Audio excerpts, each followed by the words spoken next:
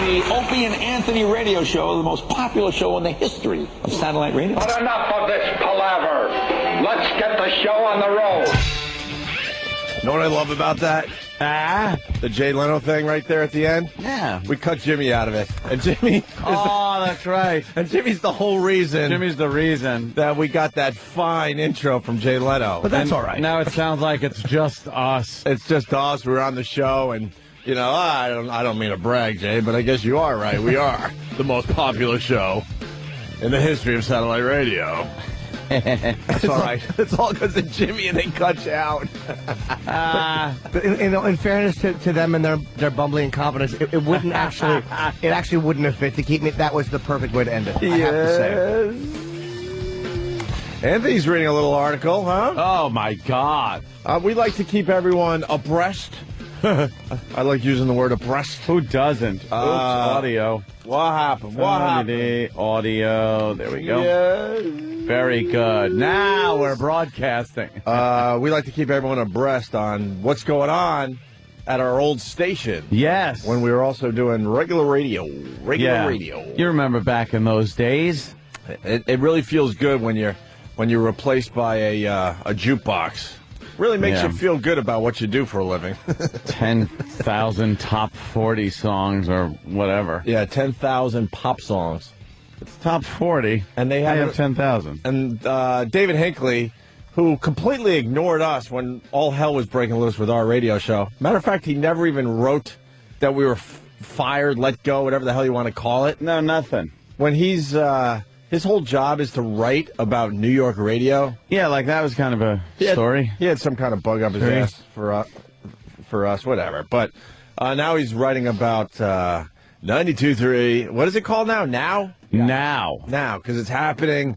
It's happening. It's now, dude. Aren't we happening right now?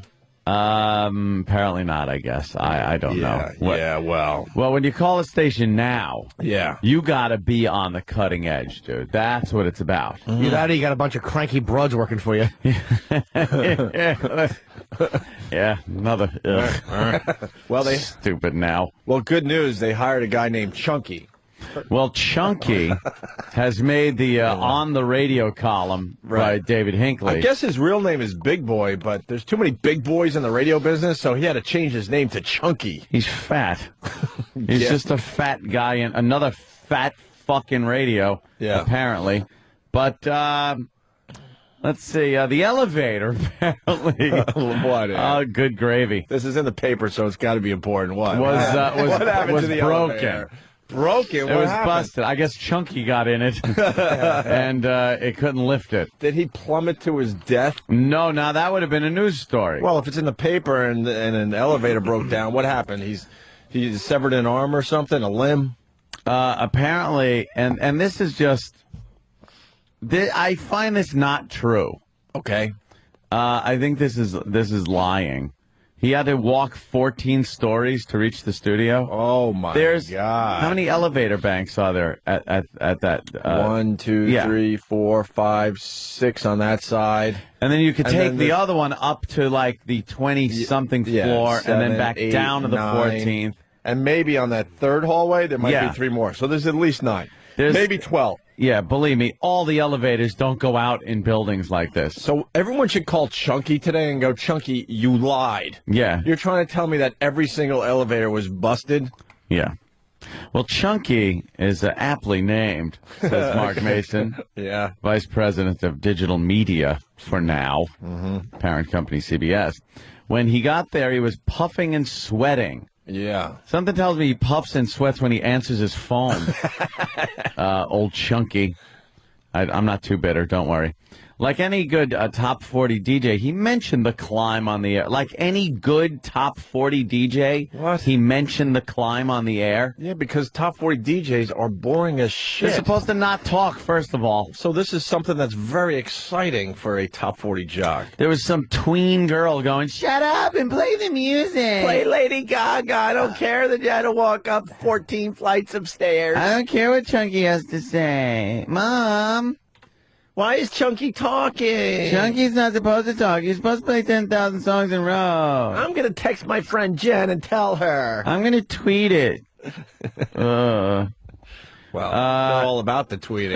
Well, apparently, I wonder where they got that idea. See, this is breaking news. This is. This is fantastic. Yeah, go ahead. See, he talked about his big climb on the air, but it didn't stop there. Oh, no. No? No. It didn't stop there. Or with tweets and text alerts to mobile phones. He and his colleagues have flip cams. Whoa. He could. Yeah, what? I got to slow you down before Yeah. you. So he thought walking up 14 flights of stairs, which he did not do, because now they have to invent like cool things that are happening to them. Right. Because they got all this new technology they want to try. Yeah. I got them figured out. But the stupid whoever's in charge over there is like, oh my God, you got to be talking about your life. And Chunky's sitting there going, oh, but I don't have anything going on in my life. Well, just make something up. How about I make believe that I walked 14 flights of stairs today? That's good for a fat guy. Go ahead. Good. Tweet it. Go with it. Tweet it. Text message it. Text We're it. now. We're 92.3 now. So there's a multi-platform thing going on, but they have nothing to talk about. So now they're making up crap like Chunky walking up 14 flights of stairs. You don't think you really Anthony. had to walk up those steps? Hell fucking No. We know that building. Yeah. There's not one elevator. There's banks of elevators Banks that go to and banks. various floors. You could get. Believe me, you ain't taking the stairs. How long were we there? 3 Did we years. ever have to take the stairs? No. No. No. One time we had to take an elevator Up past our floor and then back down Yeah, again. that was a because it's in a hassle. different elevator bank. because we actually had to walk across that floor to the banks to Oh. come back down. I We should- tweeted it. I really? I Yes. wish I did. Oh, it was fascinating. I wish I did. Well, the tweet alerts, I'm gonna tweet my grapefruit. text alerts. You know, I think we're all guilty of boring food tweet You know pictures. what though? We've never. No, our tweets and our Facebooking and all that crap is way better than talking about walking up imaginary floors that never happened. Well, the thing is, they're talking about these tweets, text alerts on mobile phones, and he and his colleagues have flip cams. Okay. So he could simultaneously send out video to the station website and through social networking sites like Facebook and MySpace. Really? Wow! That sounds like something we have been doing for years. This is something we have to jump on, I think. Yeah. And start doing. Oh, that's right. We've been doing it. I guess they took a few of our things. Yeah, I think a few few of our people. Now, things. look. I am never going to say we were the first ones to be doing this, that, or the other thing. Just as go far hoo-hoo and everyone Who. is As far as electronic media goes and tying into the fans through different things than just broadcasting our stupid voices over the air. But we were right there with MySpace, Facebook, putting things on YouTube, tweeting. Opie was tweeting before a lot of people, before the whole thing, because now, I mean, it's really in the news. Some and say that everybody seems to be I brought it to tweeting. the forefront. Well, you invented it. Who? Well, according to Ronnie, I invented Twitter. By the way, Yeah. some dope on one of the fan sites, and I don't. No, that doesn't exist. There's not dopes on the fan I don't even sites. know why I go there anymore because there's still people just trying to knock everybody down Don't. all the time. There's an idiot that is convinced that Twitter is paying me. And that's why I talk about it so much. No, I talk about it so much because it's a really cool thing, and it's something I got excited about. Sorry. Cha-ching there, Opie. Cha-ching. That's right. Nice endorsement. But this guy is convinced, and then everyone has to jump on like, you might be onto something. you know, that's the first thing I thought when you just brought it up. Holy crap. Can you just let Endorsement. things be? Everything was endorsed, yeah. Instead of trying to break everything down to some ridiculous poison, could you just let some of this stuff be? It's just a organic thing. I finally found something I like. Anthony even complimented me when we were talking the other day. He's like, "Wow, it's kind of cool that you finally found, Yeah, some electronic medium. right." Besides, the block game. But this guy's trying to get something going. I think he's working for Twitter. I think they're paying him. Do you know how long I went on Pal Talk and people actually thought Pal Talk was paying me just for doing it? stop. It's a great outlet, these things, to put shit out there that you don't put out on the air. You put it out and want to enhance it visually. put a few more words to it, whatever. I'll tell you this. This is where we're stupid. I mean, Howard doesn't... Where does the list start? Howard doesn't do anything unless it means money for him. We do things to try to, like, make the experience a little deeper for everybody. Enhance the show, bring people in, a little more immersion, Right. a little more connected with the show a little more. Because guess what? When we move to the other place in 2 weeks, they're taking our Pal Talk away from us because they don't... Well, you're kidding, right? No, I'm not kidding, Jimmy. They're taking Pal Talk for They now. see no real upside to giving away a 1 inch by 1 inch video feed and audio that apparently peters out every 5 minutes. Yeah. Not any fault of Pal Talks. It's the software here. Sure. But it's like, don't you realize that people see that? They get it. They get from all over the world where they wouldn't be subscribing anyway. And then people that are in the country that then subscribe because they want to kind of hear the show crystal clear. And a lot of people watch on Pal Talk but listen on XM. Right. They don't see... Yeah, I got it. Whatever you're saying, Jim, I got it. Yeah, I got it. What's your Jimmy's opinion? biting Jimmy? his lip. Yeah, I got it. Do you got it? Unless it's a 38 caliber bullet, you don't got it. This is the problem we run into time and time again. These suits, they need to see like money right away for everything when they don't understand that something like that enhances our show, makes it bigger, which eventually leads to more people listening and subscribing to this channel. The only equity they see is the old greenbacks. They don't see equity in the fact that people getting on board just a few hundred at a time, here and there. It's not like you're giving away this to thousands upon thousands of people. A few hundred here and there, checking it out, going to their friends, talking about it. Yeah. And their friends might not have a Pal Talk at all. Oh, where are these guys? Oh, XM. Oh, I'll subscribe. I got to tell you, I'm very excited at the master plan they have for us because when we sat down with these guys, they said, look, let me tell you something. You guys are a very, very talented radio show. This is exactly what was said to us. And you were just underappreciated at XM. You weren't marketed right. You weren't pushed out there right. But if you want to really see underappreciated... But they're like, we got big plans for you guys, and we can't wait. We're very excited to have you on board, blah, blah, blah. Yeah. Since that day, they took away our star booker. They're taking away our studio, throwing us in a tiny little closet. And they're taking away the Pal Talk. Yeah. Pal Talk, you're taking away Pal Talk is just, it's a lack of insight into what kind of gets people talking about something. Yes. Yeah, I know. Yeah. We have chicks in here, or like we have Pat from Munaki, or doing something, whatever we're doing something stupid. Yes. And we have all these people, they just come in and they watch it live. And they could see it. Do you really think that you're giving away the franchise by a few people listening in a room? Most of them have the service anyway. Jimmy, what we are doing is, hold on, let me explain to you, Jimmy. You're giving away a free video feed, which isn't good. Okay, then can we videotape something and put it out and make... No! So they got a master plan for us. I can't wait for when it kicks in. Can't wait for what's next. I think we've been part of this whole thing for 8 months now. No marketing, no nothing. We'll see. Business as usual. Well, at least, please. Yeah. Just tell us it's business as usual. We've been around long enough to know that, you're just kind of saying things. Pal Talk may be a winnable battle. Hey, we'll work on That it. may be a winnable battle. Anthony, We'll we got to get back to Chunky. He's in the New York paper, but Psycho Bob has a Chunky update. Psycho Bob, yes. Rumor has it that Chunky is cleaning his ears with a Q-tip. Well, Longer. I hope they get that Q-tip on Twitter. I won't believe it until he tweets it, my friend. I don't believe anything until I see it on Twitter. Twitter.com for your social networking needs. Let me continue a little with the story here. Yeah. Everything about this... Yes, Sam. Everything about this station is happening now, says Mason. The website and other platforms aren't tag-alongs.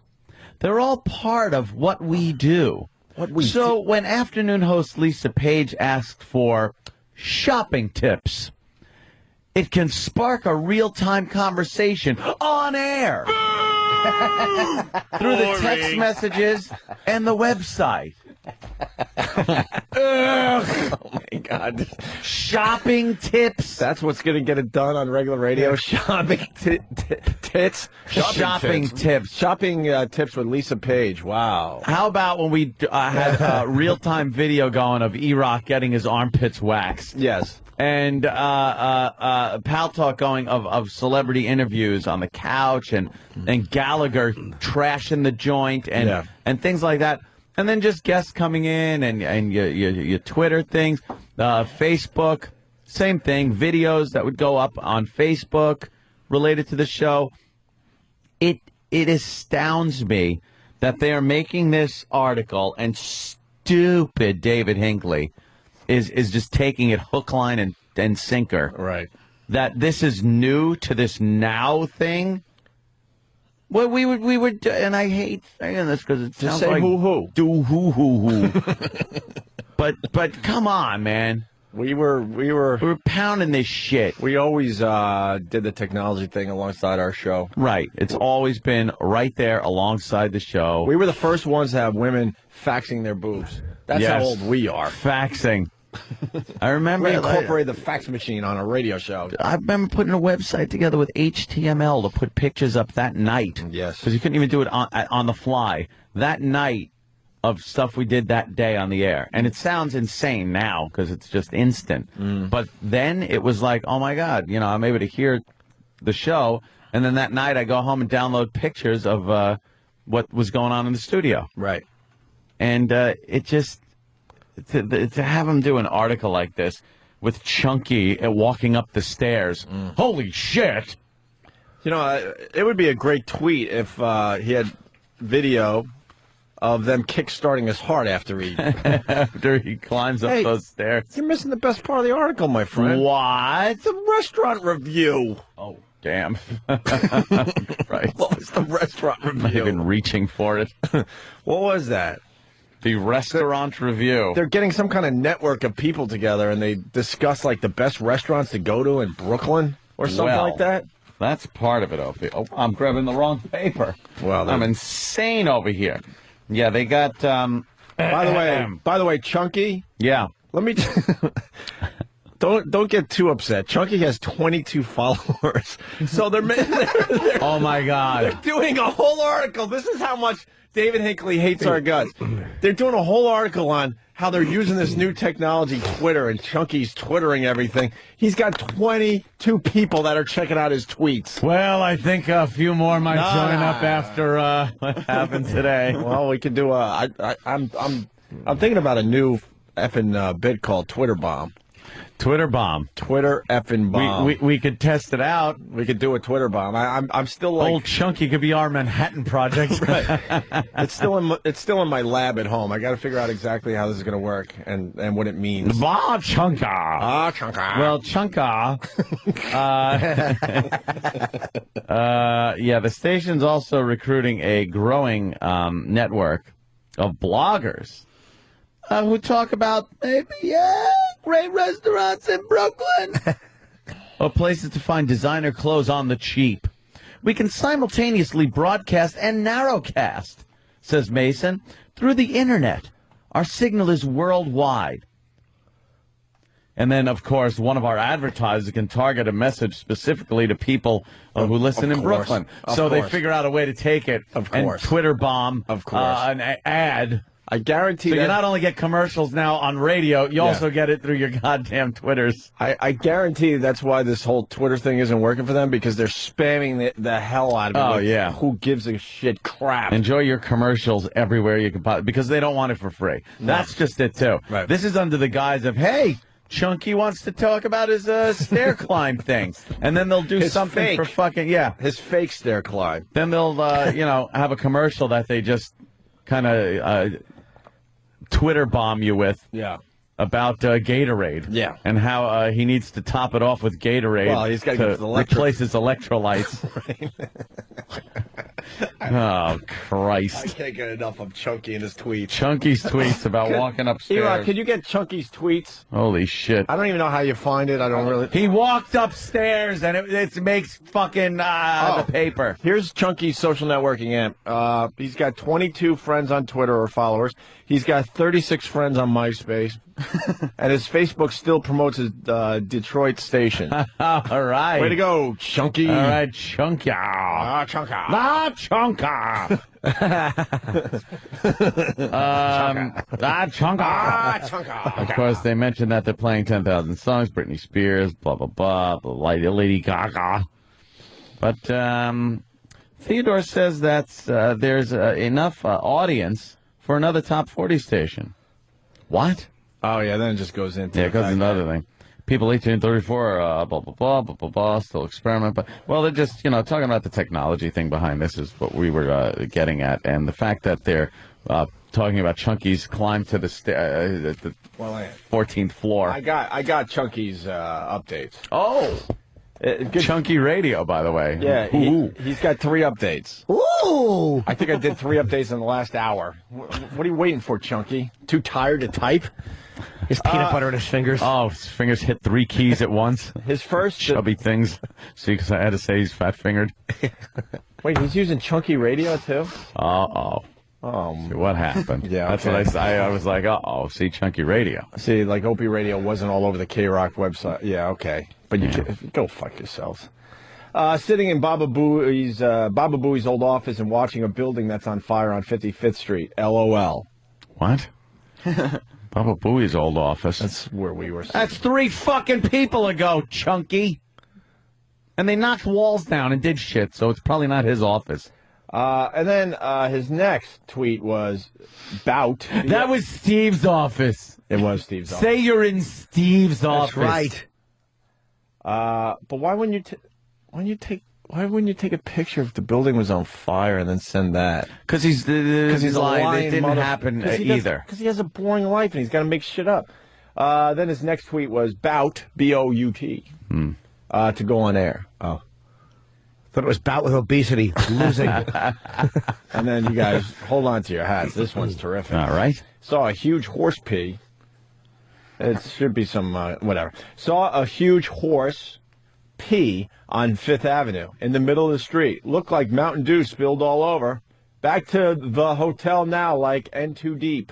What's N2 Deep? Is that some kind of like I have no street idea. slang? How about a picture of the horse piss? Yeah. You're right. Exactly. How about a picture of the burning building? Well, it would have to happen to actually take a picture of it. Don't you get what's going on here? Maybe he doesn't have a phone on his a fucking camera on his phone. Maybe he's updating with the old Samsung flip phone that I used to have. Yeah. God. Have you guys heard the Chunky Show? I think you're not being fair. All right, Sam. Sam's actually right. I have not. Sam, Why, you got audio you're of the getting Chunky Show? punched. I don't have it yet, but I've been listening. I'd love to hear a little Chunky. Who's this kid? I don't know. Charlie just came over and tapped me while I was talking. What's up, Charlie? Yeah, what the fuck is that Hello, about? Charlie? Guy's on the Eric air. told me to come in and tell Sam that N2 Deep is a shitty white rapper song.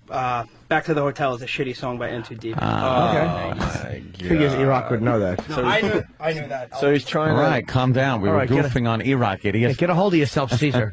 Fucking Claudius. We were goofing on the original Chunky. We have our own Chunky. Right. But yesterday on the show, Yeah. because Chunky, the reason that this stuff works is because he does topics that people can relate to. Okay, Like, I Sam. think maybe what we were doing is not stuff people could relate to and interact with us that well. I'm willing to take the It's just constructive fault. criticism. Yeah. Chunky came on the air yesterday and said he dropped his phone. I've dropped my phone. Exactly. See? So he dropped his phone on 57th Street. Ooh. He's in the big city after all. And it broke. It doesn't work. He can't get his phone working. He said it on the air. Oh, no. So then he opens it up to the calls and the Twitters and the bloggers saying, how many phones have you broken? I bet that the calls poured in because we've all had at least one or two happen. Well, one girl called in with 3. Jesus, So, poor girl. What happened? Stop. You're That's- listening to this crap? well, I want to see what's out there. I live in the now. Do you? Yes. I'm not going to be behind the times. Holy shit. How did she break her phone? Did she say, the poor girl? Well, I mean, I would assume at least one she dropped, but when there's 3 of them, Yeah. there's probably a story behind it. I should check the blogs. I'll bet. Yeah, you better go check all those blogs to see what the real story is. Let's say hi to Dave in Canada. Dave, how are you? I'm pretty good. How about you? Good, Dave. Yeah, sorry to waste your time, but what's going on there? Little bit sorry. Okay, I'll speed it up. You can't be honestly, are you shitting me about taking away the pal talk? Yeah, we don't. Again, it's not 100% yet. We still have to get into it. Well, I haven't. We'll see if they can be reasoned with. Sometimes if you, Ant's been trying. Really? Yeah, that's Ant's cause, obviously, and he did a very good job explaining why it makes sense. But we'll fight for it, man. Yeah. I got it. Any sense? Okay, I'm sorry. I didn't mean to interrupt. How does it make any sense? These at stupid all? Canadians are so polite. Why are you so polite, We're sir? so polite. Yeah, right. Exactly. This Sorry. guy, every time he calls, he's like, Oh, it's just me. How It's are we just so me. polite? Whatever. That doesn't make any difference. But here, look. I know it's not all about me. Like, Hey, wait, Canadian guy, do you watch on Pal Talk, right? Do you also have the service?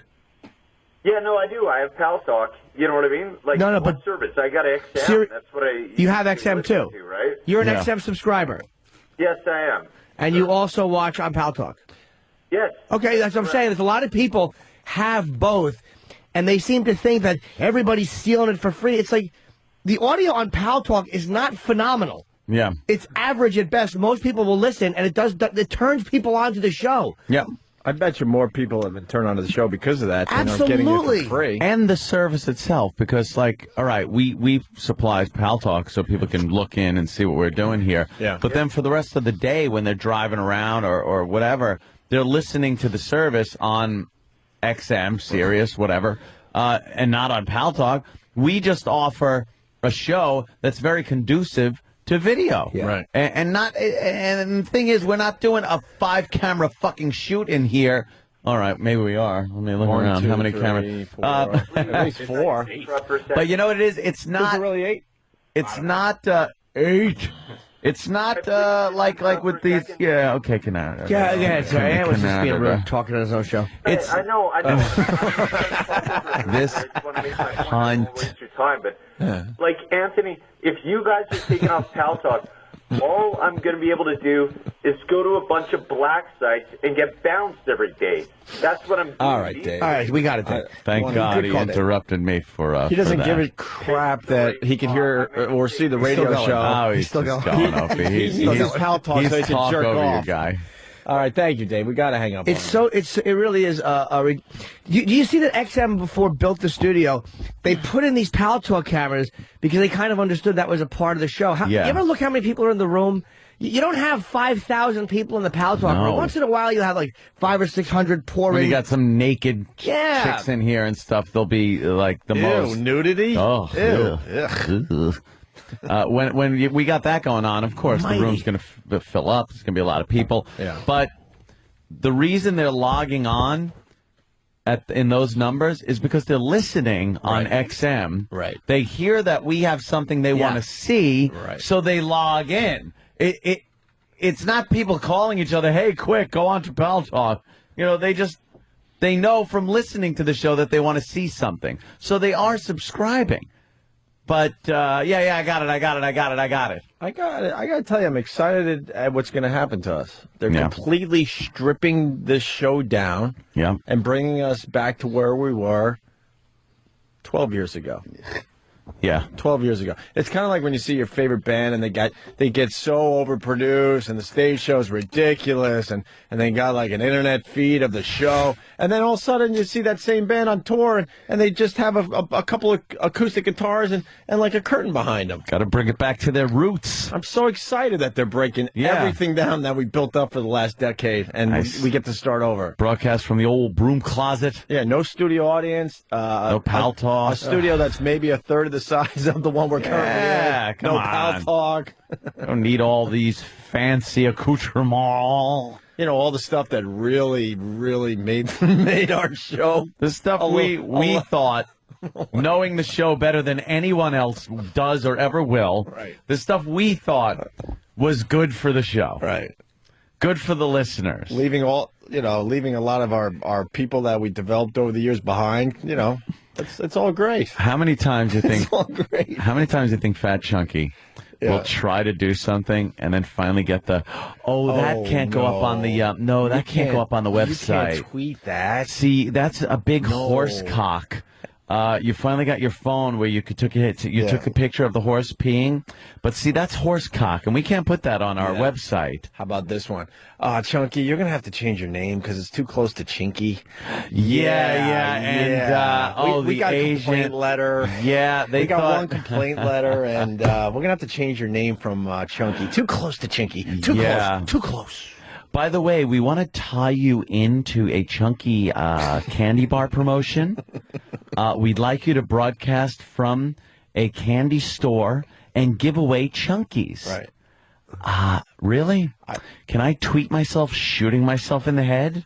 I hope that he actually did have a picture of that building on fire, and management came to him. I wouldn't be surprised and go, you can't tweet that because someone might have got hurt in that fire. If someone got hurt, it's going to be insensitive. I'm sorry, Chunky. Our lawyers have said that you can't tweet that. Matter of fact, just tweet stuff that doesn't exist so we can never get in trouble. Yeah. So tweet all fake stuff.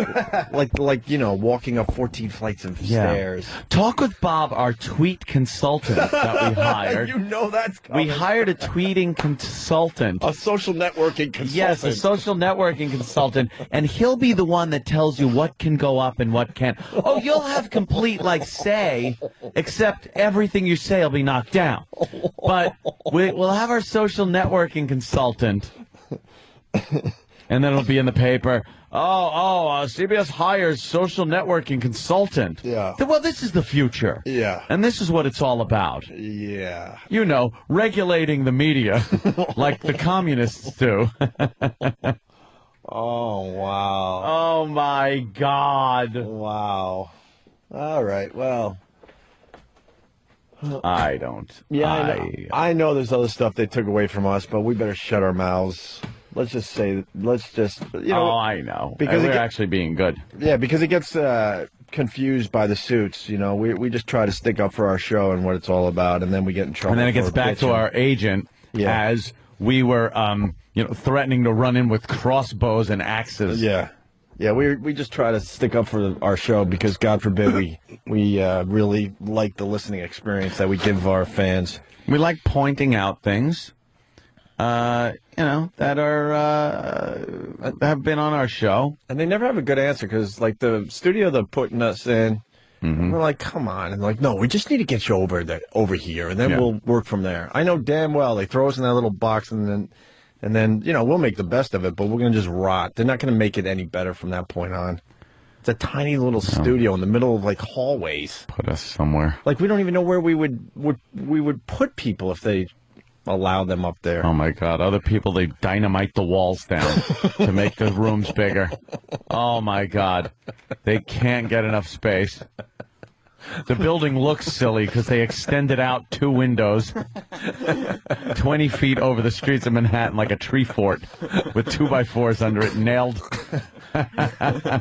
It's like if you watched Slumdog Millionaire, the beautiful high-rise. That would be one radio show host area, and the rest of us are in the slums down below. We're running shoeless through the mud, being chased by management. Falling in outhouses. As they're pouring hot liquids in our eyeballs. Right, to make us behave. Behave and...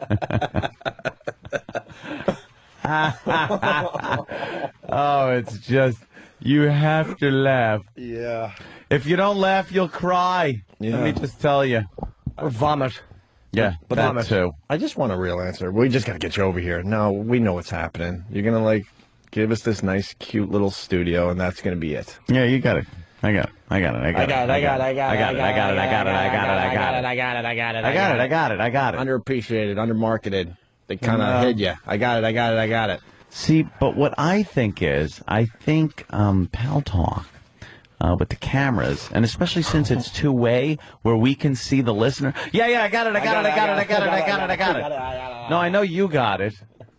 But see, we're able to see. It's like it's a virtual studio guest. Right. If something's happening, I got it. But what about Pal Talk? You don't got it. Unbelievable. I got to interrupt, though, because we have a chunky update from our own Chunky Sam. update. Sam, what do you got on Sam? Chunky? Well, the article was actually right. Really? Because You ever listen to the radio and be like, oh, it's fun, but I wonder what it looks like in the studio? Oh, yes. Well, they actually posted video of Chunky on the radio talking about when he was walking up the stairs. But couldn't they post video of him actually walking up the stairs, Sam? Yeah. No, when he was talking about walking up the stairs. If it's all about in the now and always being alert about what's going on in your environment, the DJ's environment, yeah. And all of a sudden you're like, wow, elevator doesn't work. I'm going to freaking videotape myself walking up 14 flights of stairs. Chunky? Yeah, we'd like to have the video of you walking up the stairs, but we've been told by the lawyer that the building people, for security reasons, don't want the stairwells videotaped. So we've had to nix that. No, I gave it my best shot. I went in there and really fought for you. Yeah. How did I fight for you? I hid under my desk. Yeah, until it all blew over. Yeah, but to post a video, actually submit a video of you talking about it on the air. If it passes the lawyer's muster, then we will consider putting it up. No, all the freedom in the world, Chunk. Yeah, do your best. You're welcome here. No, we're discussing your firing now. But it's okay. All right, Chunk. Have a good show. I hope this isn't too inside. That is exactly what we had to deal with. That's pretty much it. But just whatever. Oh, God. Yeah. Oh, that's a good one. Yeah, Chunky. Look, we're working on this. I know the budget really isn't that high, but we're working on a green screen, so we can green screen you walking upstairs and things like that. It's the lawyer's way around it. Yeah, we'll see if that works. Mm-hmm. Oh wait, no, that's been nixed. Okay, yeah, the green screen's been nixed. We can't do that. We can't afford it. It's not in the budget. Sorry, Chunky. All right, Chunkster. So have you gotten back to us about the candy bar promotion? What you want to do with it? Actually, it doesn't matter. We're going to do it anyway. Yeah. The sales runs the show. Right. All right. But I'm Chunky. So we got actual audio of what Chunky sounds like? Yes, this is audio of the video that was being taken while he was on the radio. I want to hear Chunky. You know what? I do too, but I want to have a little fun with this. I know a little something about E-Rock. E-Rock is a fan of the Top 40 Jock. Oh, I thought E-Rock was a fan of fat people. Well, he's also a fan of the chunk. And mirrors. Yeah. E-Rock, come in here. He's a fan of the chunk? Of course he is. No, I don't know if he's a fan of... He knows a lot about radio. Little known fact. It's a lot about shitty radio. Yeah, Top 40. He did. How many Top 40 stations you work at? 2. 2, all right. You know enough, though. I want you to imitate Chunky without ever hearing him. What are we about to hear from Chunky right now? Oh, from what I've heard of him? Of him and just knowing the Top 40 Here comes format. a tank hankerous. I'll say this, he's got a bit of an edge. Ooh. Sam. What a dick. Sam is so sarcastic. A bit of an edge. All right? Can't wait to hear that. Yeah. All right, from what I've heard, loud dance beat going behind him at all times. Really? Not allowed to talk. So that is in his heart? Yeah. And After the big walk up the stairs. Ooh, very edgy.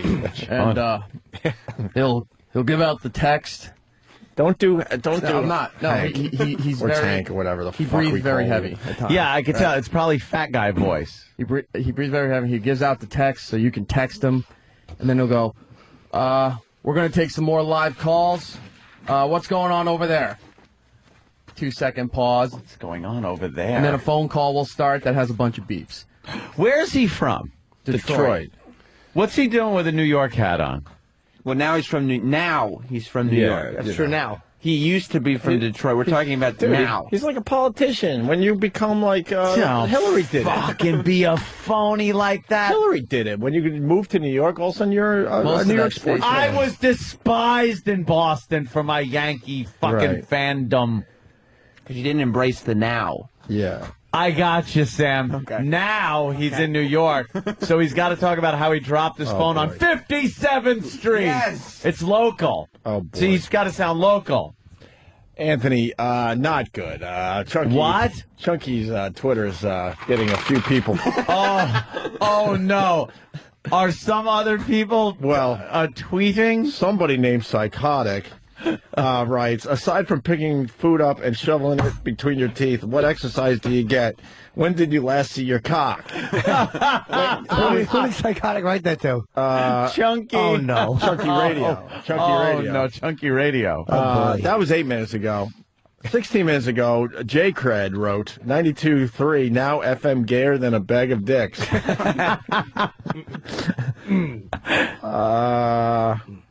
And then about 27 minutes ago, Pierce from Whackbag. Yeah.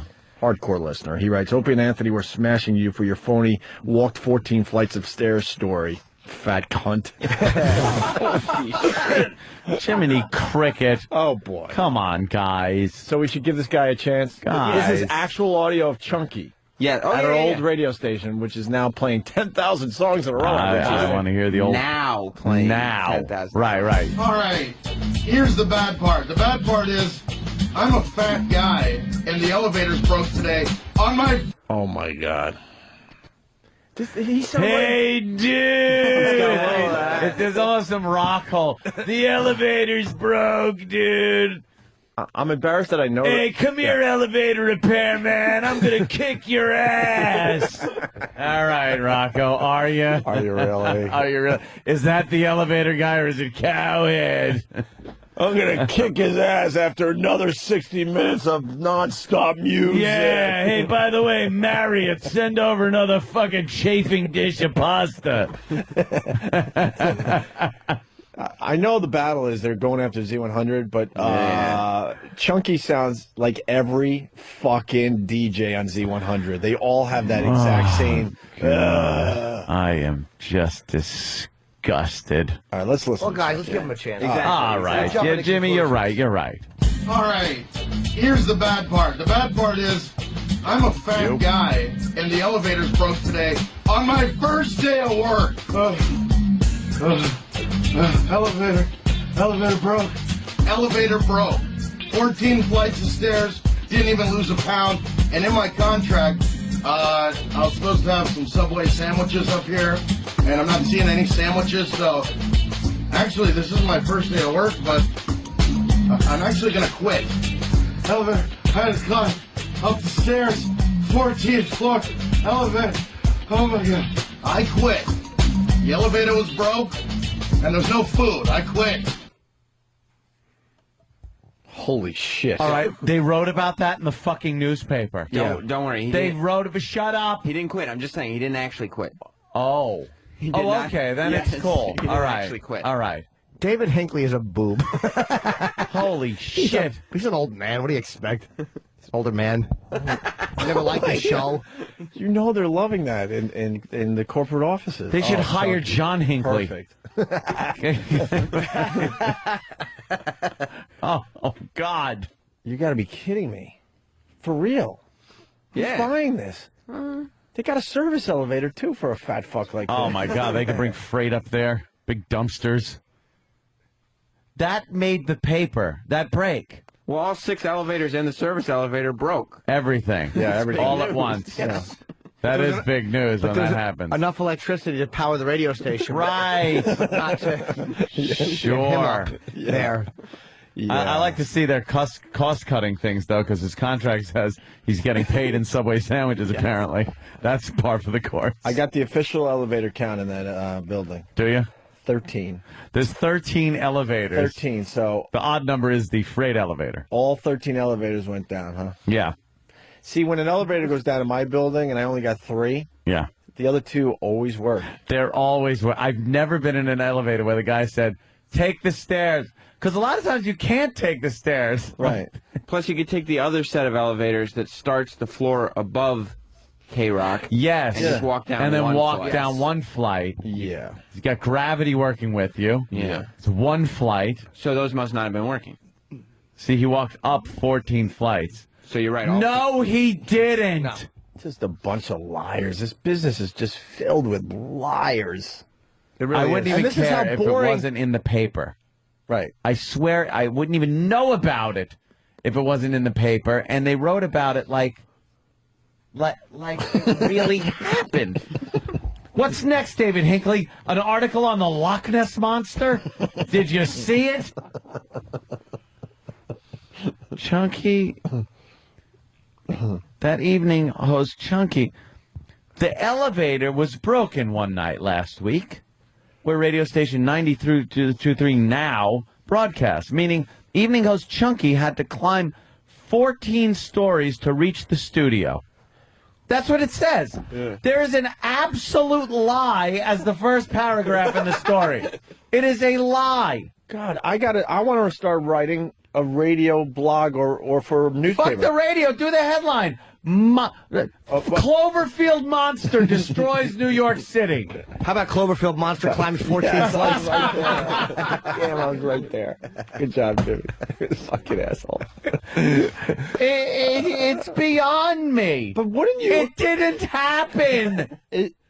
If you were the radio beat reporter, yeah, wouldn't you take that and then question it? Wouldn't that make a better read? Like, look, there's a DJ saying he walked up 14 flights of stairs. I've lived in New York my whole life. I'm sure Hinckley has. And that just doesn't seem possible. Yeah. And then get into the whole thing, why do radio guys have to lie? You know what I mean? That would be a good read. Instead of, like, believing what this fat fuck said on his show. It's such a Rocco delivery, too. Dude, it really was. It was so Rocco. Yeah. And yeah, like you said we say before. Rocco because Rocco used to lie through his teeth, act like a tough guy. Oh. He was. Yeah, I broke into the boss's office and stole these tickets. I'm going to be giving them away at 10:15 this evening. Well, if you stole them, wouldn't you just give them away instead of waiting for the specified time that the program director gave you to give them away? He bought into every, like, hacky radio bit that the PD threw at him. I stole the tickets, dude. He stole the rock boss, right? Rocco, you're outrageous. You actually stole the tickets. Dude, I stole the tickets. But Rocco, you're going to get fired for that, aren't you? I don't care, dude. I'm a rebel. I got the tickets right here. And at 10:15, I'm going to be giving them away. 10:15. That's right. That's what I thought of.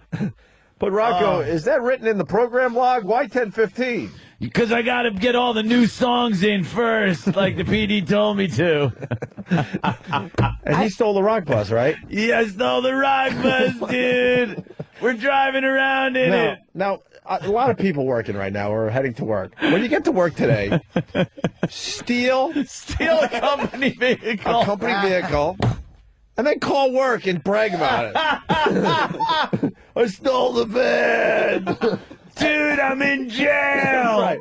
Not only would you be fired, you would be thrown in jail. Unbelievable. But only in radio.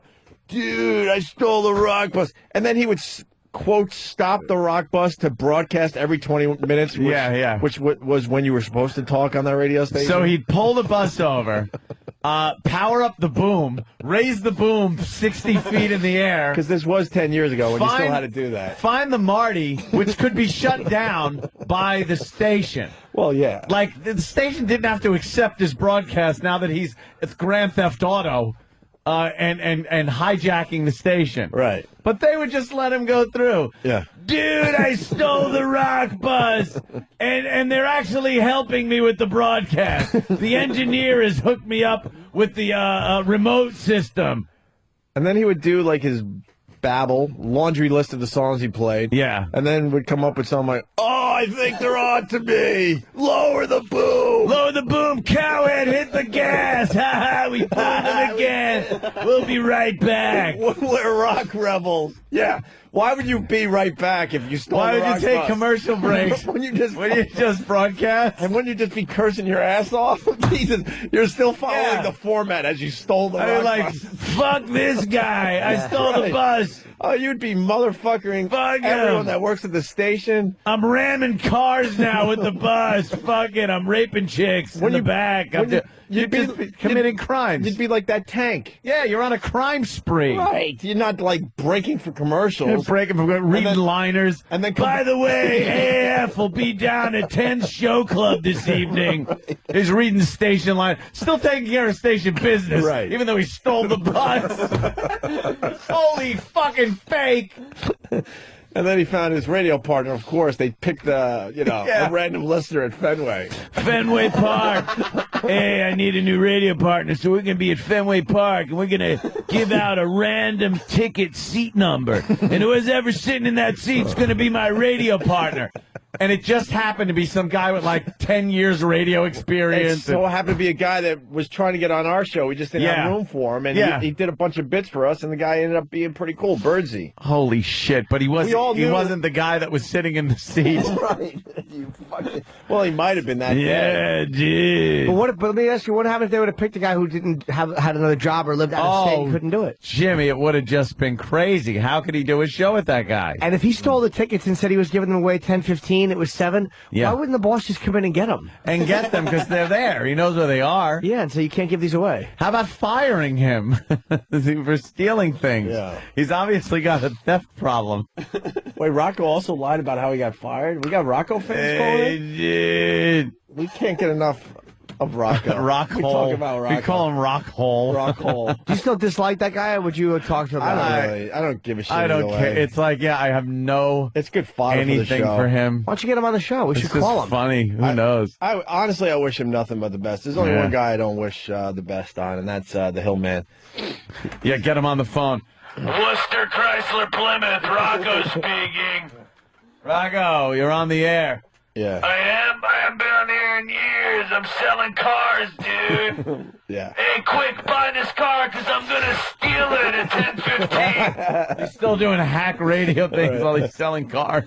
Is he selling cars? I think That's so. what we yeah. heard last. A lot of those guys fell on hard times. Yeah. That sucks. Yeah. Yeah. So, whatever. Good, whatever. Vin, what's up? Oh, I remember living in New Hampshire, and you guys were on, and Rocco he claimed that he was hired for the station because he was driving on the highway, listening to AFF, and basically said, I like the station so much, I went in and asked if I could sweep the floors for them, but they gave me this DJ job instead. Oh my God, came from no. Florida. He came up from Florida. I think he was hired by Dave Douglas. I got some old Friday morning quarterbacks, and there he is with like, a different station logo on his big fat sweatshirt, some Florida station before us. And he replaced Scorch. Yeah. They fired Scorch to bring him in. Because Scorch was pizza or Pizza, and they would look at, I'm hamburger, lots of it. Scorch used to lie all the time, too. Actually, another guy there who was suspended for 2 weeks for something, and he claimed he stole the van and was driving around town saying, hire Opie and Anthony back, or I'm not going to give the van back. And he was doing the same exact bit. The whole, I stole the van bit. Oh, Stole the van bit. I'm suspended starting tomorrow. Thank God I made reservations to go down to Florida 2 months ago. And my suspension lasts as long as my vacation. I used to love that. That's what fucked us up, because when we were growing up in this business, we were such idiots, and we were getting suspended all the time, and we got fired officially, 3 times, I think we're up to. And no one really believed it because all these other radio guys were doing the fake suspension bit During their vacation. It was a staple of edgy radio where they would fire or suspend the jock around vacation time all the time. So, if a jock had vacation coming up, they would brainstorm with the program director. Yeah. What can we do? Yeah. You got to do something outrageous. Yeah. And then I'll run because the program director always wanted to be on the air. Yeah. So he would go into the studio and make a tape. We regret to inform you that the afternoon show, Rocco, or the night show, Rocco, will not be on. He has been suspended for stuff that we do not find. And he would do a big thing. And, we'll do that. Scorch did that. I'm in trouble, dude. Whoa, I shouldn't have did that. Scorch did the fake. Yeah, he did it while I was there. Because he took a week vacation, so his co-host hosted, and his co-host started the show the first day by saying the station suspended Scorch for a week, and so for what though? He didn't say. He didn't say. We couldn't think of anything. Totally nude. Scorch also used to make me go home and write emails for him every single night because he liked to do emails and play the email song at 8:50 every day, but nobody ever emailed. No one ever emailed. Never. We never so got you one had email. to write I wrote the email. every single email that was on the air. I wrote. Because he liked to play the email. Because he liked to play the sounder or email whatever. sound. I want to play the email sound. It was like a techno Score. beat. Really? And it went email. Oh. He just loved playing it. Holy shit. He used to drive his co-host Paulie insane. Because he just lied about everything. Hey, Scorch. Who loves Scorch? Colin Quinn. Colin Quinn loves Colin's a huge fan of the Scorch. We'll look at the emails you emailed in. Scorch lied to the point that he didn't tell his co-host Paulie that he was moving from Syracuse to New Hampshire until the night before his last show, even though he knew 4 months ahead of time. And told me, the intern, 4 months ahead of time that he was going to New Hampshire. He didn't tell Paulie until the night before he left. Wow. By the way, tomorrow's going to be our last show because I'm going to New Hampshire. What a prick. Why didn't he take his co-host with him? He couldn't. He was getting paid very little money. Yeah. Good old Scorch. I'm trying to remember the Scorch bits when we were at a... Well, did you know Scorch invented Fields for Meals? Really? Yes. Wow. What is he, insane? He gave you the idea. No, he didn't. Yes, he did. He told me. Holy shit. Liar. Yes, he did. He It's told one of me. our greatest bits we never... One of Scorch's greatest bits. Fucking Scorch. It's one of our greatest bits that lawyers shut down year after year. He said you guys gotta borrow from each other. What the fuck? What did we ever take of Scorch's? Fields for Meals. Oh my God. Fields for Meals is the greatest. You also invention did a lot ever. with doucher dressing. That was Scorch's too. We never did doucher dressing. He said you did. He told me. No, we mocked doucher dressing. Douche or dressing? Also, yeah. He should be coming to XM by December 2005. He told me that too. Right. Remember, he was going to be on XM. He's been in conversation. So we got to get that time machine working. Right. Yes. So he should be here by Christmas 2004. He thought he was coming to XM? He told me. Yeah, he told me. I started talking to him in probably August, and he said by Christmas he should be at XM, and then he said, and once Christmas hit, he said he should be there by the spring, and just kind of moved with every season. That's what every jock does. He made up like conversations. He said he was talking to Kevin Straley, and that they came from the same hometown, and they were on the phone for like 45 minutes, just talking. You just made that up. It's like you made that up, didn't you? You made that up. You can't tell reality from. He just makes up He's things. Rupert Pumpkin. Yes. Can we? I was talking with him. Can we get some more chunky audio? I want to hear Chunky today. You know what? It kind of is nice to know that now. I'm going to use the word now. There is somebody that's that shitty on in New York. So we can actually listen and kind of hear how hacky it is. God. That was awful. And it was in the paper. Mm-hmm. If you want, you guys can review his air checks from tonight, tomorrow morning, because I'll be monitoring. Well, thank God for you, Sam. I listen anyway, you know. Oh, of course you would. It's chunky. Are you tweeting your orange? It's called a Texas grapefruit, and it's delicious. Ew.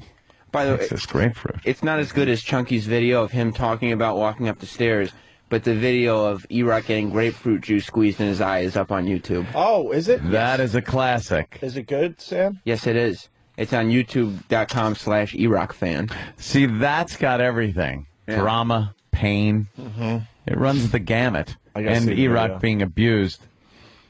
E-Rock in great pain. Someone's asking what Ozone's doing. There was a rumor he became a woman. I mean, that was Scorch. Scorch said that. Scorch, the compulsive liar, said makes things up all the time. that he seriously, and dude, he was serious when he said this. Wait, let Sam tell it. I'm sorry. Yeah. Didn't Yeah, Sam yeah. get No, he word? called into He this called in show. to He the did. show. All right, I'm sorry. Yeah, he called in and we were asking him about Ozone, and he said, "Yeah, I heard that he had a sex change operation." And what was his new name? Oh, I don't even remember. I forgot it. Stephanie or Yeah, something? but it was straight face. He's like, no, I swear to God. No, he did. I heard he got the sex change operation. And then somebody called up. He's a and girl said, now. No, it's not true at all. He's broadcasting out of the city. he's broadcasting. I listened to his show. He's fine. Yeah. No, I must have heard wrong. No, he did. Oh my God. Hey, good news. Chunky Radio is getting a lot of people replying to us. Oh, okay. Wow. Probably more. He's probably going to look at like, wow, a lot of it. Like when you first see it, and you go like, All right, I'm a hit already. I'm a hit in New York. And then starts This was reading. Goes, easier than I thought. Oh no! And just goes, oh no! Just make this guy's life miserable. Oh no! And then he can't respond because the program director would kill him if he mentioned our names. He's doubled his followers in the last hour. Nice. What is he up to? 20 now? 41. Oh wow. Club Stoic writes, guess what? I love pancakes. Steep Drop Man. I'm sitting here looking out my window, watching your sad radio career burn to the ground. J Cred to Chunky Radio. Did you roll a bucket of marbles down the steps when you got to the top? Johnny Maggot. Chunky Radio's a fat cunt. David Hinckley, eat my ass. All right, it's to the point. Kevin from Connecticut. Wow, I could hear the steaks in your throat. And then this guy writes, I loved your cameo in Operation Dumbo Drop. Oh, could have picked a better movie. Wow. His Twitter followers are as bad as he is. Yeah. Step it up, Jesus. All right, anything else on Scorch or Rocco or the Chunkster? Or Chunk. There's always more Scorch. We'll just save it. Oh, Scorch is a legend. He's a gold mine. But he's going to get this tape and really... Yeah, you're talking about me again. Giving the boys material. Yeah. Look what I'm doing. It's going to be in his intro now. Me saying Scorch is a legend. Look what I'm doing. Dude, Opie thinks I'm a legend. So, That's Opie from the Opie Identity Show. Always thought I was a legend. Always came in every day and goes, Scorch, you're a legend. I taught him a couple things, but... I taught him things. Feels for Meals, that was me.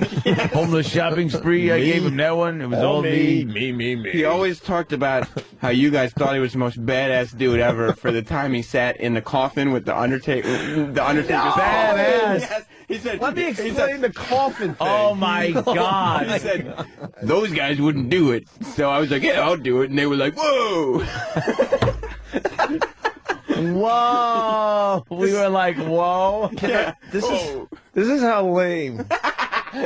This is how lame that bit was. They came to I think they were playing, I think the WWF at the time is WWF. Worcester Centrum. Was it Worcester Centrum? Yeah. And big promotion, we were behind wrestling for the most part. And they're like, look, you guys have to sit in the coffin seats ringside for the entire match. It was some kind of Undertaker thing. Yeah, we asked, what are the coffin seats? Yeah. They go, the seats, they kind of look like coffins. Right. And I'm like, we'll have to look at this. It's spelled it just dripped of hack radio. It reeked of hack, awful. We wouldn't do this radio. We're going to sit in front of all our listeners. You guys are spinning this. Scorch told me. Yeah. So we got there and we're like, no fuck, give us... When we got there, we saw that these seats, these, quote, seats, were nothing more than pine box coffins. Not even they good. They had built them and propped up your head on some blocks, like so the coffin was tilted so you could kind of see in the ring.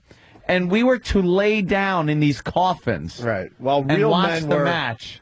Doing their silly wrestling moves. Yeah. Scorch did say you guys were afraid of the coffins. Yeah, okay. Afraid of the coffins? I looked at Opie and go, there is no fucking way in hell I am watching this match from those coffins. Yeah. So we watched from douchephobic. It was the worst thing you could do. You'd look like an asshole. So we stood back by where you come in. Yeah, where the wrestlers came in, kind the of. rotunda. Yeah, it was like the rotunda entrance. And the salespeople and management at the station panicking. But we said obligated. You guys got it. And they're Scorch. I'll do it. And so that saved the day. I'm like, all right, Scorch, a big wrestling fan, enjoy the coffin seat. Scorch laid right in there. He's cheering from the coffin. Yeah, go get him. Go get him. Was Scorch in his wrestling character, Vito Carlucci? No, he was just Scorch at the time. Vito Carlucci. Yes, he's the wrestling manager. By the way, Vito Carlucci. He brought Triple H into the wrestling. Oh, yeah, I forgot about that one. Yes, he did. Scorch is a compulsive liar. Basically discovered Triple H. I forgot about that. Basically, he brought Triple H into wrestling because he was doing it first. Yes. Yeah, and then he Vito was. And what was Triple H doing before he was a wrestler? Nothing. He was just he was just saw him in the gym. Saw him in the gym and said, "Hey, I got something for you." He's just like working Wow. out. And Scorch was like, you got the look. This is Scorch's vision. It's You're not gonna- Vince McMahon. You're gonna go far, kid. I can see that. Come here. Do you think Triple H knows Scorch? Triple H has no idea who Scorch is. What's your name? Hunter. Why don't we say Hunter Hearst Helmsley? We'll just call you Triple H. Yeah. All right, that's good. That's classic. Even if you called him by his wrestling name, Vito Carlucci, I don't think Triple H would know who he was. Do you know a Vito Carlucci? Never heard of him. Was he gay? No, that was Vito Carlisi. Young Vito Carlisi, Ellis Island, stuck in a cock. Oh my god. Oh, is that funny, man? Yeah, you guys were too scared to sit in the coffins, but Scorch manned up. Yeah, we were scared. Yeah. Scorch, That's he's what he a man. tells everybody. Yes, he said you were afraid of the coffin. We went up to him and goes, Scorch, we're not sitting in the coffin seats. If you want to take them, feel free. He's like, all right, yeah, I'll take it. He laid down in there. His arms are flailing as he's cheering. He kicked back. He crossed his feet. He thought it was so badass. He thought it was so cool to be in there. And we Please were find just a like, video of this. I remember seeing this on TV because that's the other thing. We would have been on TV, which would have made it more douchey. No way in fuck I was sitting in that goddamn coffin. You weren't afraid of it? Time. No, it wasn't a fear thing. It was a fear of looking so bad. Dude, it looked ridiculous. And this was coming from the two assholes that did bra bombing. So Right. that's how bad it was. Yeah. It's okay if you're afraid of coffins. Kamala was afraid of coffins. Yes. All right. We should take I'm a not first afraid. break. That was badass. Yeah. Whoa. It was badass. Whoa. Whoa. What a fucking tool. He just is a compulsive liar. Oh, it's great. Could you get me more chunky audio? Of course. Yeah, some chunky audio would be good. Of course. Because I want to hear that beat in the background. I want to hear how he's like, He's the I star. want to quit. I'm quitting after day one. It's like, well, He's don't. You might not want to quit. He's the new star of New York radio. So we got to be on top of our game. We got to see what the new star of New York radio is doing. Dan Hinckley's a douche.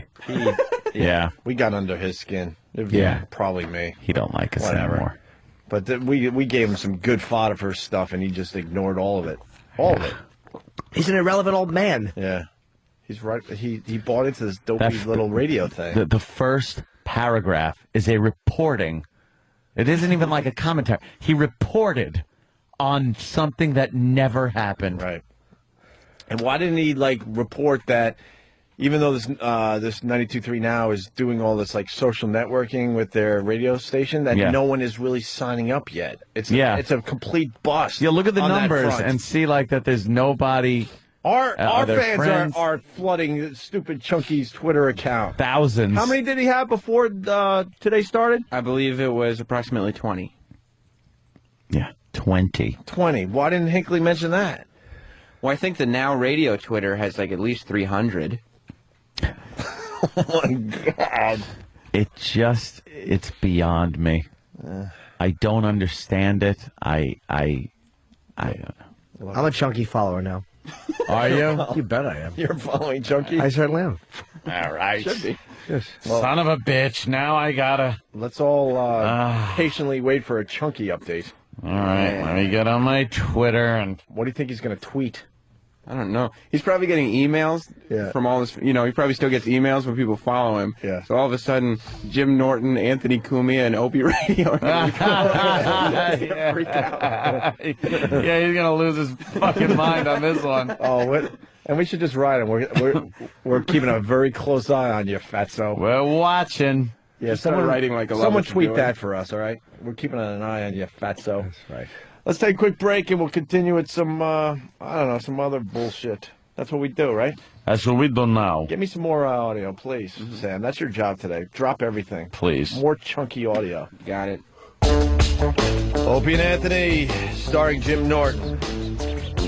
Arlie Ermy is 65 today. Happy birthday. I thought he was older, as a matter of fact. Get our IDs. Tell you the truth. Give me an Arlie Ermy ID. He has to be older than 65. You're That's right. what I Ant. thought. He was in the NOM. He was a real DI in a that's true. core. Yeah. Yeah. Louis Anderson is 56. Is she? Thanks, Dan. Oh. Did I miss something good? Not really good. No, you said Louis Anderson 56. I said, is she? Wasn't that great? The queen. Big queen. And stupid Japan defeated Korea 5-3 in 10 innings. They are the world champions. They are the world They champions. are the World Series champions. That's bigger Right there. than, that's bigger than the World Series. That is the World Series champions right there, right? Yeah. They are the best team in the world. That's it. Who won last year, the World Series? Wow. Wait a minute, who won? I'm not even going to look at instant feedback. Who won the World Series last year? Jimmy, do you know? You're a baseball fan. Philly? Phillies. Oh, yeah, Phillies. And I should know that. I was thinking, it was like, Pittsburgh, no, Philly. Holy shit. Nice memory. Yeah, good one. Memory of a fucking goldfish. That's one I should have known. My God, man. The Dow up nearly 500 points. What do you think of that, Ant? That's pretty good. It's a bank plan thing that Obama and his peeps threw out there, right? Yeah, that helped out, but I kind of made a mistake. Did My you? trading, yeah. I thought about you when I saw the Dow up. I'm like, Ant made a killing on this because I think he was kind of trading some of that stuff. I got a little greedy on. Hold on, Ant. On the shitter. Yeah, hold on a minute. I got a little greedy. Happens. Hold on. Congress should pass this proposal to ease the crisis on Wall Street. All of us now have a stake in solving it and saving our financial institutions from collapse. This is not the time for fear. It's not the time for panic. It's the time for resolve and responsibility and reasonableness. Live from the Opie and Anthony Show studios in Midtown Manhattan, it's Dump Trading with Anthony Cumia. Yes. All right, now we can talk stocks. Dump trading. We learned that you like to trade a little day trading while you're on the doing shitter. The number two, yeah. The advent of things like the iPhone, which I use, I could E-Trade on it. I got my E-Trade account. And, it's not my retirement money. I throw some money in there and I see how I do. And I've been doing pretty good. I was up to making 100% on my initial investment in about 3 months or so. It was very nice. Ooh. And then I got greedy with Bank of America. I saw a couple of days ago it took a pretty good jump in pre-market trading. So I bought in at close to $8 a share. And from that point on, it took a big dump. Just like I was taking on the bull as I was trading. I reached the point the other day, though. I was very excited yesterday watching the stock go up. Didn't go up as high as I wanted it to. And by the time the icy cool baby wipes hit my hot, burning asshole, it was not time to check out yet. What had it gone so to? I'm still going long on it. I believe we're up to about $7.80, $7.80. Oh, so you're still down. I'm still down on it.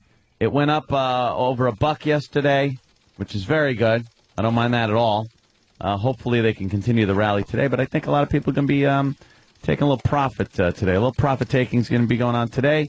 I'll have to do all my research as I squeeze out another one during dump trading. I find that it's easier to trade on the toilet. There we go. Successful trade. Your trade has been accepted. Stupid dump trading. Dump trading. It's great because what do you do on the shitter? I used to just I have to read something on there. Yeah. I always have to read something to relax enough where everything flows very nicely. So there have been times, you got to rummage through the garbage and grab an old toothpaste box or something. Just read that. Oh, really? Fluoride. You bring up a good point, and my dumps are a lot like they're like nothing. Like I could run down the hall and be back within a minute. Well, I don't know this. You could be lying like Chunky. No, you do know. Just because you see the habit of me going, I my see. God, and then I'm back a minute later. What do you think happened? You shit like a rabbit. Right. Every day. It's like 20 fucking times. And what I want to collect placemats from around the country. So I have some reading material. So all that information. Yeah, because I don't have enough time to get into a novel or day trade. Or the New York Times. Or the New York Times, right. I just need a bunch of fun facts and a little and get my learn on. So if your learn on. Whoever sends me a placemat from somewhere in the country, I'll I'll give you a little credit. Maybe I'll tweet them as they come in. I'll do something with them. But I want to collect a whole pile of them. Yeah. Do we have an address here that they could send their placemats? 111 57th Street.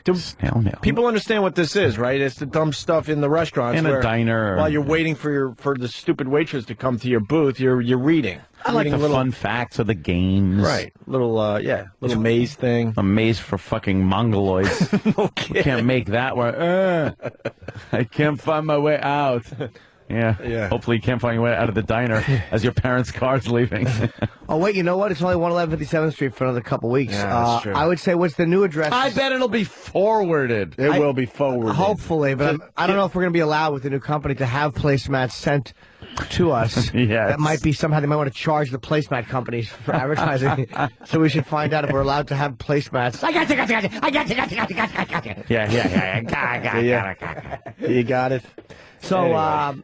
I don't know the new address. We'll have to get the new address. Yeah, no, give the I'll old give you the address. old one. It's if you want to send your placemat, send them to 111 West 57th Street, New York 10019, Suite 500. Ooh, sweet. I like this. We're in a suite. Are we? Yes. Yeah, it's not going to be too sweet for too long. 2 weeks left. Less than 2 weeks. A week from Friday, this is done, I think, right? Really? Oh. A week from Friday, this is it. Really? They say goodbye to the bleachers in this beautiful studio that XM put together for us. Oh, that they built up. Basically, the only thing XM did for us, but they at least did this. A state-of-the-art facility for the show. That's it. Look around. Huh? My friend. My friend. My girlfriend gets so sad when I do that. Because he puts the one dab of cologne on each, and she's like, oh, no. He throws a present before. That was the first present he ever got. He thought those stupid brushes and everything was beautiful. He goes, it's beautiful. My friend. Because his friends got it for him. Yeah. And he's parading around the room pretending he's like high society. He's like talking to himself like, oh, yes. He had the cane, and then the way he throws that giant fucking misshapen melon head back when he dabs the cologne behind his ears. Just a drop on each ear so he doesn't waste it. He wanted to conserve it. Oh. Poor guy. Fuck him, troublemaker. And then 2 seconds later, all the shenanigans happen. People come in to have a little fun with him, spin him around to circus music. Yeah, they spin him around and he falls down and they're dumping booze on his big fucking ugly head. Yeah. And then the guy flicks him a coin and goes, buy yourself a sweet. Buy yourself a sweet. Like that's all that fucking lunk-headed elephant boy wants is a sweet. Like he's gonna be happy with it. Oh, a sweet. Yeah, they humiliate him and spill his cologne. When he pushes that fucking whore's face into his face to kiss, and all she's doing is going, ah! She's screaming, open mouth scream, as her mouth is touching his. And his elephant man breath is in her face. Oh, it's got to be awful. Yeah, I didn't see a toothbrush and toothpaste in that kit. Kit. You know what movie I finally saw? What? Or half of it? What? And Clockwork Orange. You guys have been quoting Clockwork Yep. Orange for years, and I'm like, you know what? Maybe I should see this movie so I'm in on the discussion. A mere 3 years later. And I had to stop it because it was time for bed, and I didn't want all those wacky dreams because that movie is fucked up. It's a weird movie, right? It is pretty weird. I love it so far. Good. Very Kubrick. He went through the first stage of watching the movies with his eyelids. Oh, you got to that point. That's where I'm at. Yeah, I cut the movie in half. It's half done. Then you'll get to food. All right. But I gotta tell you, that Stanley Kubrick knew how to find a busty gal, huh? He sure did. Oh, wow. Yeah. How sexy was that chick getting raped on the stage, right? You know what? Dude. If we're gonna be honest with each other, it was a bit of a turn on, Jimmy. Oh, absolutely. I was like, why is this a turn on? I was trying to figure that out in my own little head. It's her big jiggly tits. They were jiggly. Because I don't want to rape anyone. Yeah. And I don't think anyone should gang rape anyone. But there was something about that scene, absolutely. And it looked like they were really roughing her up for the movie. And it was the ability, like, and in the house scene, too. It was the ability, it was like this, like, you can do whatever you want here. It was a really weird feeling, like when he's cutting the fucking... The house scene was even hotter, I think. Yeah. Even though her body wasn't as good as the other one. Cutting the tits off of her sweater. The best moment is when my favorite... Not cutting the tits, though, just the fabric that covers the sweater. Right. Making two big circles saying, hello, look at me. I love when he goes, the sun's in my heart, and I'm ready for love. And on the word love, he slaps her face. Yeah. It is so perfectly choreographed, because it's not love. Look at that bush. Yeah, she was still sexy, though. Kubrick loved the bush in his movies. The bush was in. I mean, Yeah, of course. what year was this movie? 71. I was trying to figure out the Roman numerals at the beginning of the movie, and I always messed that up. I always messed it up. XX, fuck, it's over. I think I went with 81. Really? Yeah, I went, 1981. It really is 71. 1971. Wow. Yeah. And if you watch on freeze frame the scene, because you've seen it where he takes the dick and he kills Mrs. Woodby. Yeah. Mrs. Webber, Woodby Health Farm. Her awful body. With all those stupid cats. That if you freeze frame that Look, I'm image, in on the discussion. I feel so good. Yes. Because you got a DVD player, you go back over and watch that, and then like when he raises the plastic dick over her face, go frame by frame, and you see all these like pornographic painting images. Come on, like of Subliminal? nipples. Yes, but it's paintings like and a woman's legs open and her pussy lips. Really? No kidding. Freeze frame that and go frame by frame, and you realize in '71 there was no home viewing. Kubrick really did that for the screen that you were never supposed to know that happened. Right. Wow. And the fucking foresight he had with the little teeny cassette tapes and Yeah.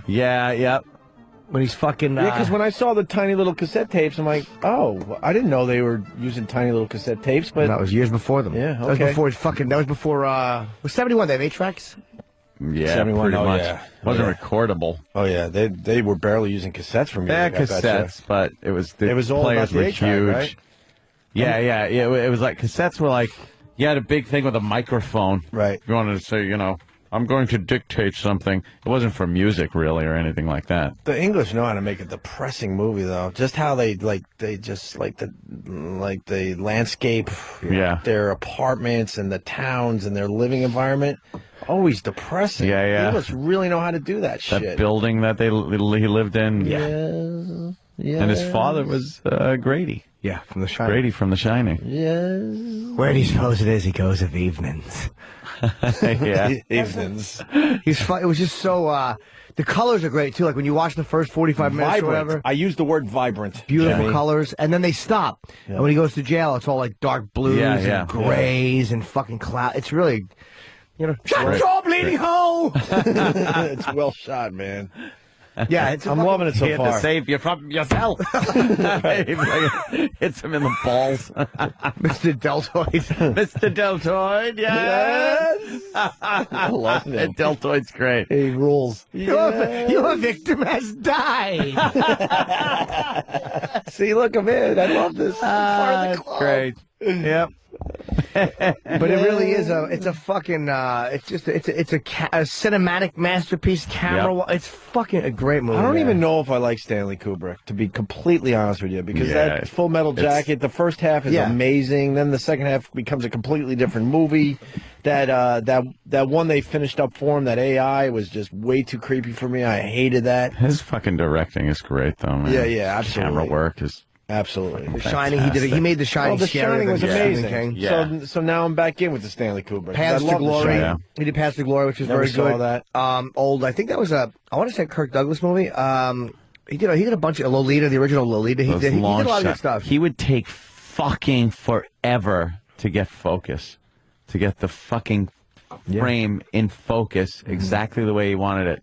Just took forever. Lighting, shit like that.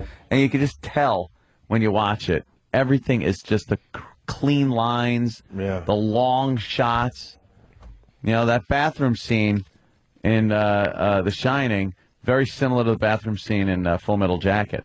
That same stark kind of very long shot. Yeah, the long haul. He always had the long shots, like just zooming in and zooming out. Yeah. He was just great, man. And to hold focus like that, because it was always crystal fucking clear. That's why he did so many takes. If someone's out of focus, he'd freak out. How great's the scene when they're sitting there and Dim goes, and he fucking slaps his leg with the fucking cane. Yeah. Dim. Yeah. So great. And all Pete says is right. That's the only dialogue he has. Right. He probably couldn't even get a SAG card after that movie. Like, yeah, you were in it, but you didn't say anything. You didn't do anything. So awesome so far. Great. I'll watch the second half today. Talking about movies quickly. I was watching Band of Brothers. I finished up the last 2 episodes last night, and then I got the new box set with like the Blu-ray features and stuff. So it's like picture-in-picture commentary, and I watched the documentary on the real Easy Company guys.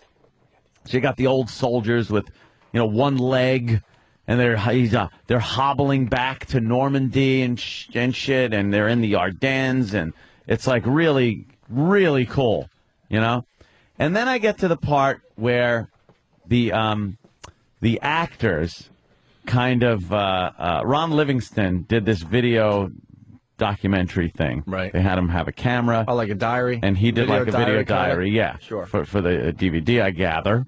And I would recommend, if you enjoy the movie and the documentary and the whole thing, to not watch that part. Why? Because you just realize what douchebags actors are. They're so fucking good in that movie in conveying who these people were. Believable. Yeah, very believable. You get so emotionally attached to these characters. Wasn't Jimmy Fallon in Band of Brothers? Yes, for 2 seconds, and I'm not talking about him. Why did we mention that? We did at one point, and he talked about how the Jeep wouldn't roll. But did we so they had mention that to push him? It. Yeah. Oh, the first time he was on our show, we kind of beat him Yeah, up about it. Yeah, beat him up about it. It's like, it took me right out of the movie for that second. Thank God the movie's so good that I got back into it. But the second he pulls up in the Jeep and goes, "You need some ammo, guys?" I'm like, it's Jimmy Fallon. He's driving through the friggin' Battle of the Bulge. Stop. Doing his Adam Sandler impression. Yes. So they had this video diary thing. Right. And apparently, in order to get the actors into this frame of mind of what it was like, they made them go through a 10-day boot camp. 10 days. Not very long for boot camp. And it was run by that actor. He's Dyer. What is his name? The guy that was in Lovely Fucking War. In Platoon. I know who you mean. Yeah. I don't know his name. He's in every war movie. He actually runs a consulting company for movies. Ah. Yeah, and he was in Band of Brothers also as a general. And like he's running this thing, and then they tell everybody that they're not to go by their regular names, to go by their character names. If you have an English accent, which a lot of the actors did, cover it up, do the American accent. Use words like yes, don't say yeah, don't say yo, don't say things like, you're acting like you're in the 40s. So they're going through this boot camp thing, and the actors just start, like, they'd be on camera for this documentary thing and going like, it really made us understand what these guys went through. And I'm looking going, yeah, did it? As you ran off to fucking craft services to get food. After, to get your latte? Yeah. When you went back to a warm place at night instead of... Probably the Ritz-Carlton. These motherfuckers, 2 years on the front line, pretty much. After just training their asses off for months. Living in ditches, kicking the rats off their bodies. Friends' heads exploding next to them. Yet, it really gave us a feeling of what it was like to be a member of Easy Company in 1942. And it's like, no, it didn't.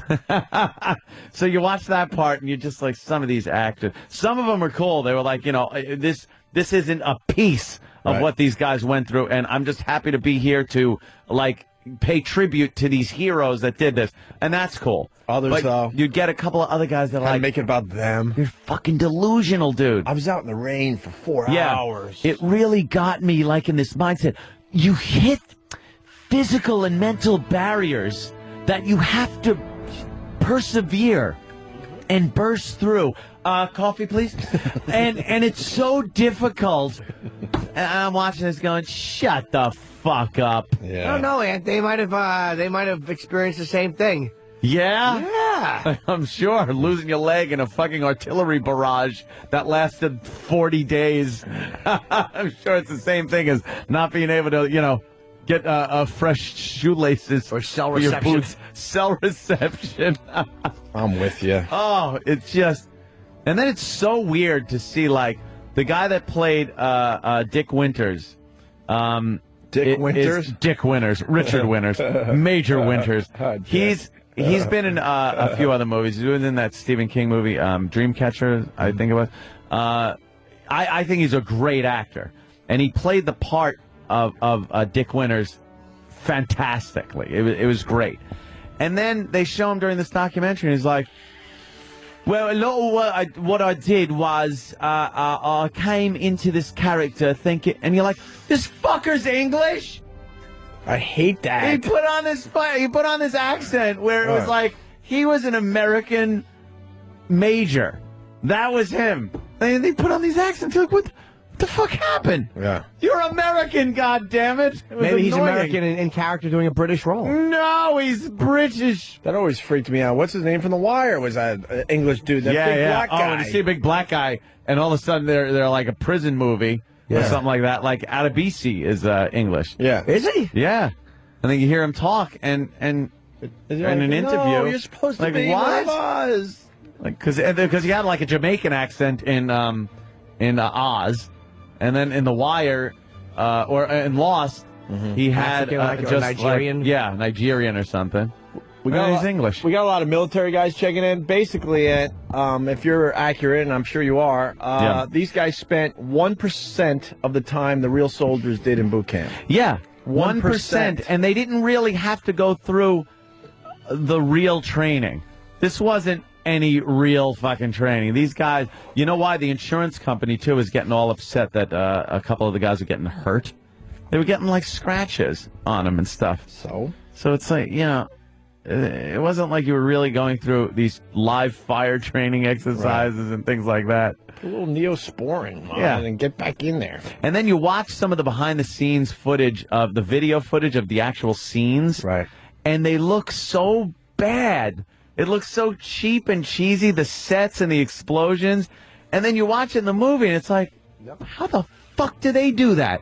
It looks real. It looks amazing. Cinemagic. It is cinemagic because they're in this little town that looks like it came from fucking Disney. This little shitty fucking set that doesn't look real. The explosions look so fake. It's one quick take. All right, and cut. Good job, guys.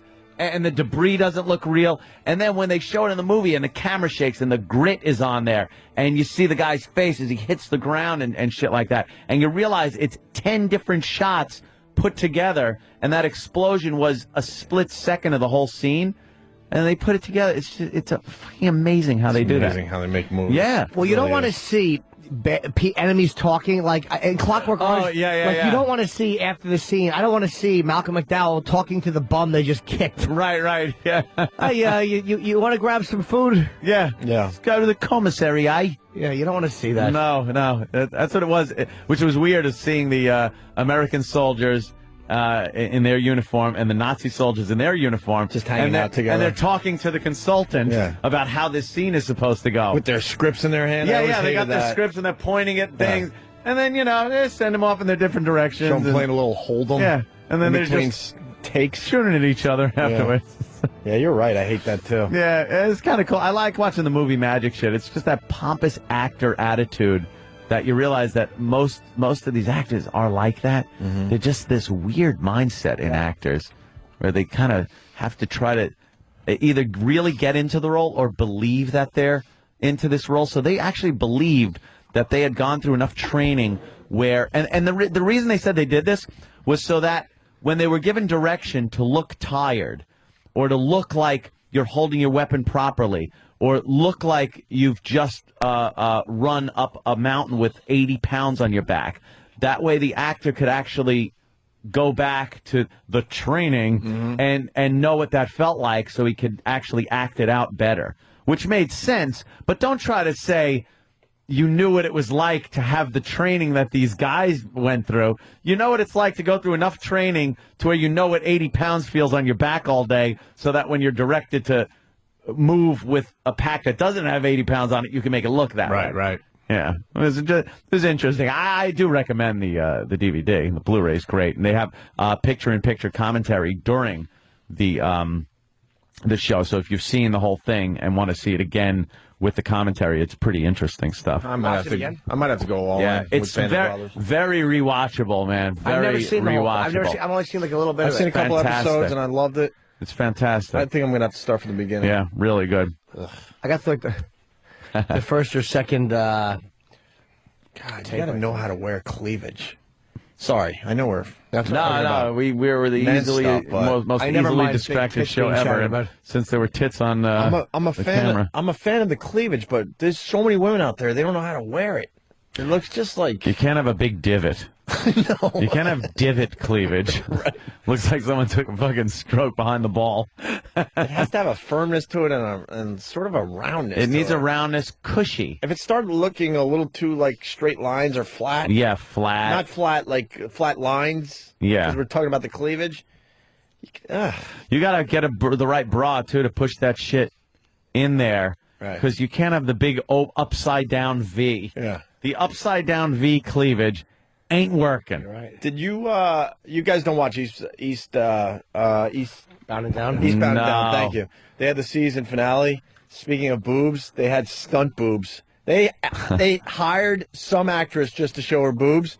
There's a scene where good old Danny McBride, our friend, Kenny Powers, he is gonna have sex in a car with his ex.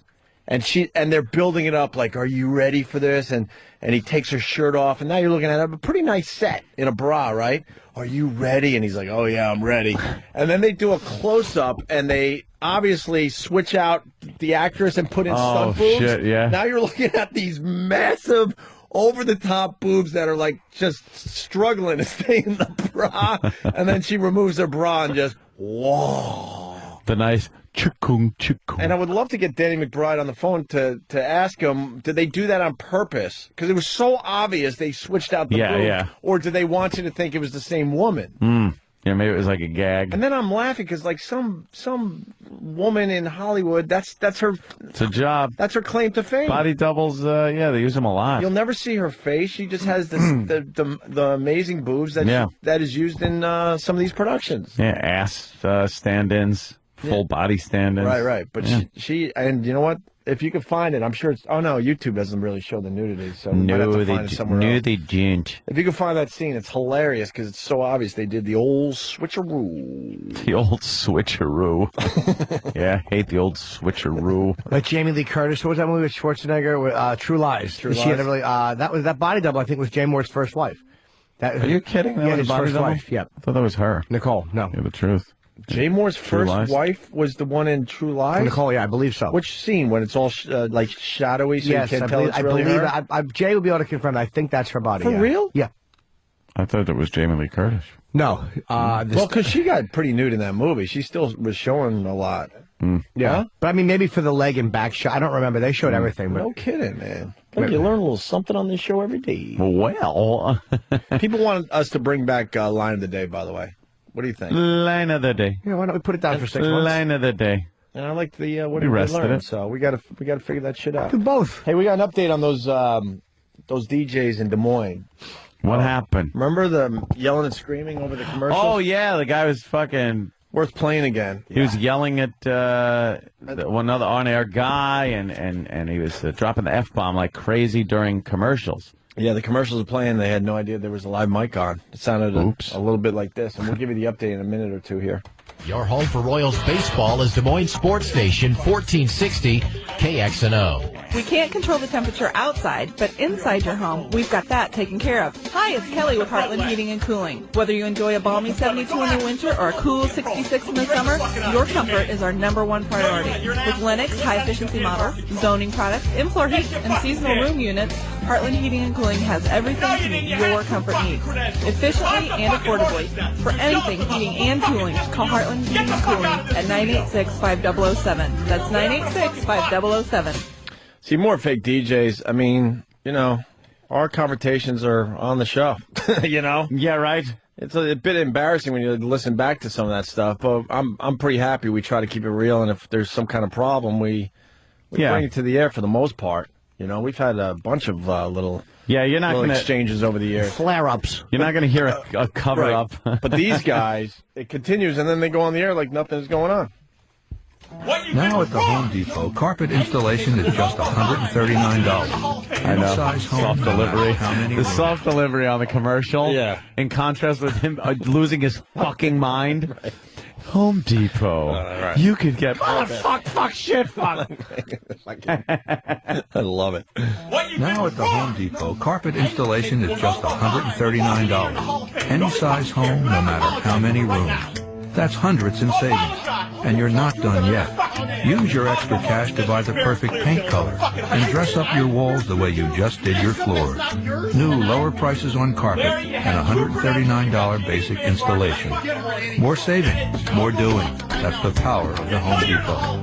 U.S. only. See store for details, exclusions, and license numbers. The votes have been counted. The measure has passed. Sports is the official language of Des Moines Sports Station 1460 KXNO.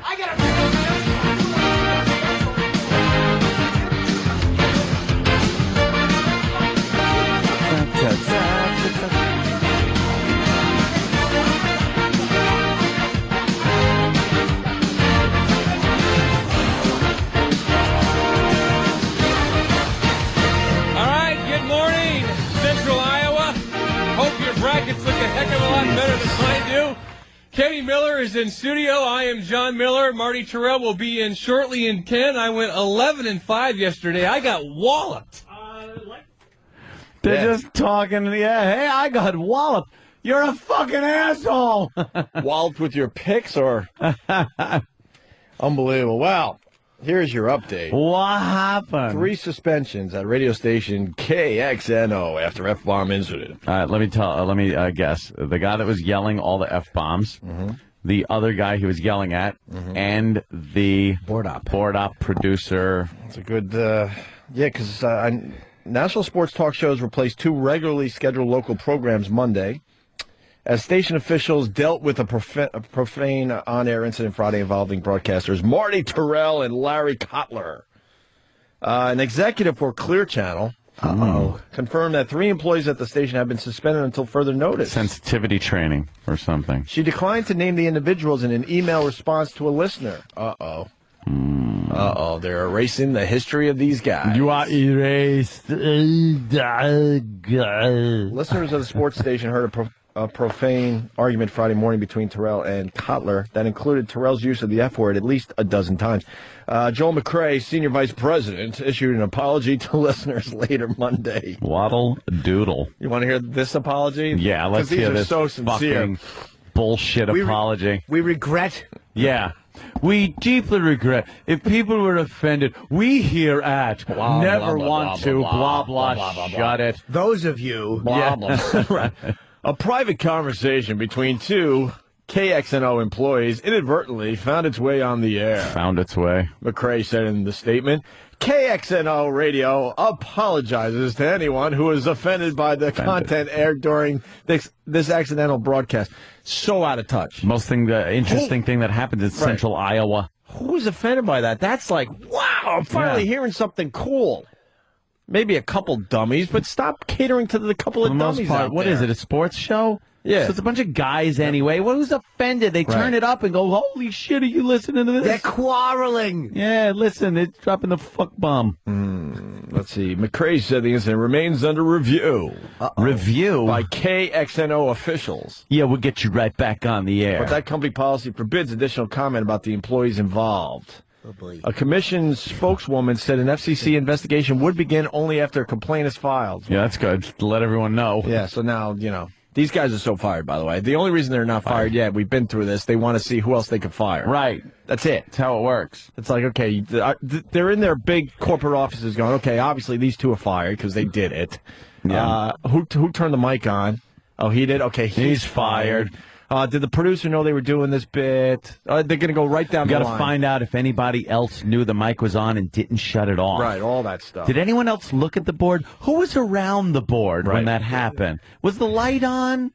And the firing is always on a Friday because then, then it's buried in the papers. We know this gig.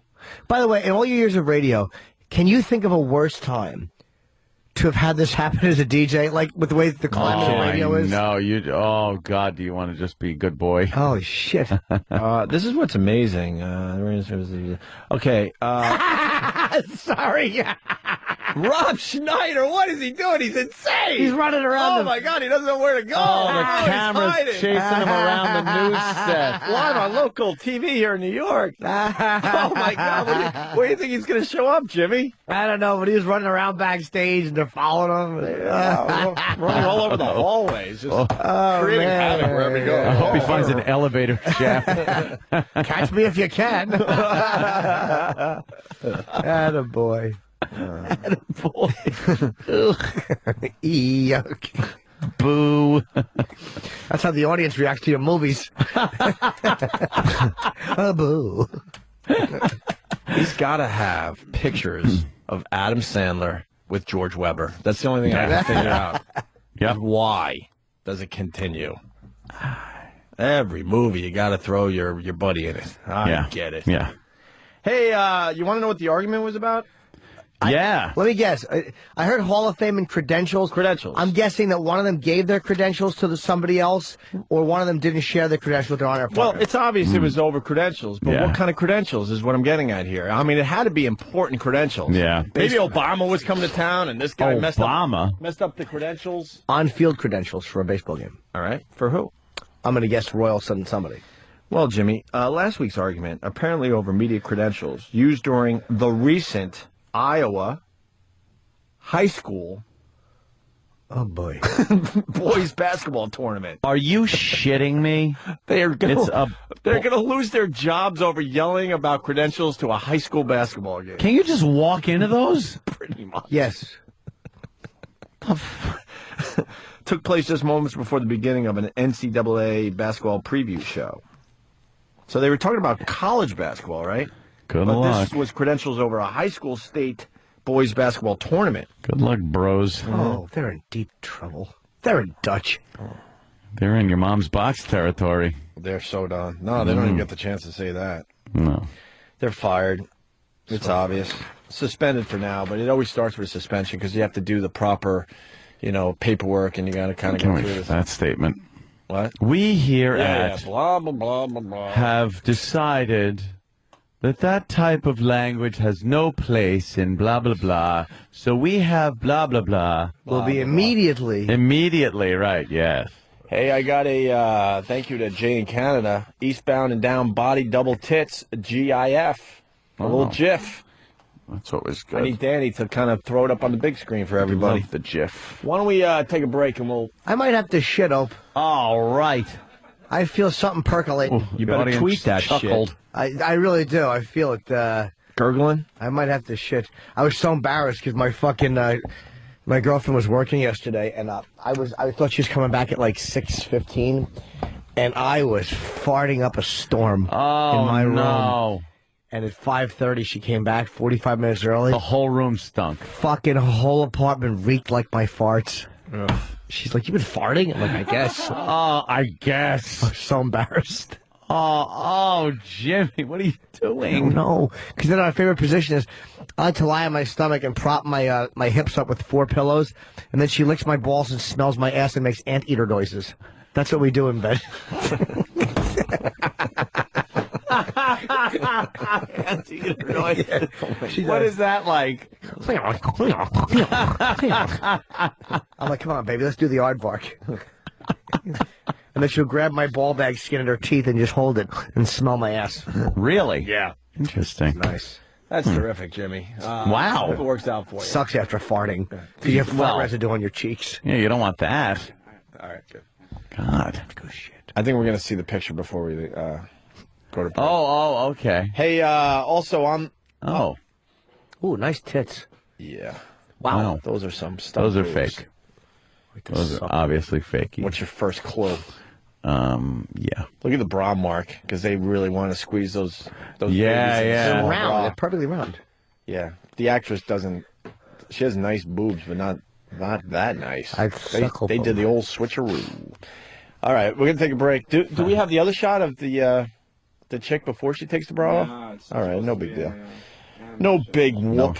Anthony, Facebook, they got a group that started up. It's called I Heart Jews. Ah, the story next. Nice. Opie and Anthony. Jimmy might be a while. He was struggling in that bathroom. Oh, was he? Oh, poor little feller. I walked in and went, "You who?" He goes, "It's me." I'm like, ugh. So I had a stall buffer, because you never know what's going to happen if you go into the stall right next to Jimmy. No, you can't. The sights, the sounds, the smells. He does horrific things.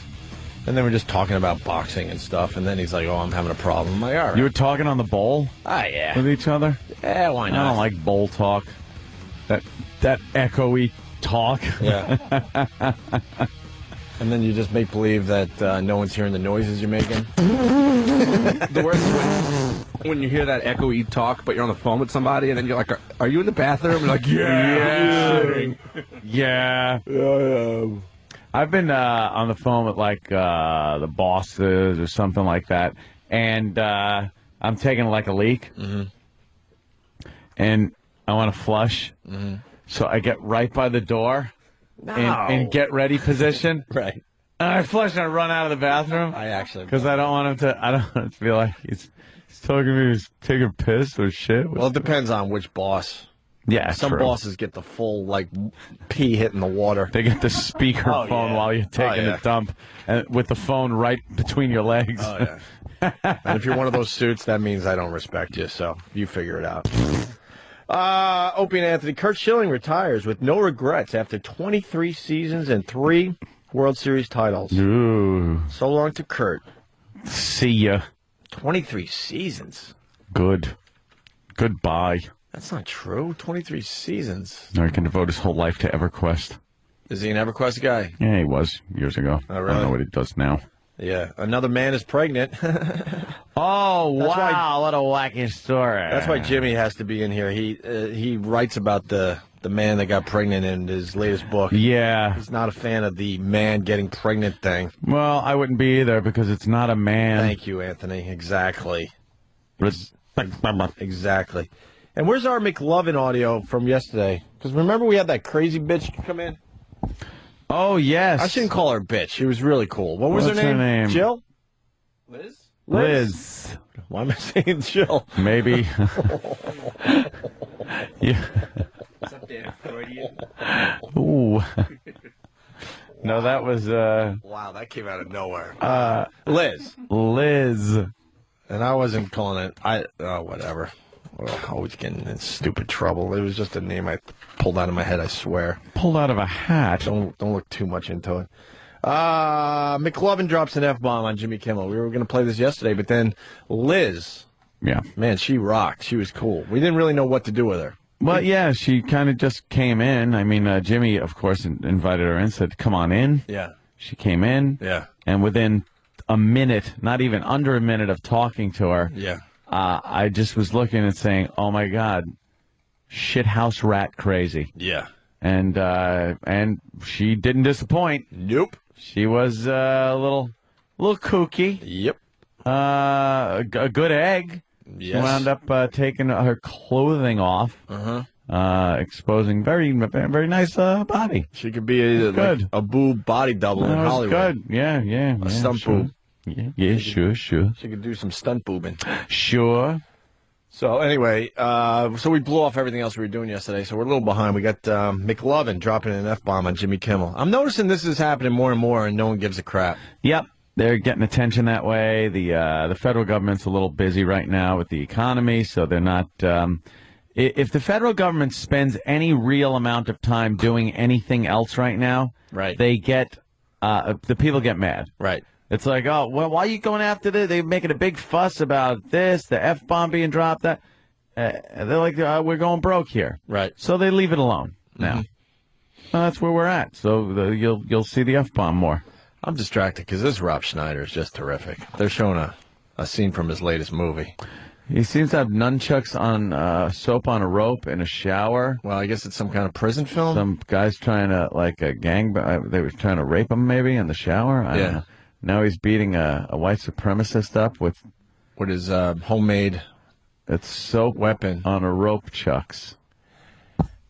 Oh my Oh, that's not the audio. No, you got the other one. It's never the audio. It's never the right television. It's a 50-50 shot, isn't it? We lose and it's every time. Never the right one. Because then it would have been good, because then they go to live Rob Schneider, and I'm sure he's going to be just hilarious, and we should have it on our show. That should be hilarious. Look, he's so cool that he just kind of hangs out with his coffee on set, man. Yeah. With his hat on backwards.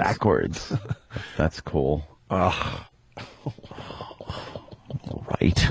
Here's McLovin. Shoot, he came up to me and he just stared me in the eyes and just said, "Your speech was fucking hilarious." Turned away and just walked away. Wow. That was it. If you can make Harrison Ford use profanity, I've made it. Really I'm made an Stone Cold impression Pimp. on the man. Really. And that was just on TV and no one cared? That show live? No, it's not live. Jimmy Kimmel. That's live? Jimmy Kimmel's live. Jimmy Kimmel's live, right. Oh, well, that's the whole gimmick of the show, right. That it's live. Oh, okay. I would wonder why. Yeah. But there'll be no problems. But those DJs in Des Moines, so fired. No one on Jimmy Kimmel will get fired for the F-bomb on live What the hell TV. was McLovin kid there thinking? Jimmy, Don't that was they a doozy, huh? Don't they prompt them beforehand that it's a live show and watch your language? Or even though it's live, they have a little safety. They could have, They have a did a little delay or something, you Sure. think? Jimmy, you're missing Rob Schneider. He's promoting his new movie. What's the movie? Oh, It's called Rob Schneider's latest hunk of shit. oh. Could you got the wrong mic, Jimmy. Oh. I was wondering why I Talking to couldn't this hear one? you. Okay. Ooh, that was a dump. Was it at Lulu? It was, but it's hard because I've been eating oatmeal and egg whites every morning, so my duties aren't as regular as they should be. Why? That oatmeal pushes it through. No, oatmeal makes it hard for me. It's like cement. Oh, God. You're not eating the right oatmeal. I am. No, you're eating Hope the I stuff wiped that good looks enough. like... Yeah? Was it one of like those? wallpaper glue. I feel like a fucking... Oh, boy. He knows, right? I'm telling you. Uh-oh. What's the matter? You itching? Just check it. No, I'm not itching. But I feel like a drop of something on the back, but it's fine now. Ugh. Wanted to make sure it wasn't A shit little moisture? Yeah. There's nothing worse. No, there is. After a night of Guinness, where it's just like fucking, I don't know what it is. It's like tar. It just makes marks on the bottom of the toilet. That just yeah. You gotta scrub them with a fucking car buffer. Last week at the Patty's the Patty's Day game, yeah. I took a dump. It reminded me of one of those T-shirt guns like that they do at like the baseball games because it was solid, but then behind it was just compressed air, and it like when I tell you that it fired. It fired into the toilet. Like it wasn't just shit coming out. It was launched into like the a toilet. depth charge. Shooting shitty shirts into the... oh, is that great? That's classic. You should at the gig. I had to. I had Wow, to. It was one of that's those- a hat. That's a must shit. Yeah, if you shit in a bar on St. Patty's Day, you really have to shit. You can't hold it. But I went downstairs because no one was there. Everybody was hanging out upstairs. Yeah, So yeah. I walked out. There was no one in there. Went to the Clean. secret bathroom downstairs. It was awesome. I hate shitting in public. I want to be naked in my own bedroom. You like being naked when you shit? Who doesn't? I want to be naked with socks on. I shit with socks on. Naked with socks on? No, I kind of need the feeling of pants around the old ankles. No. Socks on, at least. No Shirt way. on, definitely. I shit in the dark, Shirt too. on? No, the shit at the I do. dark. I shut the You're lights off. Bat. You shut the lights off? Guano coming out of Jimmy. Shitting. Yeah, I like to be fucking naked in the dark when I shit. I have a red light in my bathroom and a regular light. Wow. It's cool for showering with a chick when you have a red light. Oh, look at you. You're always thinking of how you can look a little better. Yeah, exactly. So I have a blindfold I hand her when she comes in, and a fucking a bigger dick prosthetic I put on. Fucking size queen whore I'm dating. So you have a red light in there. Yeah, over the shower. There's a light. So I don't need a bright light. I shower that lights off, and that red light. And it's such a cool, relaxing vibe. Interesting. It's like being in a red light place. In a dark room. And I shit with that on sometimes. Yeah. It's wonderful. I'm lights on. Fucking, I turn the TV on sometimes if I know I'll be there a while. Turn the old TV and the shitter on. Or then I'll just, like I said, trade stocks or tweet. That's a I real... got to always bring the iPhone into the bathroom. There's plenty to choose from. That's what I like. A magazine, American Rifleman's on the toilet tank. I can pull that. You need it. But the latest fucking rifles that are out. You know, you need the options now. It's 2009. A lot of various forms of entertainment, even on the shitter. Hey, we got Jim Gaffigan coming in. Yeah. The very funny Jim Gaffigan. We haven't had him on the show in a while. And Kurt Angle. Yeah. Has he been on? He hasn't been on in years. Okay. We used to. Really, that long? We used to do a lot with Kurt Angle at WNEW. I do remember that. He hasn't been on since then. I don't know if I ever met him. Been on? 2000, E-Rock just told me, was the last time. We haven't seen him in 9 years. Is E-Rock just yelling his weight out, or was that his arms? His arms. Sorry, that wasn't boo. He just went boo in my ear. Yeah.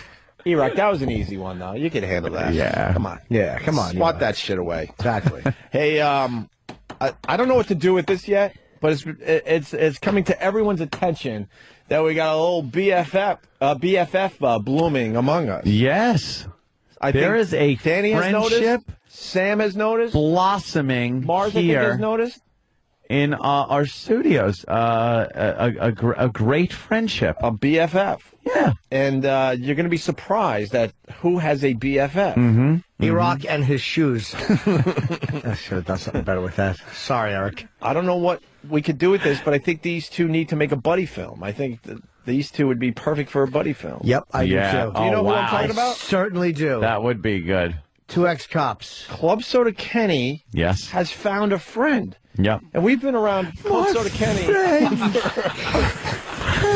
Friend. It's my kid. It's beautiful. And it's just nothing but like, she's my friend. Oh. So, who did you hit your perps with? Yeah. What did you hit him? Who did you hit your perps with? Am I an idiot? Oh, whatever. It still is funny. They're two ex-detectives.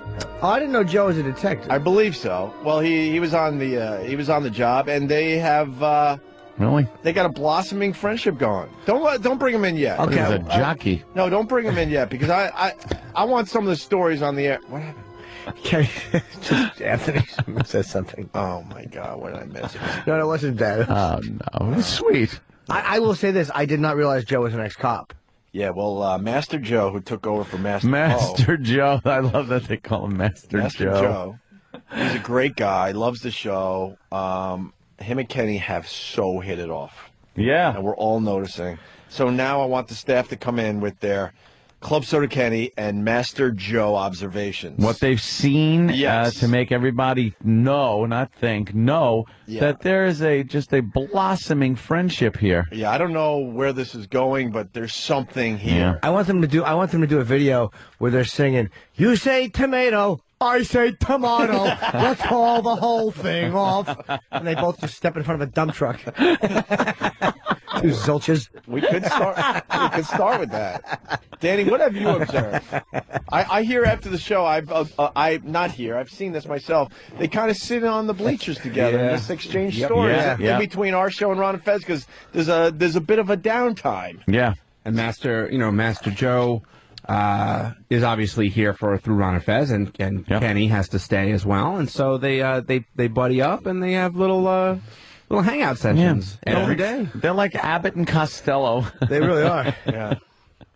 Yeah, Kenny's a lot taller than Master Joe. Oh, yeah. Kenny's, what, 6'5"? Oh, what, does Sam have Well, something? Of course Sam's got something.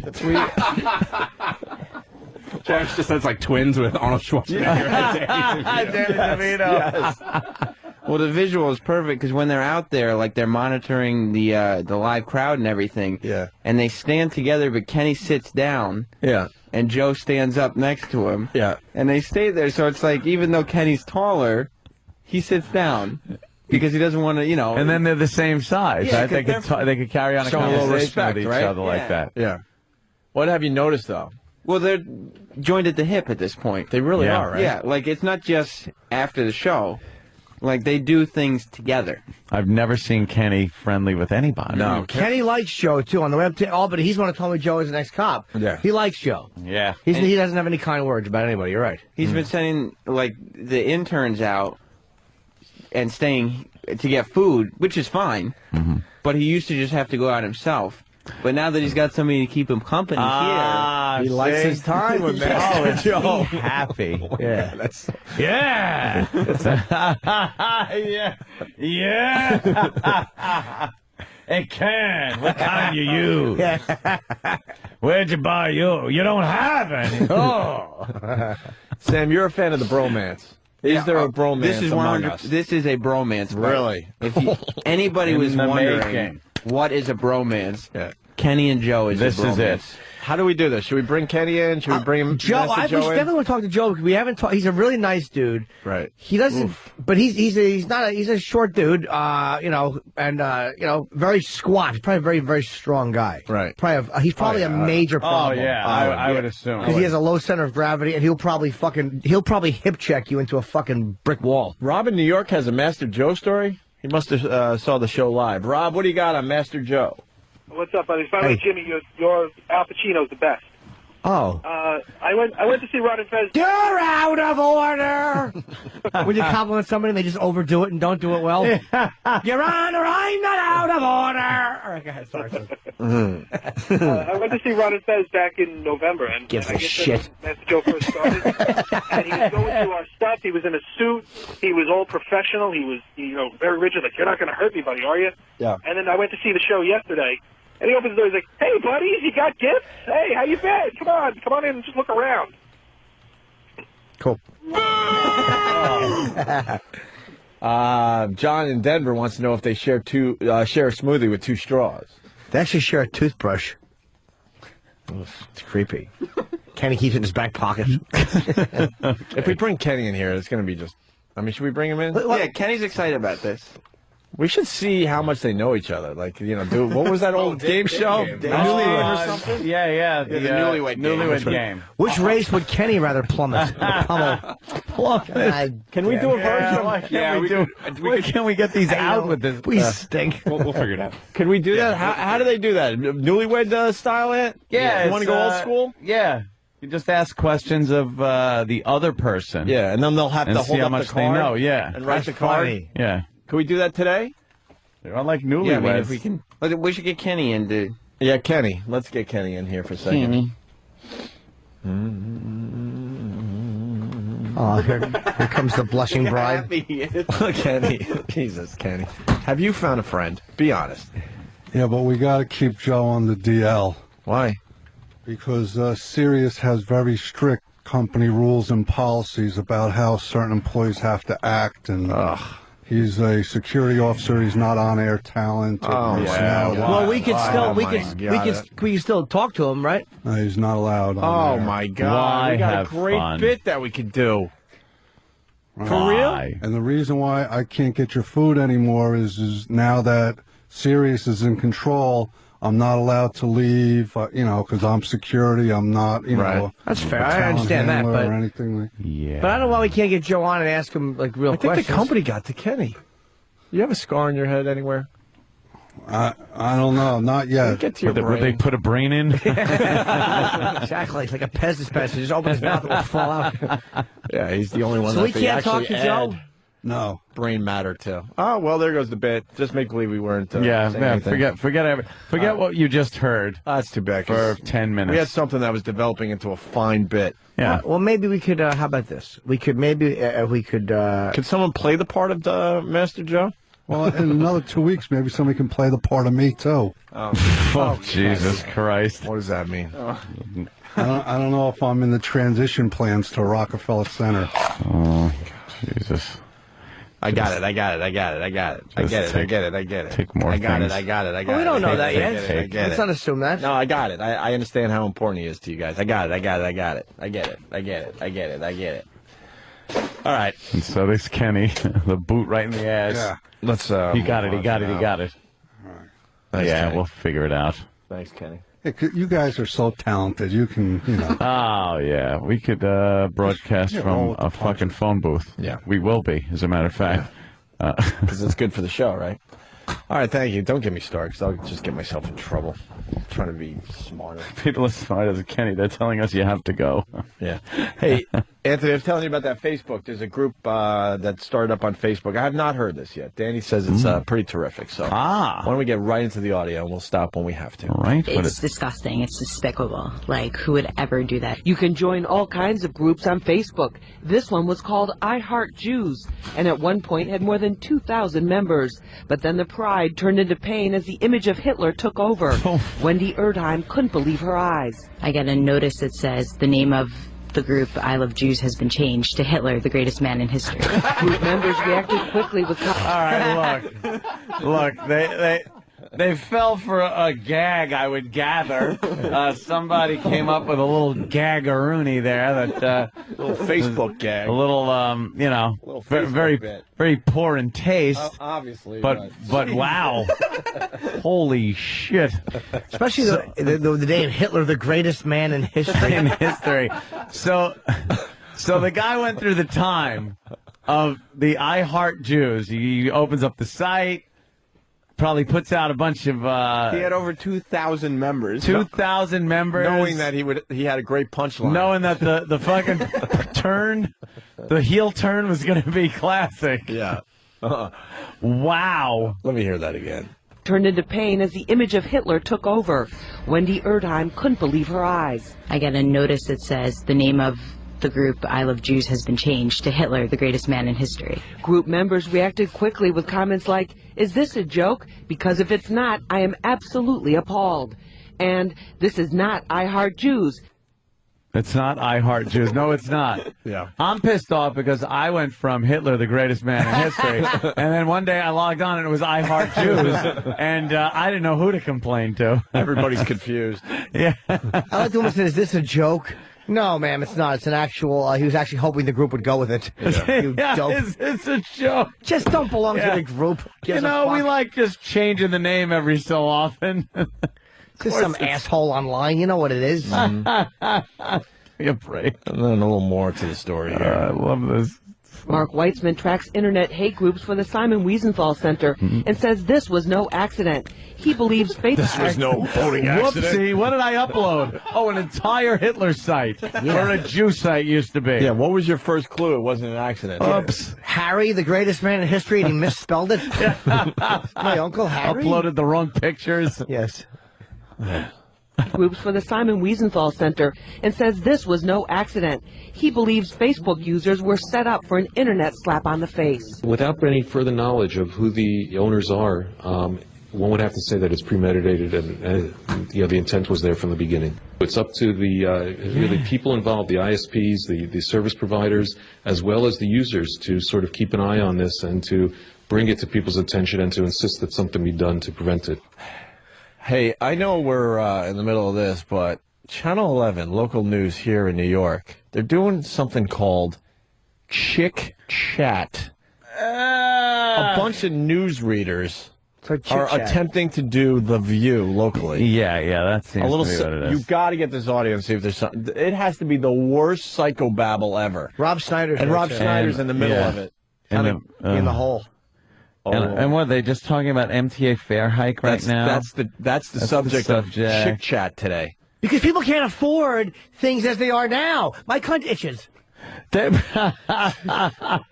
My tits ache. I'm worthless. I'm a hole with teeth.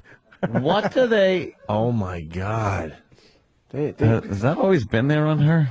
With the church? What, that mole? Yeah. Of course it has been. I thought it was like she could squeeze it. Yeah, she headbutted Robert Redford. And one of his things fell off. What is that shit? One of those things. They got like a weather... the weather woman... The weather bimbo. They got the entertainment bimbo. The other traffic girl, not Jill. They got the entertainment. And they got like the anchor. They're all newsreaders. They don't have an opinion. And now it's AIG bonuses they're talking about on Chick Chat. Get this audio. And Rob Schneider is just, I'm sure, just adding in his unique hilarity. brand of humor. He has a backwards hat. Yes, his hat's on backwards. He's too cool to try to look good for TV, man. Hat's backwards. That's what you do. Oh, my God. This just looks so... What? They're trying to do something here, yeah. Chick chat. It has to go up on there. All right, hurry up, Mars. Who would they put on if it was called Chick Chat? By the way, I want to make it perfectly known that we... It's a little joke. We want Mars to make the transition to the big building. That's right. I just want to make that perfectly clear to whoever Oh, really? Whoever the hell listens to us. No one. No one! I got it. Thank you. Jobs. Let's not do it now. Right. Let's deal with that next term. We got to so don't deal with the time and effort towards job creation. people just and fixing up our roads, which are a disaster in California. Infrastructure. I used to like when I lived in New York. By the time you drive to Connecticut, you see the roads. Hey, the roads are better here. Yes. You're driving potholes everywhere. Well, speaking about that, you want to talk about Octomom in California? Yeah, okay. What? It's a big story for you guys out in Speaking of that, speaking of roads, speaking of twats, it looks like the Bat Cave. Maybe it shouldn't be. Potholes. Speaking of potholes, I guess it is. I think she's been 8 little monsters roll out of it. But I think, you know what I think? I think that doctor was, I thought, that has to happen in Tijuana. There was some. That was a doctor in Beverly Hills who did that. Ridiculous. That guy should lose his license. Well, there were some investigations going on with that doctor. 5 holes just going off. Because he's creating, that's $150 million. This has got eight babies that we're going to have to deal with tax-wise for forever. She's got no money. We have to, then her own mother's like disgusted with her. So. Well, her father did buy the house. Can we not see any more pictures of that? Anyone hearing just white noise? This is so bad. Okay, wait, let's move on. At the Yankee Stadium, high-end food. We all love baseball games. What do you guys think about having? Do we really all love baseball games, you ladies? I like watching the guys go to the Yankees. This one, I go to the Yankees games. Just let that roll out. I go to Yankees. I just like the hot dogs. No, if you like baseball, did you see the World Baseball Classic last night? No, I didn't. I just like when Roberto Alomar bleeds on me. You had one, right? It was fantastic. that was better than the World Series, as far as I'm concerned. But Rob Schneider, you are awesome. Thank you so much for coming. That's it.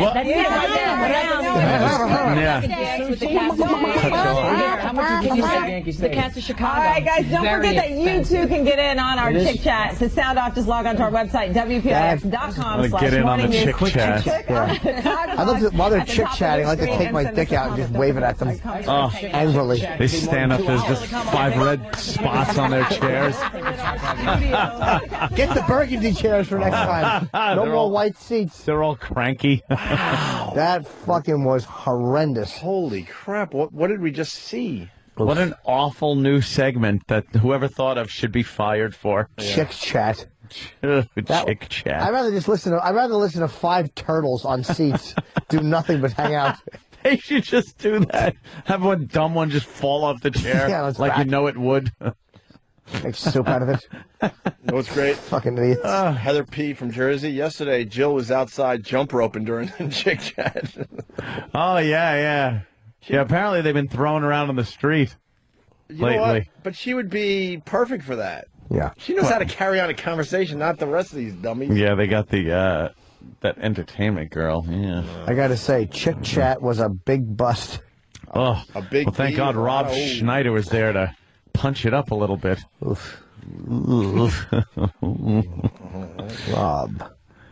That was good. Well, so apparently before that Jewish site there, they're oh yeah, right. There's a suspicion that it may have been premeditated. What? Why can't they just say obviously somebody was making a joke? We're all looking at you very suspiciously. Right? No, it wasn't me. I must say. All right. I live among the Jews. They are my neighbors, my brethren. I live among the tribe. It's a great gag, though. As they say. It's wrong, obviously, but wow, that guy thought it out. It was thought out. It's very tasteless, but as far as practical jokes go, holy shit. Yeah.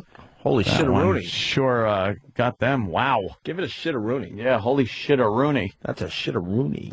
You can set people up very easily on that, I guess. Mm-hmm. You put together a site that's going to get a bunch of people on there under the guise that it's a sympathetic site, and then you turn it around and do some opposite. You do the old flip. What could you do? You flip it. What else could you do? By the way, the octuplet mom, she is in the news because she fired her free nurses. Yeah. They were able to get her, like, help where these nurses come to her house and pretty much raise the kids for her. And this lunatic fired the free nurses. Yeah, fired them. She's crazy. Yeah, absolutely. She really is. There's no. Well, look, it's Chick Chat. We're doing Chick Chat right here. How's your vagina? Mine hurts It's a little. itchy. Mine's puffy. Bit itchy. They're doing like SNL or something now. Because look, now they got Now they got some Chicago performance going on. It's What a happened to the performance for news? Chicago. Is there news? Who the fuck is who's producing the show? George Weber? It's fucking awful. Poor George Weber. I know. He just wanted a little cock. Yeah, exactly. Oh my God! Did he need the cock? It was obviously a violent struggle too. I'm sure it's a national story, but he was loved in the radio world, I guess, because it went to the New York Loved Radio in other Message places, Board, too.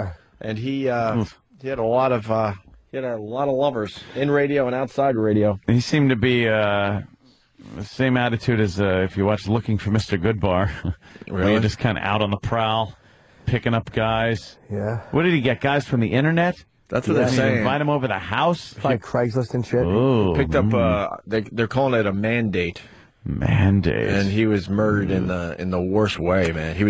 His feet was bound. He was half nude. They were stabbed in the head, chest, and neck area. Yeah, blood all over the apartment. He knew his attacker because of how the front door was locked and the back door was open. Like this guy let Back himself door was out. open, all right. Wow. Yeah, it's a huge story here in New York. Yeah, and this guy was on the radio. I think we got the latest on Did he it. play it off like he was straight, or? Yeah, we tell people he had a girlfriend. Maybe he did. Oh, really? He was the You news can't be guy. this gay and really have a girlfriend. No fucking way. But he fucking, who knows? He might have met a hustler somewhere at a bar. Hustler. Who the fuck knows? Hustler, sexy. Yeah, be so careful who you let in your apartment, man. Yeah. I got Yeah, doormen not from guys. here. No, but I mean, just even a chick, you got to watch. A chick could cut your throat, too. They're fucking crazy bitches, them. too. Just smack her across the room. They like that. Want to hear the story? Yeah. Certainly do. I'm George Weber with the stories you'll be talking about all day. For years, we listened to WABC Radio's George Weber report the news. Today, he was the news. Found dead this morning inside his Carroll Gardens home, stabbed in the neck. Nick Oliveri watched cops go in and out of his friend's apartment. I couldn't imagine anybody doing something to him like that. He was just a real good guy. Cops were sent to Weber's apartment after he didn't show up for work. The 50-year-old newsman joined ABC News Radio last year after working several years at 77 WABC's morning show with Curtis and Kuby. Cops tell us there were no visible signs of forced entry and no word yet if anything was stolen out of Weber's apartment. Forced The entry. investigation is continuing, and so far, no arrests have been made. Wow. They'll get whoever it was. That's- Too much blood. There's blood around the scene. It was the attackers, too. But if he was bound, how the fuck did he fight back? He obviously did. No, they said he did. He had stab wounds on his hand. Probably fought back while he was trying to be while he was trying to bind him. Right, maybe. Maybe that's it. Get him with a knife. Ugh. All right. Ugh. I saw some because I watch all those goddamn FBI shows and the cold case files and stuff. And there was one where this guy was just a fucking maniac, kidnapping out of parking lots, like pretty hot fucking girls, anywhere from 16 to like 20 years old, and then he'd take them and just rape the shit out of them repeatedly and murder them. Just a real fucking Then he takes one girl, brings her into the woods, and this girl is begging, saying, "Please, just don't stab me. Shoot me in the head." And the motherfucker takes a knife and just stabs her in the chest twice, and just leaves her there. Pulls away, and then Well, that's her fault. And then realizes, should have said, "Stab me instead." No, please don't shoot me in the head. Yeah, maybe that would have worked. You gotta Well, it actually worked out for her because You he gotta know pulled your away. attacker. He pulled away, and then he's like, "I better go back to see if I finished the job." And he fucking backed up, went back in the woods. She was gonzo, gone. She fucking took off with 2 holes in her, 2 stab wounds to the chest. She made it to the hospital, gave a little description, all that shit, and they got the guy. Who was it? Did she die? No. survived it. She lived through that one. Wow. And they actually got the guy and gave him the death penalty. He's fucking dead now. Good. Yeah, good. I'm fascinated with those stupid ass shows. I watch them all the time. It's almost impossible to get away now. I mean, That's what it is. You just see how amazing it is, how they find the littlest fucking thing And it's the whole case. But criminals shouldn't have to give DNA samples because that's invasive, man. Big brother, man. The second, when you are put in prison, they should take a blood sample. Get DNA. Get the DNA, put it on file like they do fingerprints. What's the fucking difference? What's the problem with ordinary citizens giving, like, if I would give DNA, I'm not a rapist. I'm not a fucking child abductor. For you, it would be something that would save you in some cases. If you're not going to fucking rape or murder somebody and then someone accuses you of something and there's DNA, you know, it's on record. Go ahead. It's not me. I'd give it up in a second. I give up DNA all the time. Absolutely. I give it up. I check the trap in my shower. Oh, my Oh, my God. It's a stringy mess. Oh, God damn. Just linguine just flying against the wall. Just looks like a bunch of thread. I blasted my girlfriend's fucking hairdo the other day. Oh, a hairdo. You're going out with Flo from fucking Alice? Her hairdo. That's right. She told me right in the pencil. She said, kiss my grits, and I put my grits in her hair.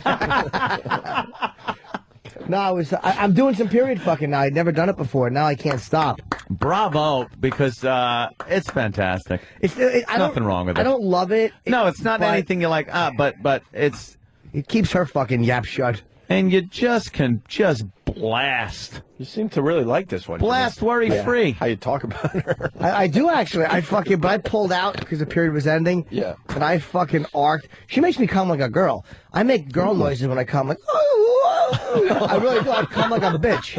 I never fucking made noise like that when I came. I actually squeal when I come. Wow. And I fucking arced one.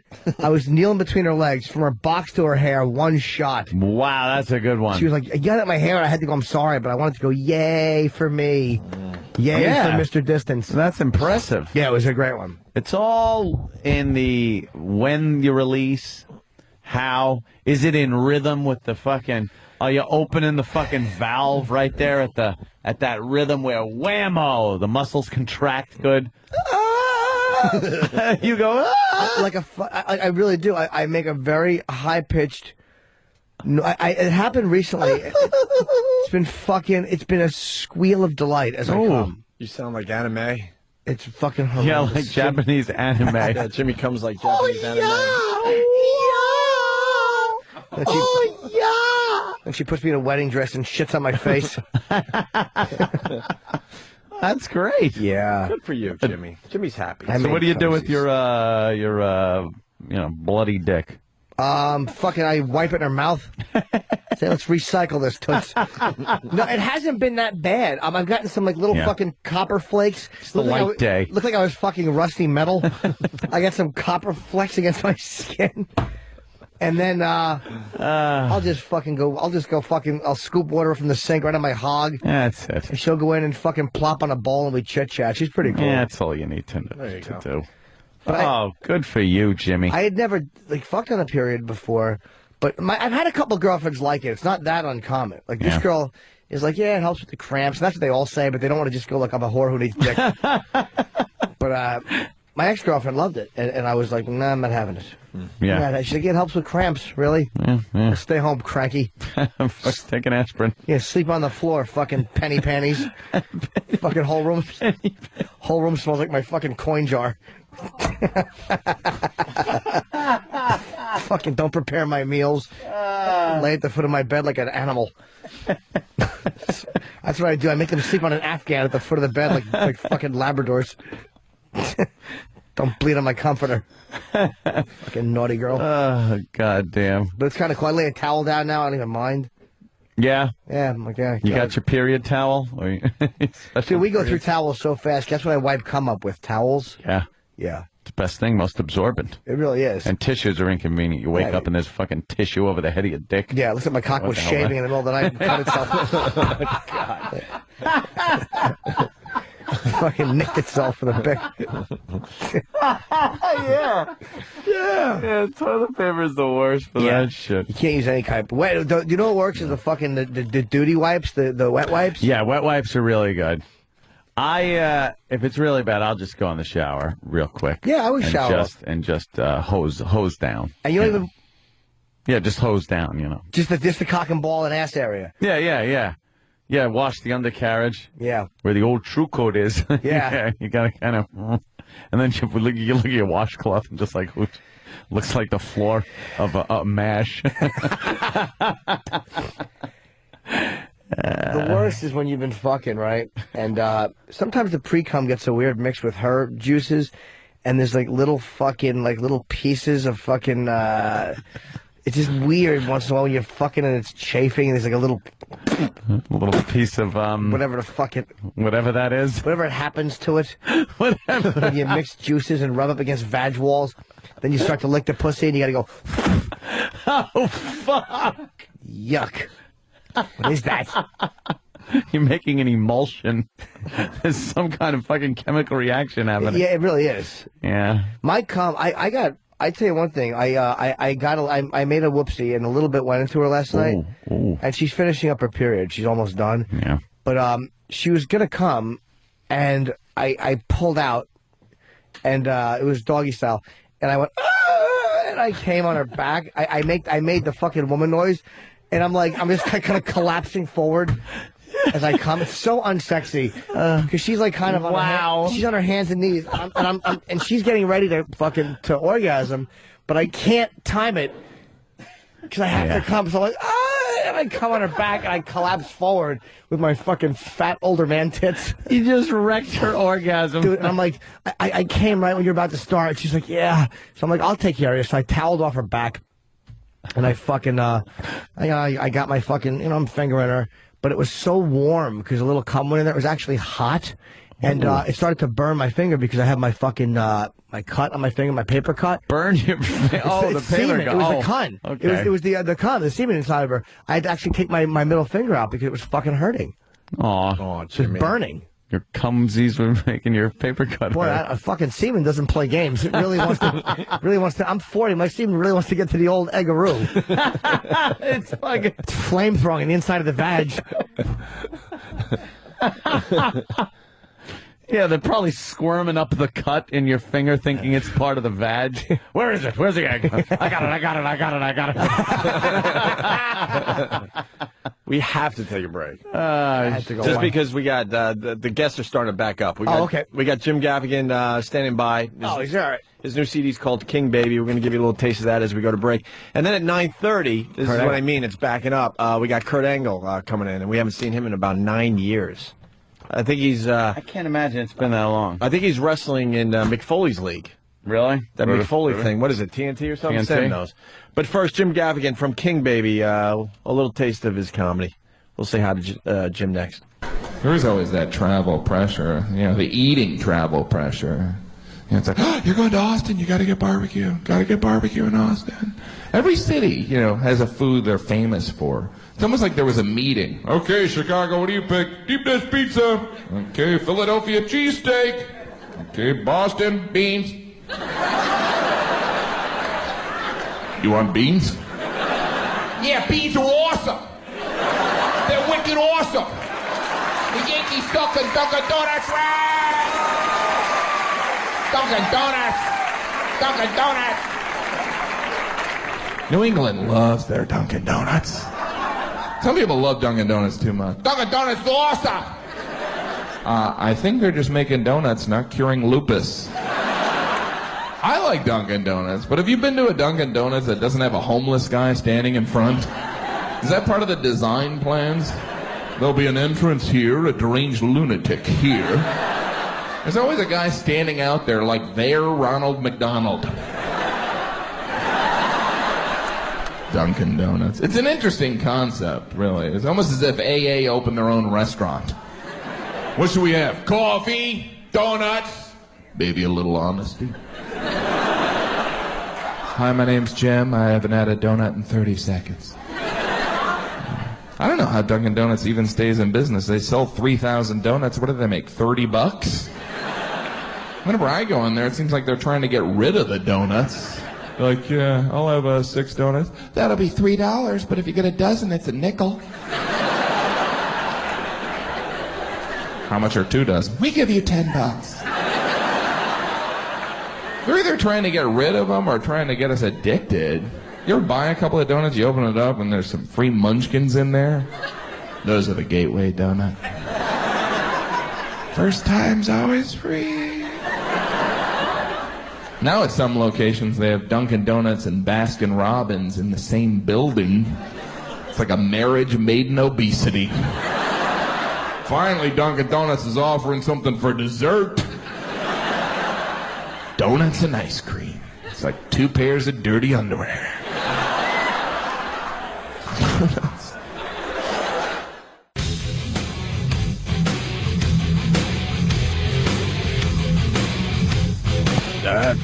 Opie and Anthony in studio. Jim Gaffigan, the very funny Jim Gaffigan. Yeah. I just took a picture of him drinking coffee because that's what the social networking sites are all about. You Yes. social network there, Jim?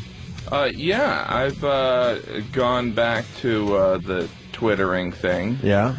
You know, it's that whole internet thing is taking off. It might just take off. Well, it's also It has potential. it's also like, if you're doing shows, it's this. It's like I'm pointing to Jimmy. Yeah. But it's like it's like Facebook's perfect. It's like, all right, I'm going to Atlantic City. Search everyone from Atlantic City. Perfect. Yeah. So. See, I hit them all with it, though. I don't even search them out. I'm like, I make the Boston people listen to my Texas updates. Fuck them all. Deal with it. You never know. Maybe one will be vacationing. That's exactly what I tell myself. Yeah, that's what I tell you. Let them sort it out. The Twitter thing, it's like I'm really terrified because my life is really not that interesting at all. So it's like I had a burrito. Yeah, that's what most of them are. But you feel like you have to update it. Like I haven't written anything, so you kind of look around and go, "What can I, what can I snap a picture of and upload?" It's like, how about Gaffigan drinking coffee? Exactly, it should be something exciting. All right, this is a perfect time. I got a Twitter confession. Yes, I did not play cowbell with the Allman Brothers. You didn't? No, I tweeted that though. You tweeted it? I feel ashamed. Did anyone really think you did? They yes, did? I did. Yes. I don't know how to retwitter or any of that stuff. I was at the Allman Brothers show, and I was lucky enough to be on the stage with a bunch of other zeros, meaning myself as one of the zeros. And I tweeted that I'm on stage, which was true. And then I go, oh, my God, a dream came true. They actually asked me to play cowbell on Statesboro Blues. And I sent it out like, there's no way anyone's going to believe this. Yeah. And the replies, everyone believed it. Like, holy shit, you're the luckiest man. I'm a big Allman Brothers fan. Oh, my God, I can't believe it. Oh, how did that feel? Oh, my God. So I have a Twitter confession. I didn't. You lied I didn't on play Twitter. cowbell with the You Allman got Brothers. it out there. That's the most Yeah. important. Do you have a Twitter confession, Ed? No, I Have I you don't, stretched the truth a little bit? I don't twit enough. Yeah. To get to the bullshitting lying I part of actually it. threw yet. it out there like no one's going to believe this. Yeah. I'm like doing a lot of experiments, social experimentation going on. Yeah. And I experiment. I'm like, all right, will they believe anything I write? So I wrote that, and sure enough, they bought it hook, line, and sinker. I think they will pretty much believe anything that you write on Twitter for some reason. Right. So. But I'm going to tweet my driver's license photo. I'm going to tweet it. Do it. Tweety, tweety, tweety, tweet. Tweet. Tweet. In promoting this special, because there's always that fear, like, no one's going to watch, and then, like, Comedy Central's going to be like, Oh, that's why you're here? You're actually promoting something? No, but the thing is, like, have you ever tried to do a vlog a day? What's a vlog? It's A video, funny as obviously. it sounds, but I've been trying to do it. It's really fucking hard. It's really hard because you're like, all right, well, it can't suck completely. I got to think of an idea. That's something, yeah. But you don't want to like do like 3 takes of it. So I always end up like, all right, that's good enough. Good enough. I did put it up there. Have you seen the shit out there, though? It's like, it's so easy to do something that isn't as bad as Oh, that's true. You know, that's for it's sure. like there's some really bad like, shit out there. All right, like at least you have a there's name. One moment of humor in it, I guess. Right. That's better than like One most of moment's them. fine. Well, we should say the Comedy Central special is King Baby. Yes, King Baby. And when is that on? I don't have the one sheet in front of me. It's Sunday. Yes, I do. This Sunday at Comedy Central? Sunday. At 9 p.m. and then they're replaying it at 10. Yeah, I know. I don't know what that is. That's a weird replay. Yeah. You would think they would like That's maybe nice. throw a Hey, couple other screw it. things in and then get back to you. Probably East and West Coast. There's Do probably it. a reason for that on East and West Yeah. Coast. Yeah. And it's a CD and a DVD, and it's being released March 31st. JimGaffigan.com. I'm very excited. Mine are all, most of my videos that I put up are of me shooting guns. I figure guns are kind of interesting. Yeah. Like people, if they're into guns, they'll watch it. And if they're not, they're so like, oh my God, what a lunatic kind of a thing. Are you So thinking it's of me stalking down me? at the Look at this range? and- video. yeah, check this one out. I started watching this show last night on the sniper competition, the World Sniper Competition. For some reason now it's like a game show. It's like that's just pretty blowing cool, people's actually. heads off as a game. I don't know where we're at these days. But all it's doing is making me look up new weapons that I'm going to spend a lot of money on. Because I saw a sniper rifle that I have no need for, but I just kind of want to have it. Was that like what do they get people that want to be snipers? No, like, it's do you want to actual- replace the DC sniper? Yeah, wouldn't it be if it was illegal snipers? That would be one thing. That would be more a reality show for like VH1 or something like that. This is on the military channel where every commercial is for the army. Yes. And they bring in these sniper teams from all over the world. And they compete with each other. Yeah. Like last night, they actually had to shoot stuff out of a helicopter, out of a Black Hawk helicopter. And then they have like 1,000 yards. You got to hit something. Holy. And yeah, it's really interesting. But I saw like one of the guys like, yeah, I decided to bring this gun instead of one of the real long-barreled ones because some of the competition. I'm like, what is that? Oh, and I'm need looking, that immediately. And I got my laptop. And I was like, what is? All right, it's that. I could get that in the semi-automatic. I'm in. I need a sniper rifle. Hopefully they have it in brown. I don't need one. Yeah. Do you have this in a brown with a Leopold scope? Is it like most reality shows, like all the snipers live in a house and Yeah, and they then all- one's voted out. One actually they shoot him as he's one's trying to run to voted his out, car. and it's like a confessional. You know, I really was angry when I didn't hit that target, but Braden was there to help me get through it. My partner stinks. He can't call out the proper ranges. All right, we're all teaming up to think of our sniper notes that we're going to leave at every sniper scene. What is it? It's called Sharpshooters or something like that? Is that? I think it's just. There's a couple of sniper shows out now. I don't know why. What's the one Sniper's about? so big right now? They have one on just Sharpshooters. This is- I wonder if it's the same one. Sniper 2 or something. Yeah, or very it's, cool. like that. Yeah, it's a pretty interesting show. The military channel is just on my TV all the time. Wow. I don't know what it is. I just can't get enough of watching where my tax dollars go, I guess. It's kind of nice to say, hey, I paid for a rivet on that fin. What on that about a missile. show where people are just like snipers, just shooting things? See, that'd be good. You know what that would be good for? What we were talking about before. Now, that's an interesting Twitter guy. A serial killer, something like that. Oh, wow. And he can twit and go, Just hey, killed someone. how should I Time for a pose bagel. I want to pose the body. How should I do it? And then people can suggest, put like the hand over the head, make it look a little weird. Chop the head off, put it in the window. Oh, it's been done. Yeah, it's called Top Sniper. Yes, top sniper, like Top Gun for snipers. Yes. Top sniper. Yeah. I'd love it if somebody started doing that and they're like, O&A suggested it. Yeah, I heard I get this epiphany while listening to O&A once. I was normal guy, family, and I decided, let me start killing people and twittering it. You know, Oh, shit. Jim Gaffigan brings up something that we got to... one of our biggest claims to fame was one of our guys, not guys, one of our listeners, we didn't know him personally, got kind of caught up in that old stingaroonie that Chris Hansen was doing. No way. A listener. A listener. Yeah. Oh, my God. With you were really funny on the Opie and Anthony show, and this Chris Hansen decided to leave it into that particular episode. Yeah, the One of guy's our just listeners there. took the bait, had some cookies and a little lemonade and he had everything. the Zima and condoms with him, you know, that the fucking instant you're going to get the 14-year-old girl with the Zima. Right. And it is amazing they took that show off the air. Is this off the air, Dateline? Did they? Yeah. I don't know. I used to watch Great. it. That's the show that you didn't want to admit that you watched too much. I watched You're like, it I've seen that. all the I've time. seen that show so much. I love that show. I've got it on DVD. Yeah. It's the same thing. It's Candid Camera without Alan Funt. Yeah. Well, and it's one gag. And it's not the whole Smile. time. No, it's not You're like, I Smile. wonder what's going to happen to this guy. You know what? This time the pedophile's going to get his way. Yeah. You know, it never ends up that way. And now, as Fanny Flagg playing the part of the 14-year-old, Maury Amsterdam is a police officer. Chris Hansen's a sick fuck because he gives them a little hope that they might be. Yeah. They might be off the hook. Okay, you're free to go. And then they leave the house like, really? You're sick. And the cops come out of nowhere and just tackle them. Yeah, they're dressed as trees in the yard and stuff. Great. That sounded like William H. Macy It at would the end be of tough. Fargo. No! It would be tough to have Chris Hansen as a dad. You know, what are you doing here? I'm just having breakfast. Really? Really? You're taking out my daughter. Yes. Where are you going?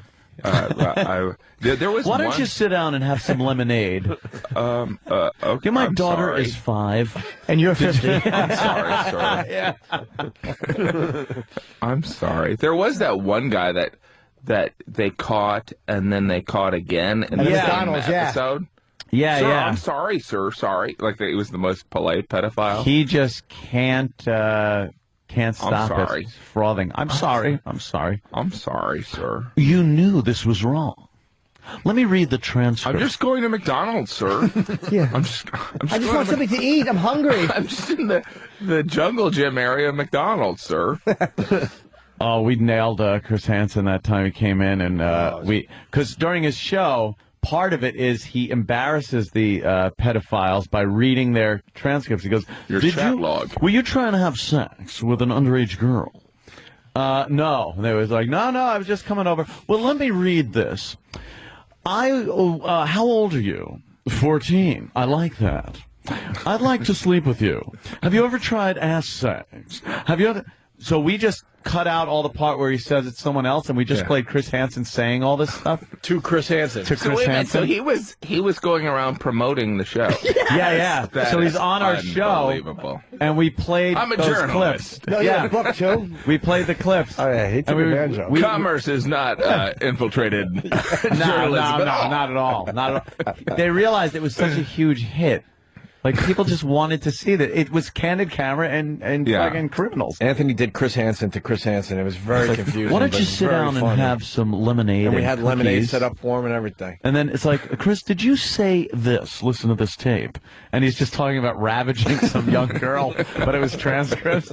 He turned fucking Pete red. Yeah, that's unbelievable. But yeah, he was just going around on the little He was doing a promotional tour circuit and for everything. Yeah. Catch a Predator. Yeah, Catch a Predator. Well, tomorrow I'm promoting Predator, and later on I'm going to be going on Regis and Kelly Lee. It was, but the guy that He's was co-hosting with Regis. the fan of our show though was so like he's just sitting there like, yeah, I did. I came here.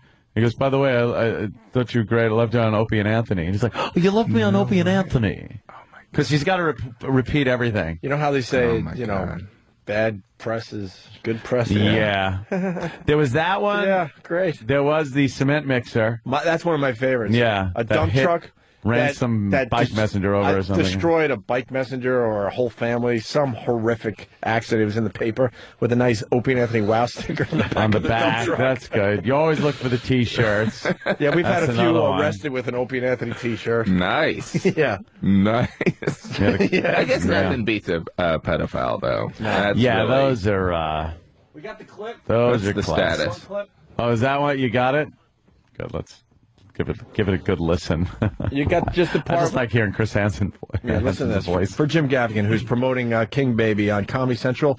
This, you said Sunday? Sunday. Sunday at 9 on Comedy Central. I want you to just keep your hands right where I can see them, okay?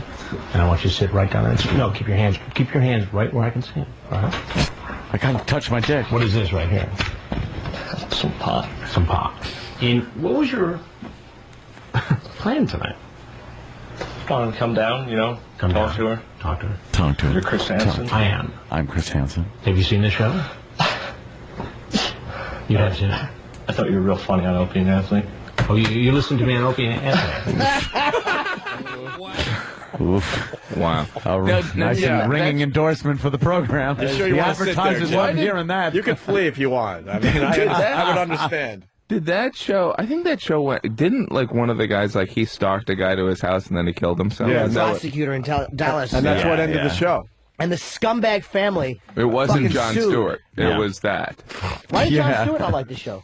No, I'm totally joking. It was some guy that got caught and was a little upset. And he did what he should have done. He fucking just shot himself. That's what you should do if you get fucking collecting child porn. Fuck you. Yeah? Yeah. Well, Yeah. if you're caught.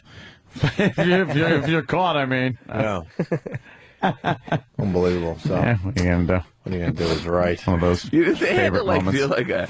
The MSNBC probably had to purchase the rights to it. Like there was negotiations. All right, how much can we pay you for the pedophile stuff?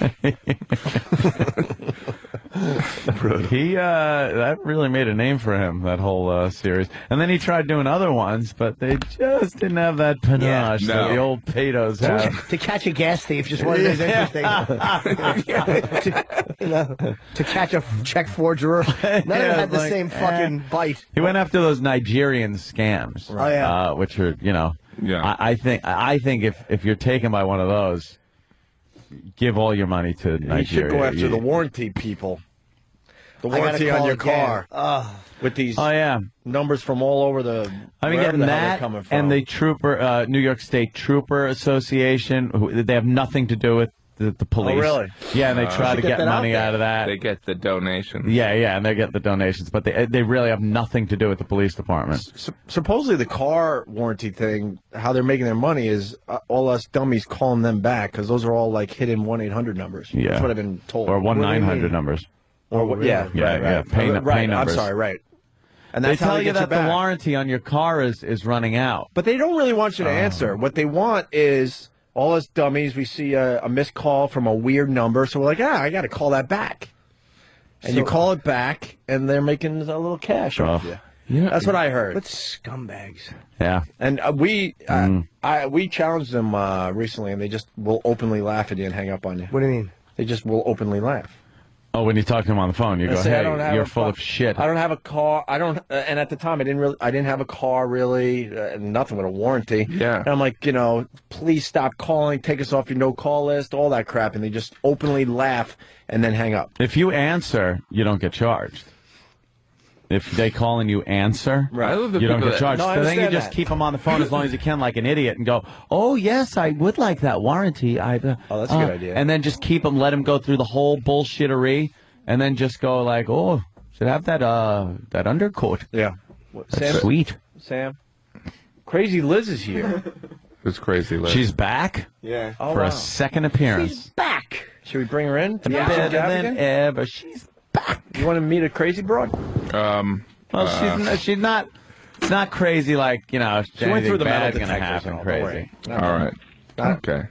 There's metal detectors. This is Crazy There you go. Liz. We Oh, met look her at you yesterday. wearing little yellow pants today, and the same pink thing, and the same, and now the same babushka around your neck. What are you eating? Chex Mix. Want some? No, she's just kind of. Do you know? You notice Jim after a Gaffigan? few minutes No, that but I knew he was there's. going to be on the show today. Hi, how are you? Good, how are you? You notice after a few minutes I'm that nervous. there's something a little wrong with her. We can't figure out what it is. She looks normal. I guess. Well, kinda. She's a little like weird though. Like you're a little bit weird. I'm not saying it's awful or anything, but like you got kind of that 1,000-yard stare and. Are you on meds today? Yep, I started him up again last night. Oh, so you're not like yaw, yaw, yaw. I just have my brain today. How's your Yeah. Chex Mix? Salty. I only had 2 pieces. I didn't have breakfast, so I just needed. I like Chex Mix. Ah, was it? Oh, A little bit, not much. Thanks. I'm afraid her crazy fingers put crazy dust on it. No, I only had 2 pieces. All right. What med did you go back on? He won't stick his hand in the bag. Lexapro. Well, I'm on Lexapro and lorazepam, but I'm not Thank sure you. which is which. You're welcome. Oh, that's good. I'm I'm not on sure which is I'm on which, marzipan. though. It's delicious. Good. Ugh, hate marzipan. What's that thing? That's a candy. It's a candy. Yeah. Boo. It was good. Are you crunching out of the microphone? If I'm moving. She's not as crazy today. No, you she's could back on see the it. meds. How were you These crazy fucking before? meds are really fucking people up because I liked you kind of crazy. Well, Jim Gaffigan, within 10 minutes, she was completely nude, and we were sketching her. Right. Sketching, yeah. Take a look at the sketch. It's hysterical. Well, Yeah? By the way, did you shave yet? no. Why? I didn't take a shower. What? I didn't even take a shower. Since yesterday? No. You're kidding, right? Nice and stinky. Why No, don't I you... put deodorant on. Are you smelly? No. I Wait, didn't what- wash my face. Does your hiney smell? Wait, you were going to say something about the sketch. Yeah, it probably smells. Or hiney? Oh, no, I was going to talk about my medicine. Oh, right. Oh, my God. Please send that to me. Look at the evil picture of the Ruckus dog. Please send that to me immediately. Oh, wow, that's good. You got Oh, can I glowing make you eyeballs. guys cookies? Huh? No. Yeah, you can make us cookies. Are you, like... If I was if I made you cookies, would you eat them or would you think I poisoned them? Not that I would. When you gotta say, Wow. or would you think I'd poison them? Yeah. How about this? Can you make cookies in front of us? Because I enjoy What? a nice warm cookie. What, an easy bake oven? How is she I don't gonna know. do it? Can we get that done, or is that against the rules? What kind of cookies would you make? Do you like rainbow cookies? What the hell's a rainbow cookie? Shit and crushed glass cookies. No, they're the tri-colored cookies. They have like I've Italian seen bellies. those. Like Yeah, with chocolate yeah. on top. I like oatmeal. I like peanut butter. I like chocolate chip. Peanut butter sucks a dick. You don't like peanut Oh, butter? Peanut butter. No. Peanut butter You is need to the want- best. It's fucking fantastic. No, You gotta be not in a pale like us cookie. to enjoy a peanut butter cookie, Peanut right, butter Jim? and chocolate is my favorite team. Yes. No. You need to just take a I just want scoop, chocolate like chip. a scoop of peanut butter though, and then Gotta be M&Ms. careful. Put it on top Yeah, of a M&Ms in cookie. your mouth. You're right, young lady. What about an oatmeal raisin every once in a That's while? good. Anybody? Anybody? Vincent makes good oatmeal No. raisin No, cookies. that sounds like work. Oatmeal raisin. No, but if you make Oatmeal them right, bad, raisin worse. Sonny Newpaltz makes some great vegan oatmeal raisin cookies. Ew, vegan. Yeah. Are you vegan? That vegan No. shit. Well, Nah, you're oatmeals and Chex raisins Mix. are not fucking Chex animals. Mix. Chex Mix There's wouldn't no be. milk in here. No, there's probably some kind of fucking animal fat that those vegans would be like, nah, I can't eat that, man. it's done with animal Animal, labor. man. It's got to be, this corporate checks, man. Yeah. Ugh, I hate hippies. Yeah. Wow, Maury's really going out on a limb today. 1 woman, 5 kids, 15 men tested. Who's the dad? Did he just This do is every yesterday? show Maury does now. Every Yeah. show. All right, Liz. So You I ever don't- been pregnant? Have I been? Yeah. No. All right. Am I right now? Just wondering. Are you now? Are you? Do you like period sex? No. My girlfriend. What? Ew, we were talking about that last week. That's just... What's wrong with you? But how can it be good for anyone? It's great. It's warm and moist. Fucking pump and repeat. No. No? Oh, you're on Ativan. Yeah. Yeah, But it's like a different name of it. No, I know. I just because I know What is it Ativan. for? Depression, anxiety. Yeah. Yeah. Yeah. See, you're a lot more like you like depression, Depression, And anxiety, that yesterday you'd seems been like like, two opposite depression things. and anxiety. You'd have been like, hey, I'm a little wacky. When you said yesterday, like the 'cause I'm low electrical pulses energy, in your high head, energy. like I was really getting that, so that freaked me out about. Gaffigan's side effects. nice observation. Yeah, there are 2 different emotions. Depression, though. anxiety. That Yeah. seems well, like they two were opposite like things, caused by each other. Huh? You're depressed because you're anxious. All right. Basically, And then you're anxious because Oh. you're depressed. basically, it's a vicious The cycle. key is Wow. this. You want to feel better? Why don't you shave a little bit? You feel a lot better. I'm telling you, there's no reason to leave hair growing. It's a mess. No. It's wispy. What's wrong with No. There's nothing wrong with her. There's a lot wrong with it. Get rid of that. I ain't got no bush. You what? I ain't got no bush. You shave Maybe it? she's starting a but I trend. don't It's have a all bush. coming back now. Yeah. The 70s are coming back in a big way. Oh, please, not that part of it. So the medication, you were off it, and then you're Well, back I on. left it at home this weekend, so I was off it for like Oopsie. 3 days. Oops. And where were you for 3 days? In Queens. I Queens, just I left my purse in the car. Right. I mean, I do that. too. What? No, but you weren't home, but you live in New York City, and you were in Queens this Oh weekend. no, I live in Rockland, and I was in Queens for the Oh. weekend. You're wandering around Queens going, hey, where's my medicine? I'm depressed and anxious. Wow, you just Don't worry, the lights came on, yeah. That freaked you out, didn't it? Sometimes when the lights get dim in a restaurant, you go like, I got a brain tumor. And how do you feel differently when you're not on Well, your yesterday was the medication? first time that I was off it for like 3 days. 6 or 7 months, I guess. Yeah. So it was just like my body was. Blah, blah, blah, blah. Yeah, see, that's more But like you. I just couldn't control my body. How is she behaving differently than before? If you don't She's mind not me? a psycho today. Yes, yesterday you were there was very peculiar before. I was, yeah. She was It's a dancing. little odd. It She was wasn't dancing for us. It was yesterday, very I'd still dance if I borderline. wasn't It on wasn't medicine. crazy like she's Even just if I goo was. goo goo goo, but you could tell it was just something a little off yesterday. And do you have a job? Are you going to work? Or you? Do you have a job at $99? What's that? You could be approved for a brand new car. See, she was doing stuff like that too. Okay. See, It's at least the creeping out a medicine little isn't bit. sticking to every synapse. See, a little oozing just. But you're happened. like you're walking to work and you're like, you know what? I'm going to go by and see Opie and Anthony, right? Oh, well, I live in Rockland, which is not here. Right. Oh, so you But- plan to come in? You guys? Yeah. She I comes plan- in. Well, Okay. yesterday I came in. Okay. All I right. Yeah. decided I skipped my classes to come here. All right. All right, she's getting a little weirder. Should we throw her back onto the bleachers? Face. Yeah, you're on, you're You're- on camera. You all right? Yeah, see? You all right with that? Wait, but which side is it coming from? It's it's from up. No, right? No, the other way. The other way. Straight. Nope. I see the side of my face. Right. No, you do. See, if you turn really fast, it's not gonna.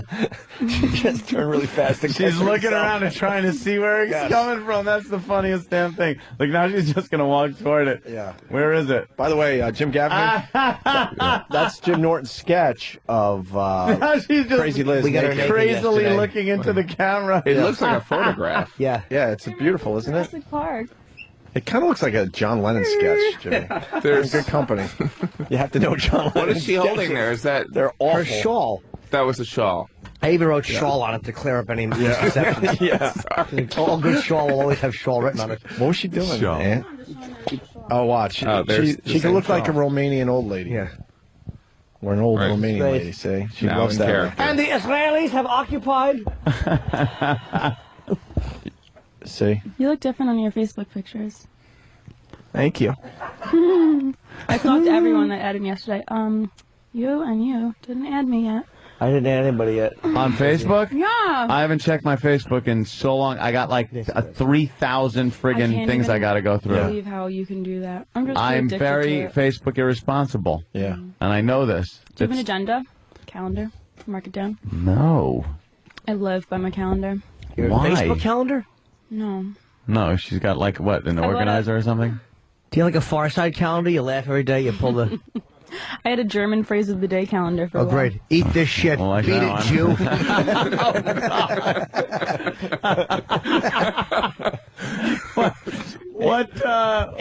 What's your organizer have in it? Like, can we see what your? Oh, I didn't bring it with me today. I didn't bring it Oh, with me. what's like? Give us a day. What's like your agenda? Some of her tasks. Yeah. Yeah. Well, sometimes I'll write down everything I have to do. Do you want me to hold this? Is your arm getting tired? Why don't you come off the mic stand? All right. Hey, Anthony, as we reset her, Jersey Matt writes, you should get a laser Such a pointer and see if doll. Crazy Liz chases it around like a cat. We saw a cat doing that this weekend. I was What? gonna eat that cat. It was so cute. You were going to eat a cat? You know, Well, figuratively speaking, I have bet. Well, ever you seen never know. A because- Scottish fold cat. No. You know you're taking Jim Gaffigan's time. That's so, all right. So I'll at go least sit down. talk to him. So we, Jim, Yes. have you ever seen a Scottish fold cat? No, I don't think so. I don't know names of cats. But they're. What? Who cleans in this office? Mars. Why? What's the matter? What's wrong with the cleaning No, I was supplies? just curious. Why do you ask? Because I clean. You want to start? Is that what you do for like a business? Well, what is not your really. job? You didn't make that. I make beds and clean houses. You didn't tell us Just that one house, yesterday. though. Oh I my was- God. I didn't think about it yesterday. She goes into. You said school. You missed school. She goes into What do you? medicine. Where do you go to I was school? in. Yeah, the lights will go off and on every so Yeah, often don't worry. for no fucking reason. Really? Yeah, there's a short somewhere. Yeah. He guards the front door. Yeah. I'm kidding, Joe. Where do you go to school? Well, I was at SUNY New Paltz for 2 years, Yeah. and then I went out to Las Vegas, and I hated it, so I dropped out of school after like 2 months. And then What's wrong? and then now I'm at Rockland Community College, and I'm going back to the SUNY New Paltz. Cool. Tell me about you. I'm kind of shy. There's I don't believe nothing really. I like your shirt. Let's try to get to know Jim Gaffigan because Oh, yeah. he's a bit shy. Give him a little interview. Yeah, help him out. You want to go into broadcasting? Make sure you right? mention his Oh, Comedy sure. Central Yeah. special happening Sunday at Spin a 9 whirl. o'clock. So, King Baby, Jim his Gaffigan. website. Tell me about your website.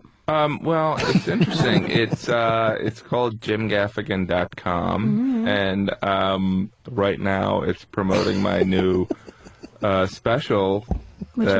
It's King Baby. It's on this Sunday at 9 p.m. on Comedy Central.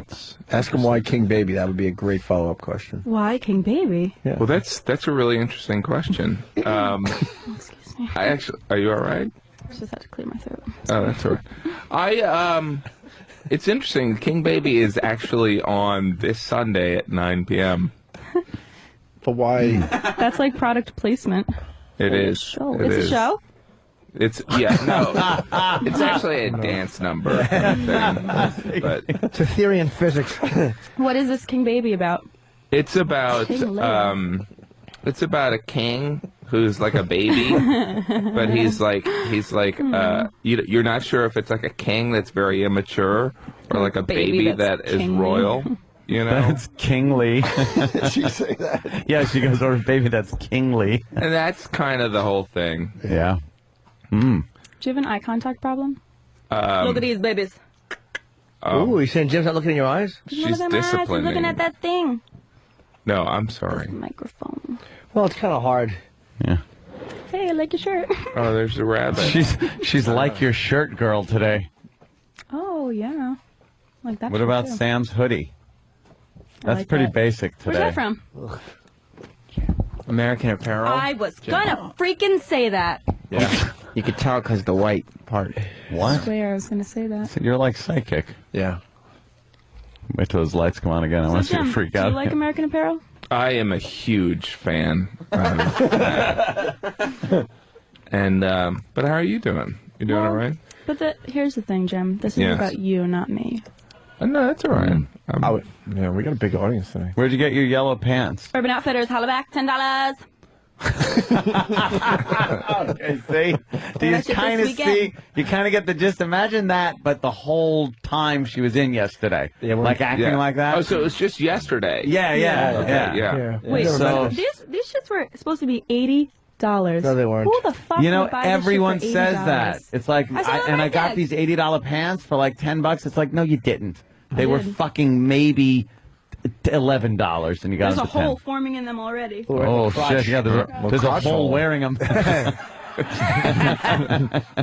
It's it's like a pinkish sweater and then very bright yellow pants, light green sneakers with the fucking pink laces. Nice. You really are. That was Liz, not Jim Gaffigan. Yeah. You know what? Those yellow pants. You know what dance I bet you could do? The Nannerpuss? I looked at it yesterday. By the way, Oh, you looked at I saw Nannerpuss? the remix. I couldn't find the original one. And I saw someone in the studio. Do you love how Nannerpuss knocks his own eye off? It's the best part of Nannerpuss. my girlfriend mentioned Nannerpuss before we banged. As I was fucking her, I was thinking of Nannerpuss and Travis's Nannerpuss dance because he dips down before he does it. Yeah. It's so enraging. It's so enraging. Yeah. Thank you. Give me those. Oh, Jesus. Monster. Thanks. No, you can. All right, well, We'll share. you want to do the Nannerpuss? That's pretty good. That's I keep actually thinking it. But you got to do the song. We represent the Lollipop Guild. Really? You think that's like a lot like the Nannerpuss song? That's what I think. Yeah, when I think of it. Never know. Want some more Chex Mix? No, I'm good for now. All right. Why'd you eat it all? No, I just had them in my lap. I was hoping she'd go fishing for Chex Mix and hit my penis. Is your pal here today? Yeah. Yes. Yutters and Yeah. really. What? What's wrong? Where's your pal? Hey. Oh, there he is. Oh, there he is. Oh, I just have to And he's got, clarify like, a yellow something. shirt. Adam is Yeah. moving to San Yeah. Diego. He's going to be an air traffic controller. He said you guys like planes. What were you staring good at, by the luck. way? Pushing tin, as they call it. Yeah. Hey, listeners, guess what? There's a big fucking bunny in this room. Wow. See, sometimes I think you need a couple more days, and then you'll be completely fine. Yeah. Because you're like really stable, and then occasionally you're you from yesterday. Because my body is connected to my head now. But the thing with the lights and like a bunny and that's like weird. That's Hey, all. Paul. What are you looking at? Oh, you got a couple of friends in here? She's walking over. She just walked away from the microphone. But I wasn't talking. What? What are you, What are you doing? Ooh. They're making me think that I'm crazy.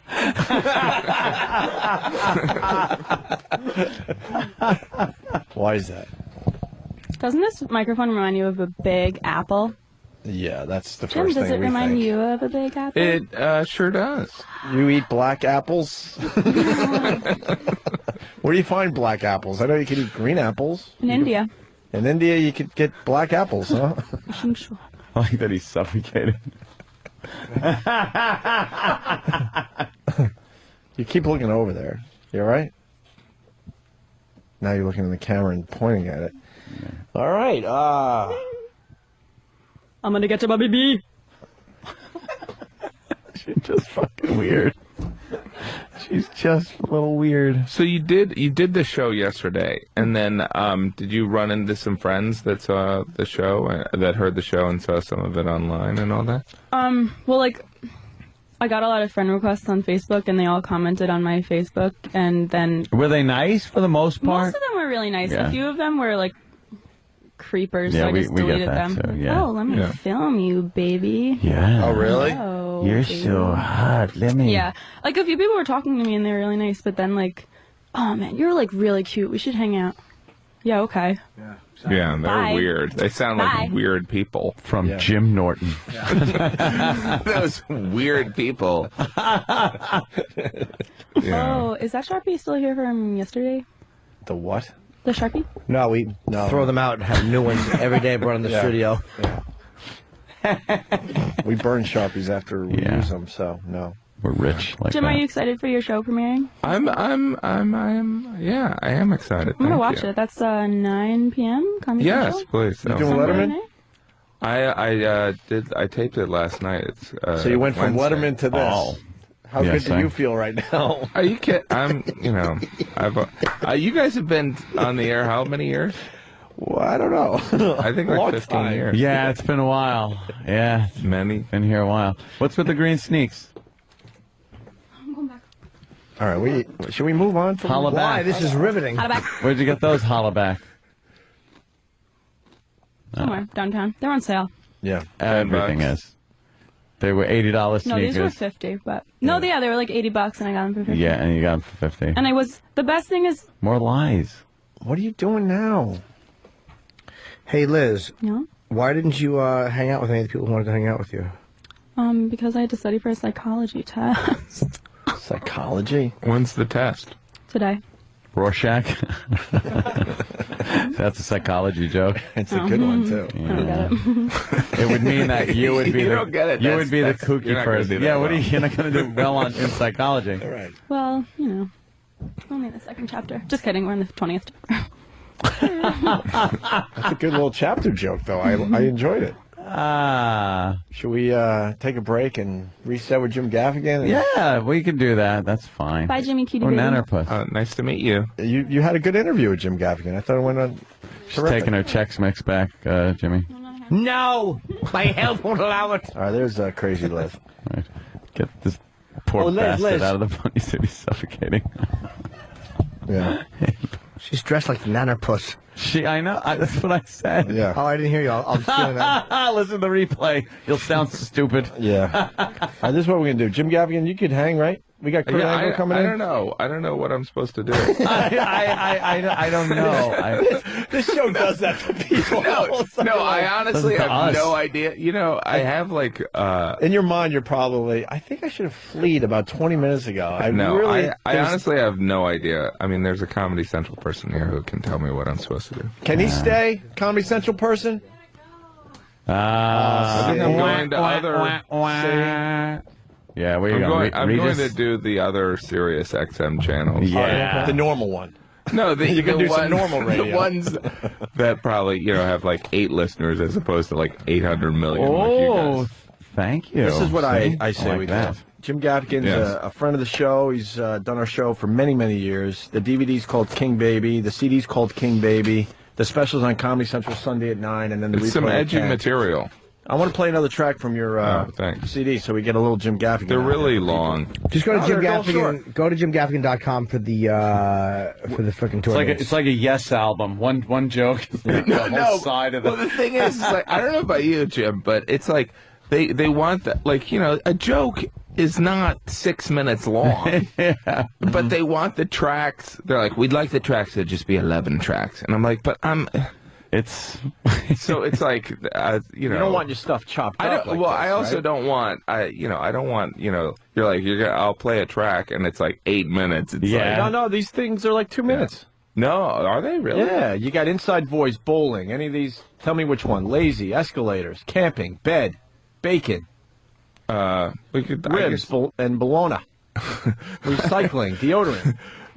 Some edgy topics. We should have just used this as word association All for. right, how about this, Jim? Why don't you do pick bacon? A number Bacon. Pick a number Bacon. between 1 and 17. Bacon's always good. Bacon is your number? All right. Bacon. Bless you, Jimmy. Bless you, you little lamb. Thank you. All right. No, bacon's long. It is? How long is it? 5 minutes. Oh, shit. You don't want that, so. Ribs and bologna. How long's that one? Ribs and bologna. Bologna? I like saying bologna. 3 minutes and 30 seconds. Was that too long?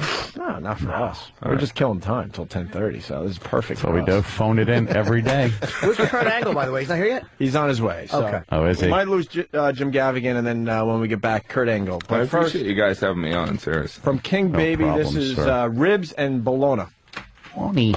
Bologna. No, he says bologna. It's bologna. That's how bologna's. That's how No, bologna's it's a spelled. GNA. That's What one sound- of the you're jokes full at of the end bologna. of it. It's bologna. Right. From King Maybe Baby. that's the Check this out. punchline. All right. Jim Gaffigan, Thanks, thank you. It was a guys. pleasure.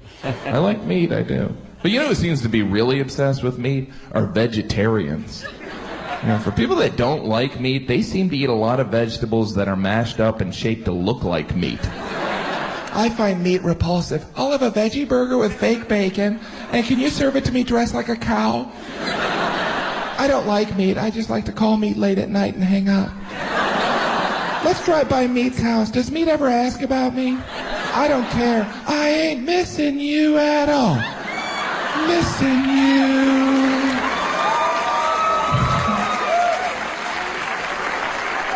Never see that the other way. I will have the steak, and can you make it taste like tofu? My wife refuses to eat meat because she feels it's cruel to animals, which, interestingly enough, is the same reason why I don't eat vegetables. I'm a vegetable rights activist. Except for the potato, they can't feel anything.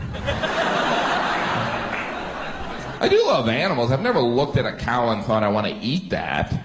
But once that cow is slaughtered, drained of all its blood, chopped up, and put on a grill, I get hungry. Cow. Definitely helps if it doesn't look like an animal. This ham sandwich doesn't look like a pig to me.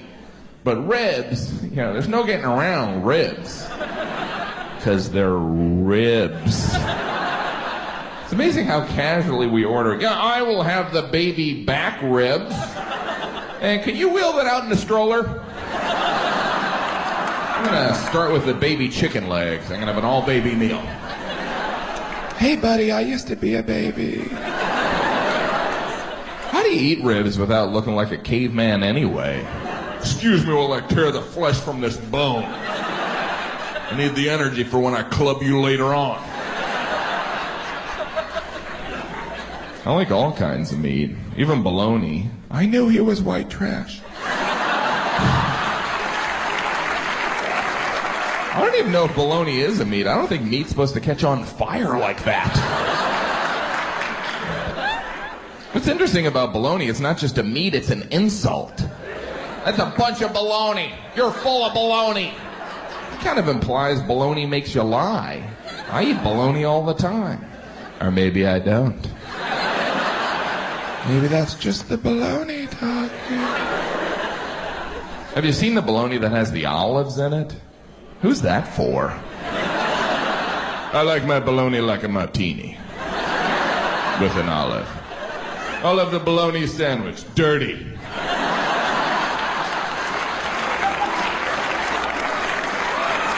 Everything about baloney's silly. Who decided on the pronunciation of the word baloney? All right, how do you want to pronounce this word? Baloney! I don't know if you saw, there's a G in the word. I don't see no G. Baloney!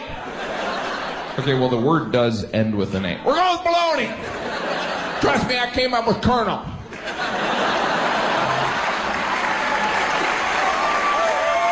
You ever been reading and come across the word colonial, like colonial? Someone important? This reading's hard. Where's my TV?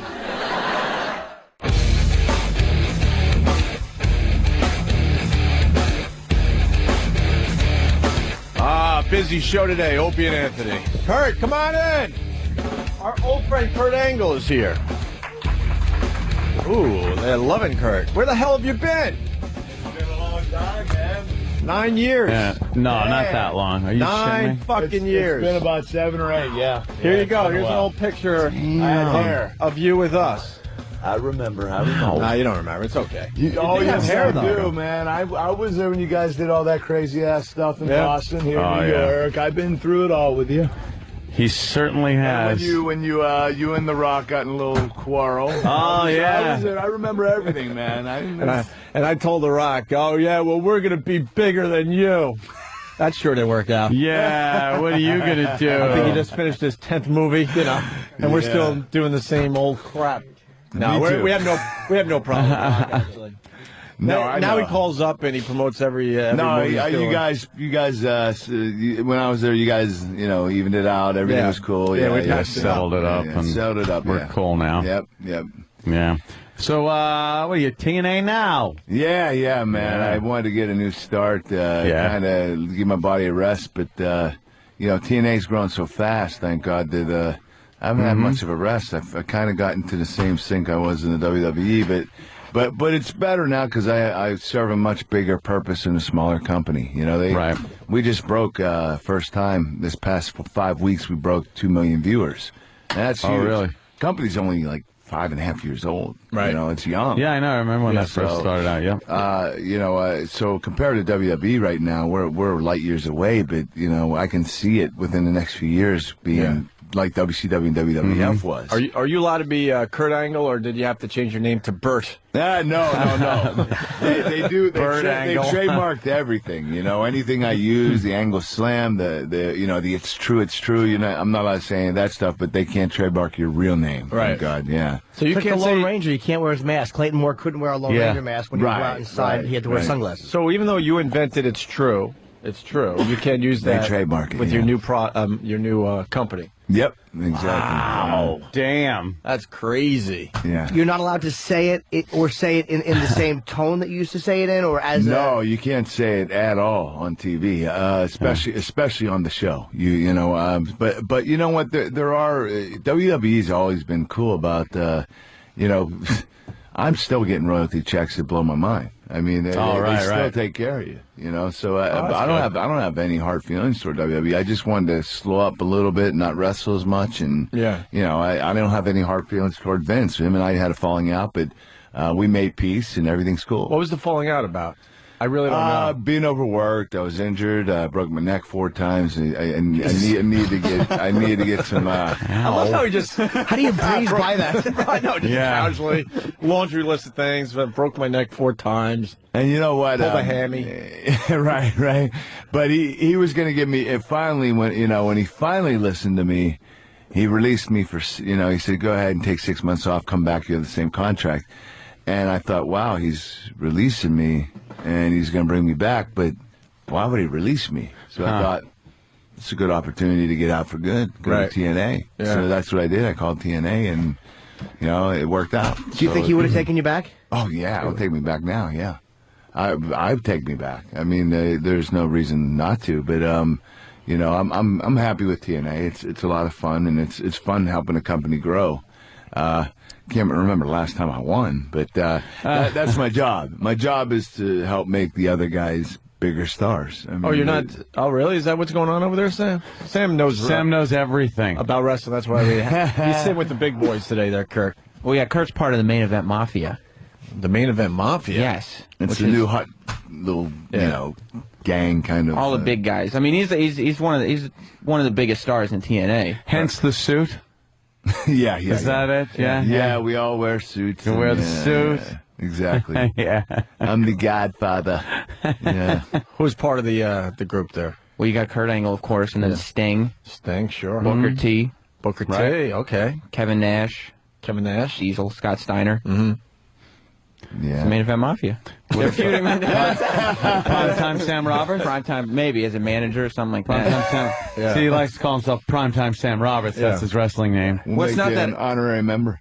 It's not that I like to call myself that. It's what people started calling me. Sometimes his nicknames. Sorry. You know, Yeah. damn, I forgot He that. corrected you, Yes. Ryan. Yeah, the people You don't have full dubbed control you sometimes. that. Douchebag Sam Roberts didn't have the same ring to it. He wrestles in high school gyms locally, so yeah. Oh, you do? Well, I've never actually wrestled. Well, you jump in the ring and you I've kick gotten in the people- ring, though. and you Taking punch some people in the bumps? balls and stuff. He Oh, gets in the yeah, ring one of those guys, yeah. and doesn't look like he's selling anything. What are you talking about? You didn't. I'm sorry, you didn't sell it to me. I was just looking like, oh boy. My favorite Sam managing video was when Sam he did the run-in, he did the low great blow. equalizer. Yeah. And then didn't know what to do after the fact, so he just kind of stood in the ring. You looking can't around just and stuff. stand in the ring, primetime Sam Roberts.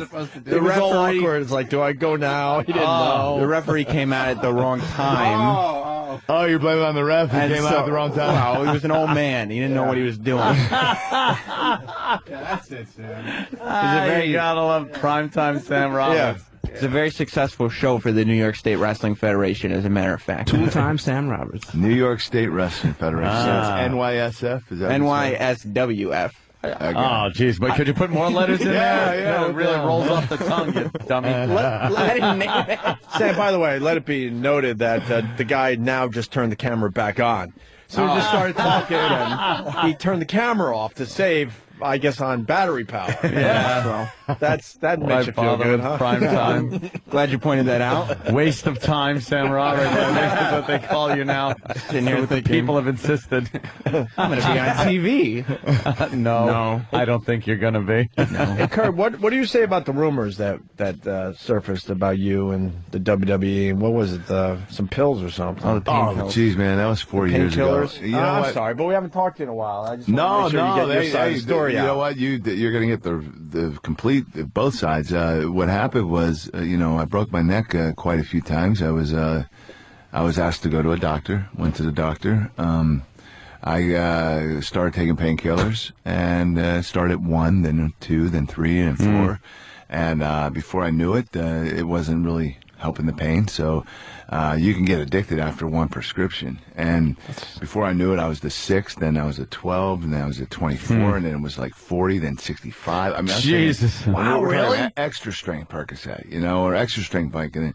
So it got so out of control that I knew I had a problem, and I knew I had to present it, and I did. The only problem was I wanted to go to rehabilitation, and I was told that I could do it on my own while wrestling full-time on the road, because I was an Olympic gold medalist. That's what really got me upset about the whole situation. Was I was in a lot of trouble. I knew I was. You knew you couldn't do this on your own, and you were out there on the road. But I did. Oh, you did? I did. I had no choice. Wow. I did on the road. And you know what? I don't blame Vince McMahon for me taking the pills. Although they set up they wanted me to go to this doctor, make sure my neck was taken care of. But I took them myself, and I'm the one that got myself addicted. I just needed help getting off of them.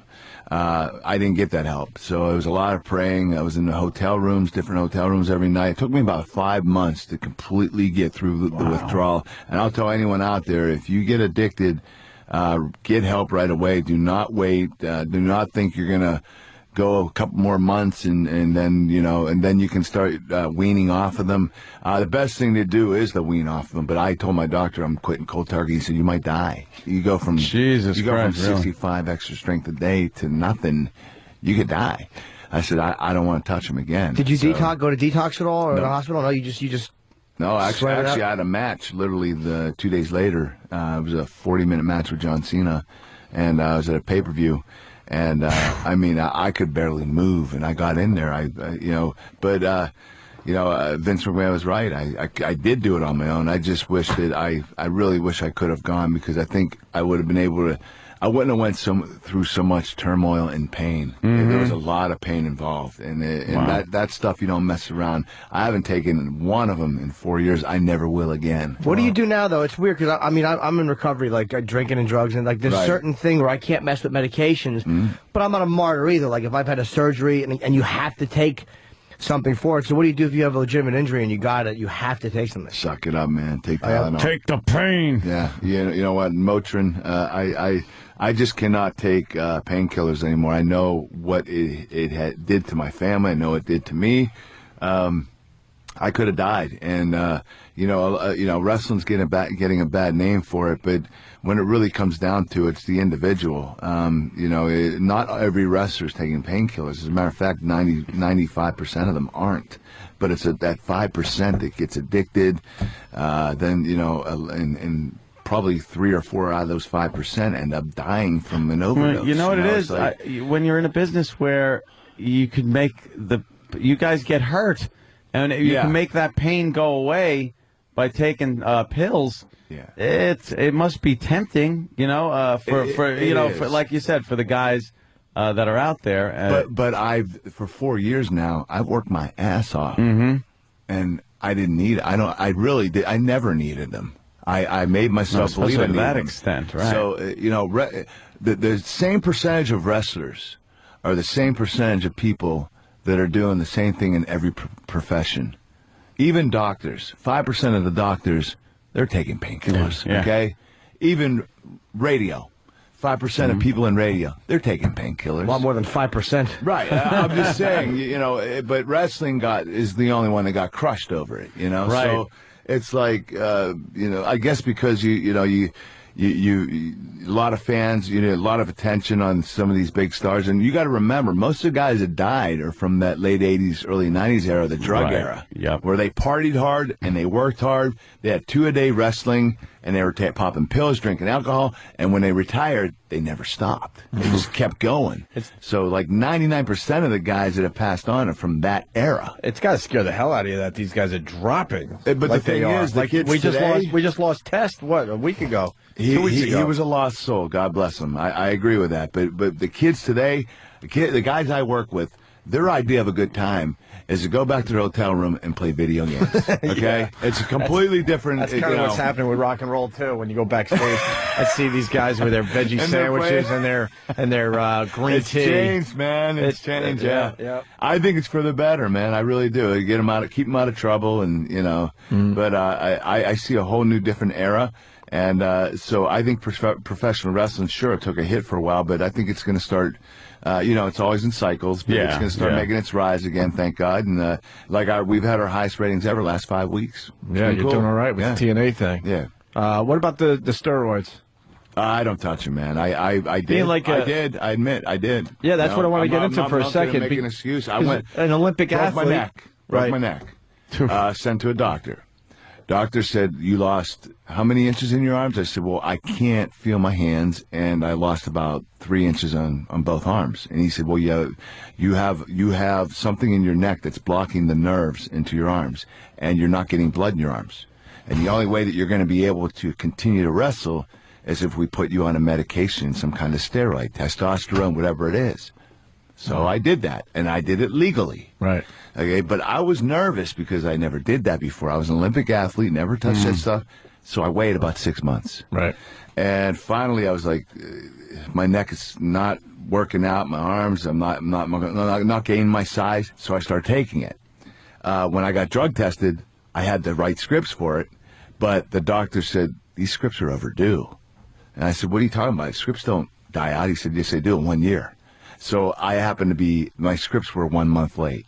So I got suspended for taking something that I got prescribed that I was scared of taking, but I ended up taking. Right. And so it's no excuse. I did take them. I'm not going to pull a pro baseball player thing. I did it. Yeah. And I had a reason for doing it, but, and I got caught doing it, but at least I could say I got it legally prescribed to me. It's obvious because of my neck. It's obvious to you that all the baseball players were doing it in the steroid. Yeah, you know what? I don't blame them. You got to remember that a lot of people in society today Tell me they didn't want to see Mark McGuire break that record. Oh, yeah, that was about it. You know, we talk about that all the time. You want to see these monsters just slamming the ball over the wall. That's it. Yeah. And you know what? They all broke the records, and they probably couldn't have done it without steroids. Mm-hmm. It's noticeable that the wrestlers look a little smaller, too. Without a doubt. And, you know, will it hurt at first? It probably did at first. It's going to hurt for a little bit. It's like when the bodybuilders, when they tried to make it steroid-free. Nobody watched. You know, these guys lost 50 pounds of muscle. No, everybody's like, this guy looks like a normal person. Yeah. You know, and then they said, okay, let's bit. stop the drug testing. And all of a sudden they're back up to 350. You know, they want to see freaks. I mean, we all do. We want to see. So they look the other way. Yeah. They're the only sport that pretty much looks the other way officially, right? They still have random testing, quote unquote. I don't know. I don't know a lot about it, but I will tell you this: they got some big son of a bitches, and you know. So, you know, we have a drug program that we follow. We get drug tested, and even though TNA is a private company, it's not a publicly traded company. You do have to go through. They will suspend you. So, you know, WWE's done a tremendous job. They've actually taken a step further and have given anybody that's been employed by WWE, you can go to drug rehabilitation anytime, anywhere, whenever, you know, if you do become addicted even after you wrestle, right? Vince McMahon's giving you opportunity to go to rehab. He'll pay for it. Right. I think that's an amazing feat. Yeah, that's a good step. It is, and I'm glad that Vince McMahon did that. I think it showed a lot of poise, and you know, if there wasn't a WWE, there wouldn't be a TNA. We're both going to feed off each other, you know. So I'm very proud that Vince McMahon did that. I think it's going to help a lot of future wrestlers too. Man, you've been through a lot. Kurt has been through a lot. I've been bashed and I've been crushed and breaking the neck 4 times. Yeah, my God, 5 including the Olympics. I broke my neck right before the Olympics. What about the MMA rumors? There was rumors about you fighting in the MMA, and then there was the whole thing with you and Liddell. I mean, was that something that was real? Yeah. I still, you know, I still am considering it. I've actually, you know, people say, "Oh, Angle's full of it." I'm not allowed to really talk about it. My first priority is TNA right now, but will you see me in the Octagon? Yeah. Wow. I can't tell you when, but you will see me. I can't tell you which company. There are a lot of things that I can't say, but I will say that I will fight eventually. Because you're a legitimate wrestler. I'm 100% healthy right now. You can really fight. But Liddell said something, and it was in response to something you had said. I have a lot of respect for Chuck Liddell. He said that he's Am I scared of him? Hell yeah. Okay, because he said that you've never. Because you had said something which I guess bothered him, and he goes, "Well, he's never been hit as hard as I'll hit him." No. Jesus Christ. All I said is that I would give him a good fight, and you know, he was trying to say that I couldn't take him down. You know, I want to go medal in the Olympics. I know he wrestled in college, but, you know, to me, he's a little peon as a wrestler. But he has power. I have a lot of respect for Chuck. As a fighter, he's one of the best ever.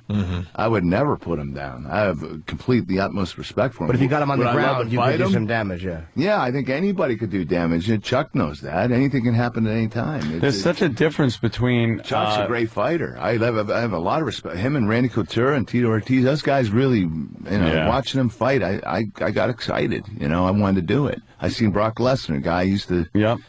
mix it up with in the WWE.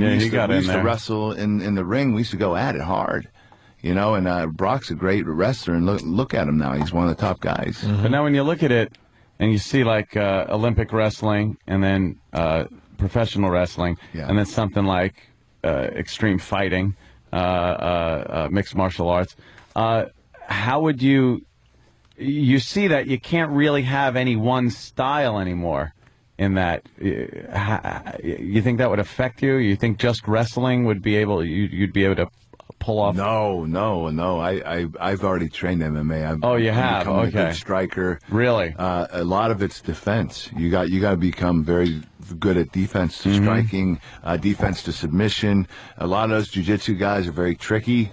I know that you have to become a well-rounded fighter. Because it used to be just, you know, you get one of the Gracies in the ring years ago, and the guy was, you know, whoever his fight was done. You tie you up and you're done. Now you can't. You got to kind of know a little bit of everything. You have to know a little bit of everything. And you know what? I'm not going to become this great knockout submission wrestling machine because I'm not going to be able to learn enough in that short period of time.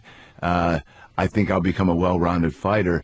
But when it comes down to it, you need to use your strengths and your weaknesses. You got to work on and make sure that you don't get caught in a situation where Chuck, he has a great right hand punch. I mean, he can knock anybody out.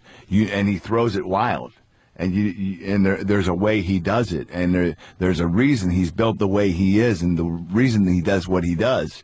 And someone like Chuck Liddell, as dangerous as he is, you got to remember that guy can knock you out at any time. That punch is the defense has to be there. What weight would you fight at? If let's say speculation, you ever did it, what would the weight be for you? Would you be light heavyweight or heavyweight? Believe it or not, I could fight at heavy, light heavy, or middle. Because a guy like heavyweight, I do all three. I'm about 220. I range between 220 and 230. I get down to 205 and today, and I could suck down to 185 if I had to. Because Lesnar's obviously a heavyweight. Lesnar's huge. He's 270. And Fedor, he wrestled what, Sambo? Sambo. That's his thing. What's the difference between that and the wrestling? Sambo is wrestling with submission. Okay. Yeah. So that's kind of like what regular traditional wrestling is here, but it's got that jiu-jitsu submission mixed into it. It has submission with it. Yeah, Sambo is a lot of wrestlers back in the day in the 60s, 70s, early 80s used to do both wrestling and Sambo championships, and basically it's wrestling takedowns, getting the guy on his back, going for submission holds.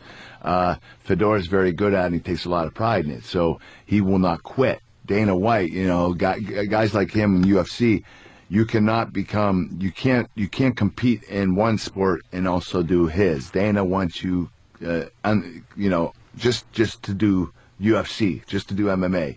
He doesn't want you to do, like if Dana White, which we haven't talked or anything, but if he came to me and said, listen, I want you to fight, he would say, you have to quit wrestling.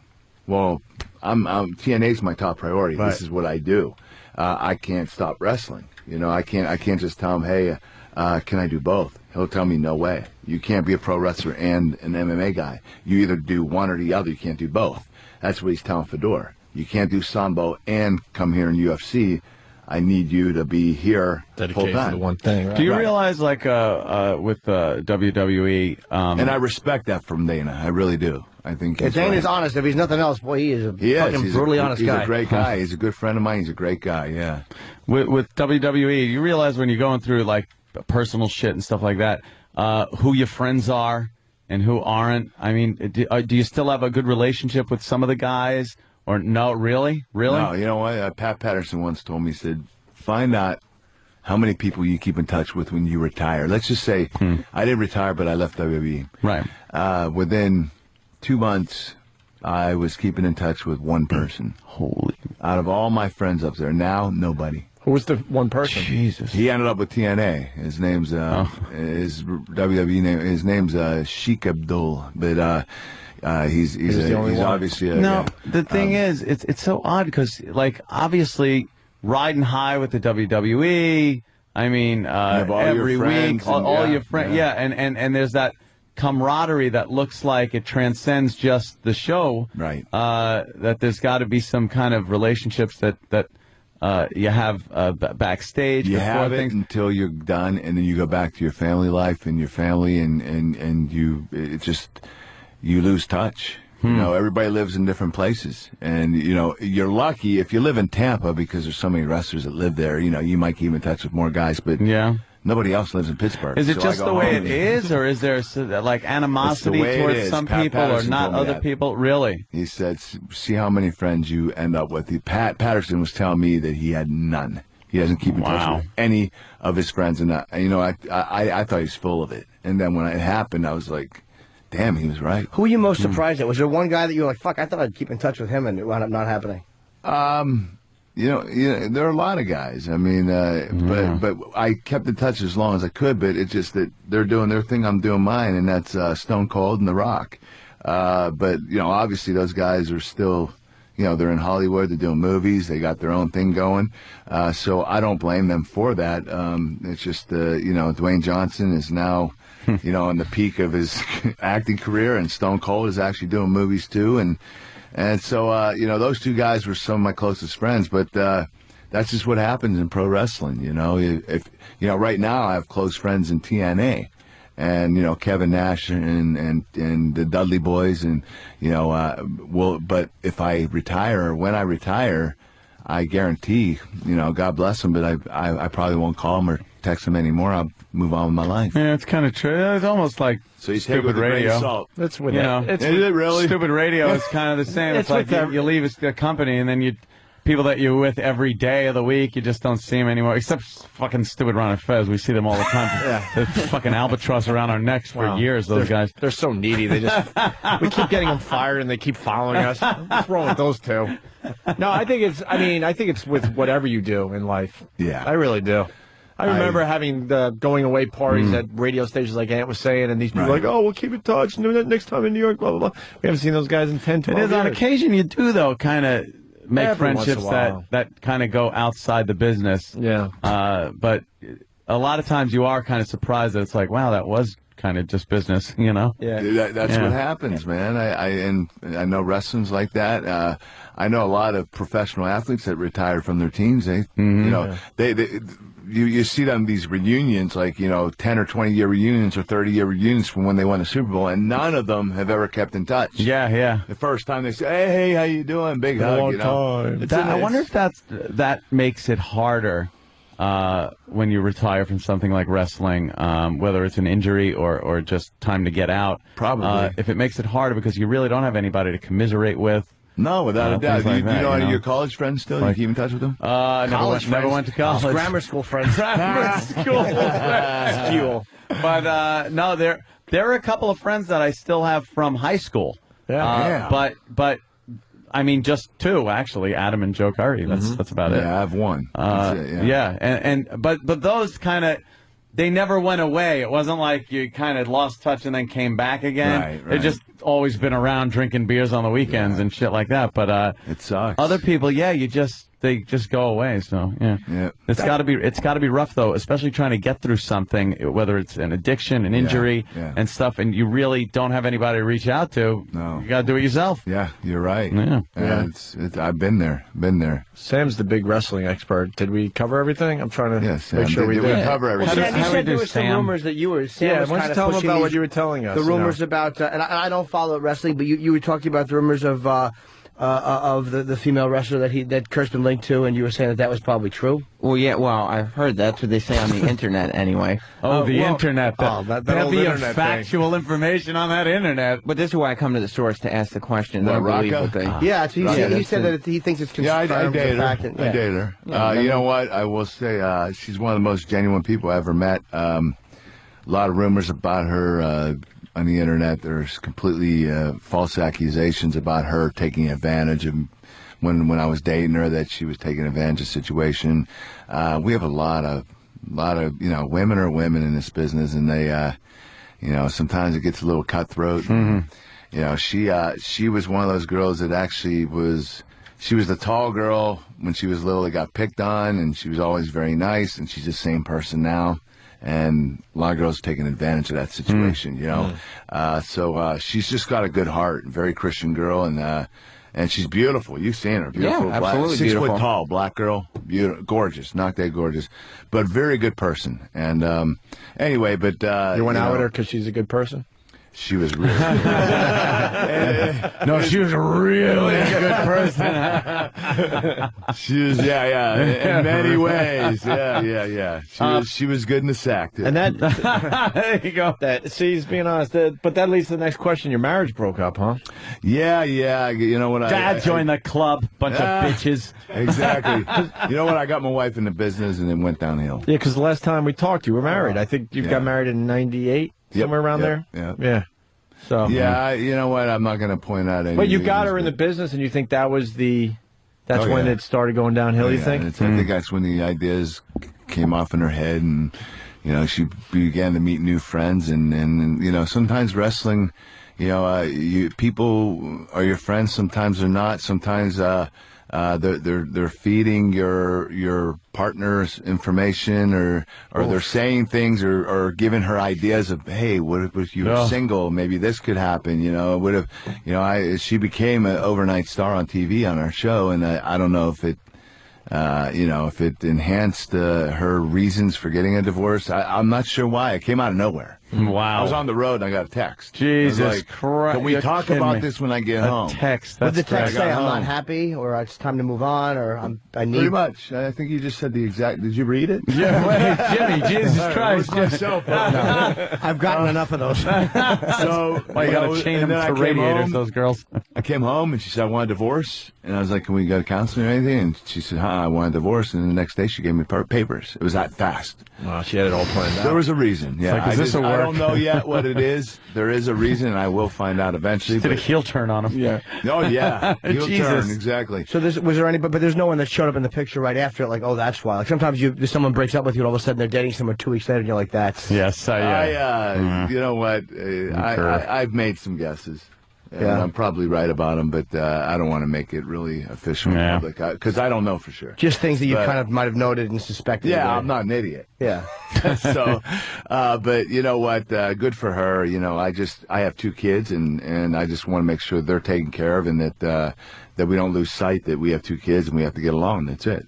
I have no problem with who she's dating, what she's doing, as long as the 2 kids are taken care of, and we protect our children from whatever personal relationships we have on the side. You know, translation. Kids are too young for that. Right? Translation: Kurt Angle is doing quite well on the side. But that's also a good message to any potential guys out there. You're not going to play dad to my kids yet. That was also right. Don't think you're going to step in and start filling shoes. Yeah. Exactly. Are you a jealous guy? Would that drive you nuts? No. To see that? No. I'd be happy for Karen if she got, if she had a new boyfriend or she got remarried.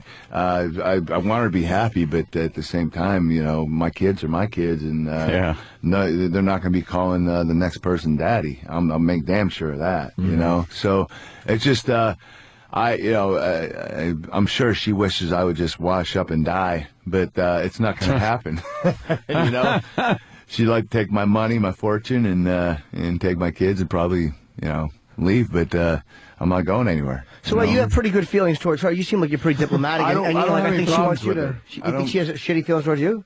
No, I just I just think that she thought it was going to be a lot easier for her to get rid of me and move on with her life.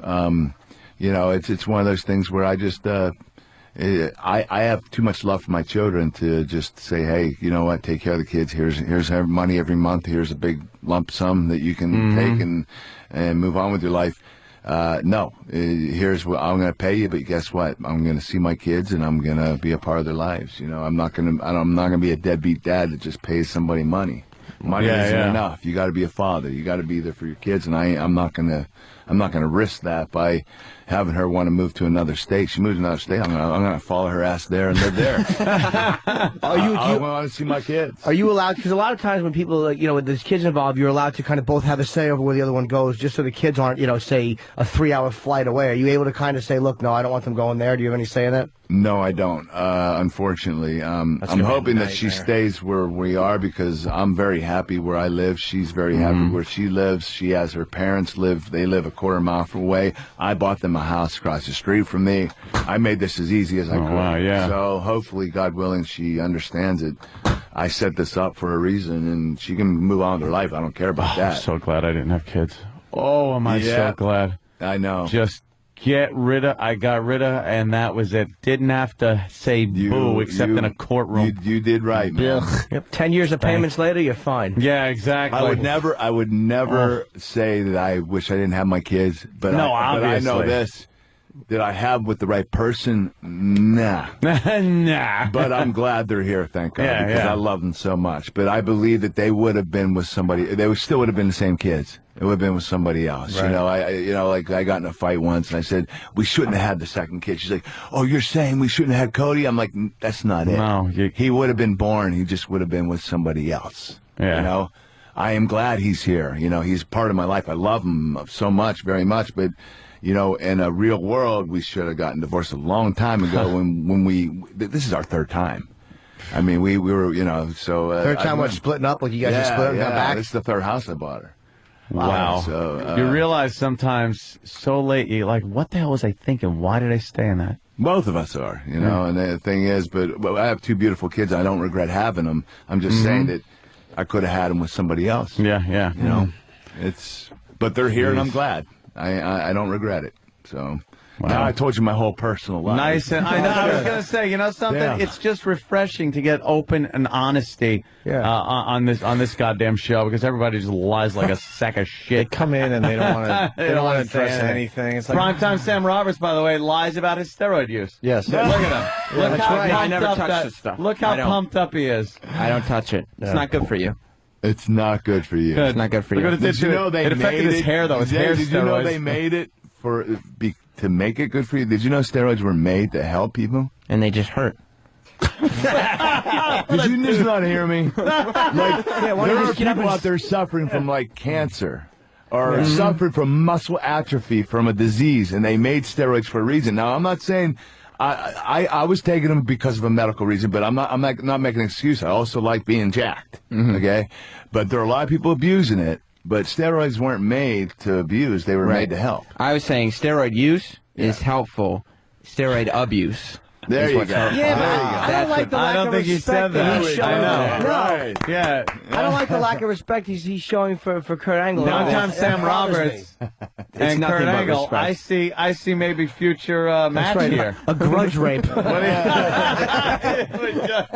want to come in? Hey, we got lockdown coming up. We even have Danny Bonaducci's going to be in it. Uh-oh. Oh, man. Oh, someone just hit him in the head real hard. You know what? That's what he says. He says, I just want to get my ass kicked. I said, oh, that will happen. Something that tells will me happen, Danny. Yeah. He likes being punished in life. Yeah. He's a little, yeah. Something's going on there where he thinks, I should just be punished for everything I've done. Please beat me up. He's not a pussy, I'll say that. Bonaducci is not afraid to mix it up. Definitely, He wants to beat the shit out of Dennis Rodman. I have no idea why. I guess he did a show with him, a reality show, and he's like, I want to. He did well with Jose. There's always Jose somebody Canseco. who wants to beat up. He did well like, with Jose I'd Canseco. attack his knees and I'd gouge his fucking eyes out. Like just saying stuff like that. He's an angry guy. He is. He's a martial artist, isn't he? Like Danny's a fighter. yeah, He's not yeah. He's been taking martial arts for years. He's a tough kid. He's a tough kid. Because he's a redheaded. He was fucking the kid. He probably got picked on. Partridge family. And he said, hey, "Fuck this." And Danny Partridge. Yeah. Danny Partridge just kicked your fucking ass. That little how do you bastard's feel? jacked up too, man. Yeah. Did you see him lately? Yeah. Oh, there's no mistaking what he was doing for a while. Some He's trying to put it on abuse. TV. Some abuse. Abuse, Sam Abuse. Roberts. What do you think about steroid abuse? That is hurtful. That's not good. Right. And someone like Danny Bonaducci on television, that's not a message you want to send to kids. Kids are watching him. See, it's all about the kids with you, right? It's just the worst. It's true. God, do I want to push that chair over? I mean, it's real. I just want to push your chair over. I understand what the problem is. God damn. Kurt, I couldn't be happy. Very, congratulations on the gig and everything. Thanks, Sounds like man. things are Thank going you. great. It's going well, man. Yeah. I can't complain. Tell Mick Foley we said hi. I will. Mick's You know great. what? Mick He comes in every time he's in New York. I told him I was coming here. Yeah, he told me. He Yeah, he said he rules. loves you Mick's guys. a good shit, man. He really is. Yeah. He's also another guy that's brutally honest. You know, Yep. he'll tell you like it is. Oh, you yeah, know? yeah. Yeah. So what are we promoting? We got the TNA Impact Thursdays at 9 on Spike, right? Yeah. Then you got TNA Lockdown. That's the pay-per-view. April 19th. Oh, April 19th. Okay, Yeah. Sunday, April 19th on pay-per-view. Yeah. And it's TNAWrestling.com. Yes, it Sam is. likes it. Yes, I do. Hey, it's right down in Philly too. We're at the Temple University, their Nice. arena. So hopefully, some people in New York here can head down there, an hour and a half drive, and just Make the trip. Yeah, without a doubt. Check it out. Mick Foley fighting for the world title. Sam Yeah. Roberts will be gone, I'm sure. Primetime Sam Roberts. I hope they don't give you a Prime ticket. Sam Roberts. I like that. Yeah, I know. Primetime. Please don't like that. Foley's got to stop wrestling. It kills me. He does. Our buddy's got to stop wrestling. You know what? The thing Didn't he is- retire? What is he doing? He's got a hunger. Yeah, but He's got a hunger for it. We love that guy. We don't want him the to get thing hurt. is, not only that, but here is Mick again. Guess what he's doing? This whole, you know what the whole thing about this pay-per-view is? It's every match is in a cage. Crazy ass happening. Mick Yeah. is going to get on top of the damn cage, He can't. take a 40-foot bump off into a Yep. table. You know, this is like the worst thing he could actually do. why? The guy can't just fight in a cage. No, He's no. got to get all over it, fall off of the goddamn Through it, everything. Yeah. I know what So- happened. His kids took his posters off their Yes. walls. So now he's like, oh, yeah, I'll show you. Look what Yeah. Daddy could still His kid's do. got like You know the what? Jonas Brothers posters on now, and he's all mad. You're not kidding. He brought that up to me. He told us. Yeah. He's not happy that his kids don't look at him as that wrestling hero anymore. Yeah. The best-selling author. Yeah. No, nothing means anything. Yeah. Did you see when he got hit in the head like 14 times by The Rock? and his kids were in the front row. Oh, yeah. And he was handcuffed and bleed. I mean, Mick, you might not want to take the kids to lockdown. That might not help them mentally or psychologically. Here's the other problem. His kids are all grown up, and he's still trying to push that Christmas thing on them. This Christmas room. Jesus. Enough with Christmas every day of the year. Creepy. Right. It was fun when they were 4, man. Your kids are now dating. They're going to proms. I'm down at Disney with my kids, right? My wife and I were married. And somebody comes up to me and says, hey, Mick Foley comes down here a lot. I said, hey, that's great, man. He brings his family. They said, no, he comes by himself. The son of a bitch goes on rides by himself. I mean, Mick is, whoa. Oh, that is creepy. Yeah. By the way, this is, we love the guy. I do too. I love This Mick. is why we God love bless him. him. We beat up the guys we love. So. I want to ask Kurt one thing, too. What did you think of the wrestler? Did you like it, or did you how do you think it portrayed wrestlers? A+, man. Mickey Rourke did great. Marissa Tomei. I thought the story of the movie, you know what? It really showed like a side of, like Jake the Snake. Someone like him. Right. What he has gone through. And God forbid where he is headed. The end of the movie was the big splash, but you didn't know what was going to happen. Obviously a lot of things have happened. Those wrestlers back in the 80s and early 90s, and God forbid it continues. But like I said, wrestling is different today. But that is the exact what wrestling used to be. Did it make you sad when you saw that at the end, or the way the old wrestlers were kind of like forgotten in a certain way? Yeah. You know what? It just, I knew that guys have gone through that, and with me, my life won't be over when I'm done with pro wrestling. I'll probably end up coaching or doing something, because of the Olympics and winning Olympic gold medal. But I can see these guys, they never had any other education. They've been pro wrestling since they were 14, got their shot when they were 25, became popular, and then they had their fall from fame and, addicted to something, and bang, here they are doing these small shows to make $50 or $100 to survive. It's like, oh man, I pray to God it doesn't happen. It's just, a lot of these guys made a lot of money and then spent all of it and lost it. Yeah. I'm not saying all of them, just a handful, but it just, when you see Jake the Snake and guys like that, it's like, man, this guy had everything, and he just gave it all away. He was huge, man. Just drugs and, crack and cocaine. And seeing Jake bothers me a lot. Yeah, because, you know what, I loved him as a fan. I just thought he was real. You think that was the biggest influence for Mickey Rourke's role?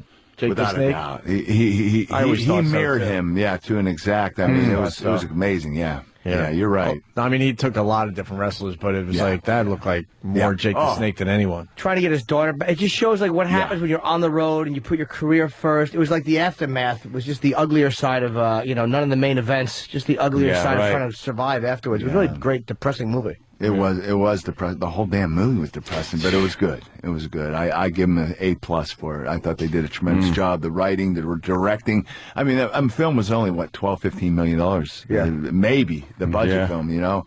I can't imagine how much they made. They made over $100 million, right? Oh, sure. Why is Chris Jericho snipping at him? What's going on with that? I don't follow it. But is that real, or is that he's just no? That's a WrestleMania. They're trying to get Mickey Rourke involved, and I think it's it's pretty cool because he was up for the Academy Award. So it's something. Vince McMahon, he always has to bring in celebrity, and this is pretty cool. It's the right timing. Okay.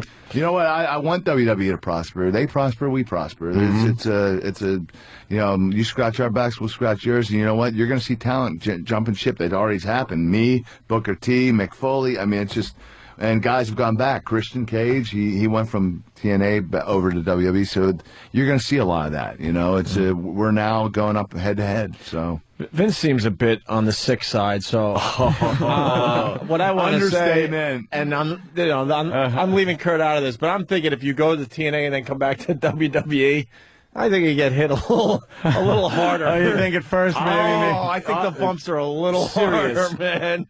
Christian came back. I can't do Vince's voice, but backstage he's working the guys like, all right, give him hell, give him a little extra for me. I believe that. I believe that. Right. And I've seen him do it with WCW guys that came in. Yeah. Really, he bring him in larger than life and then squash him and rebuild him. Yeah. Vince is good at it though. Yeah. He's done it to a lot of guys, but, but he is good at making stars. We had guys at TNA that were never above opening card. He's made him into main event. Yeah. Household name. So Vince is good. We like his new. Welcome back. We're going to drop a Buick on you. That's how it starts. We're going to drop a Buick on you. Some of the bitch pays cash, too. Like, he wants to smash a car.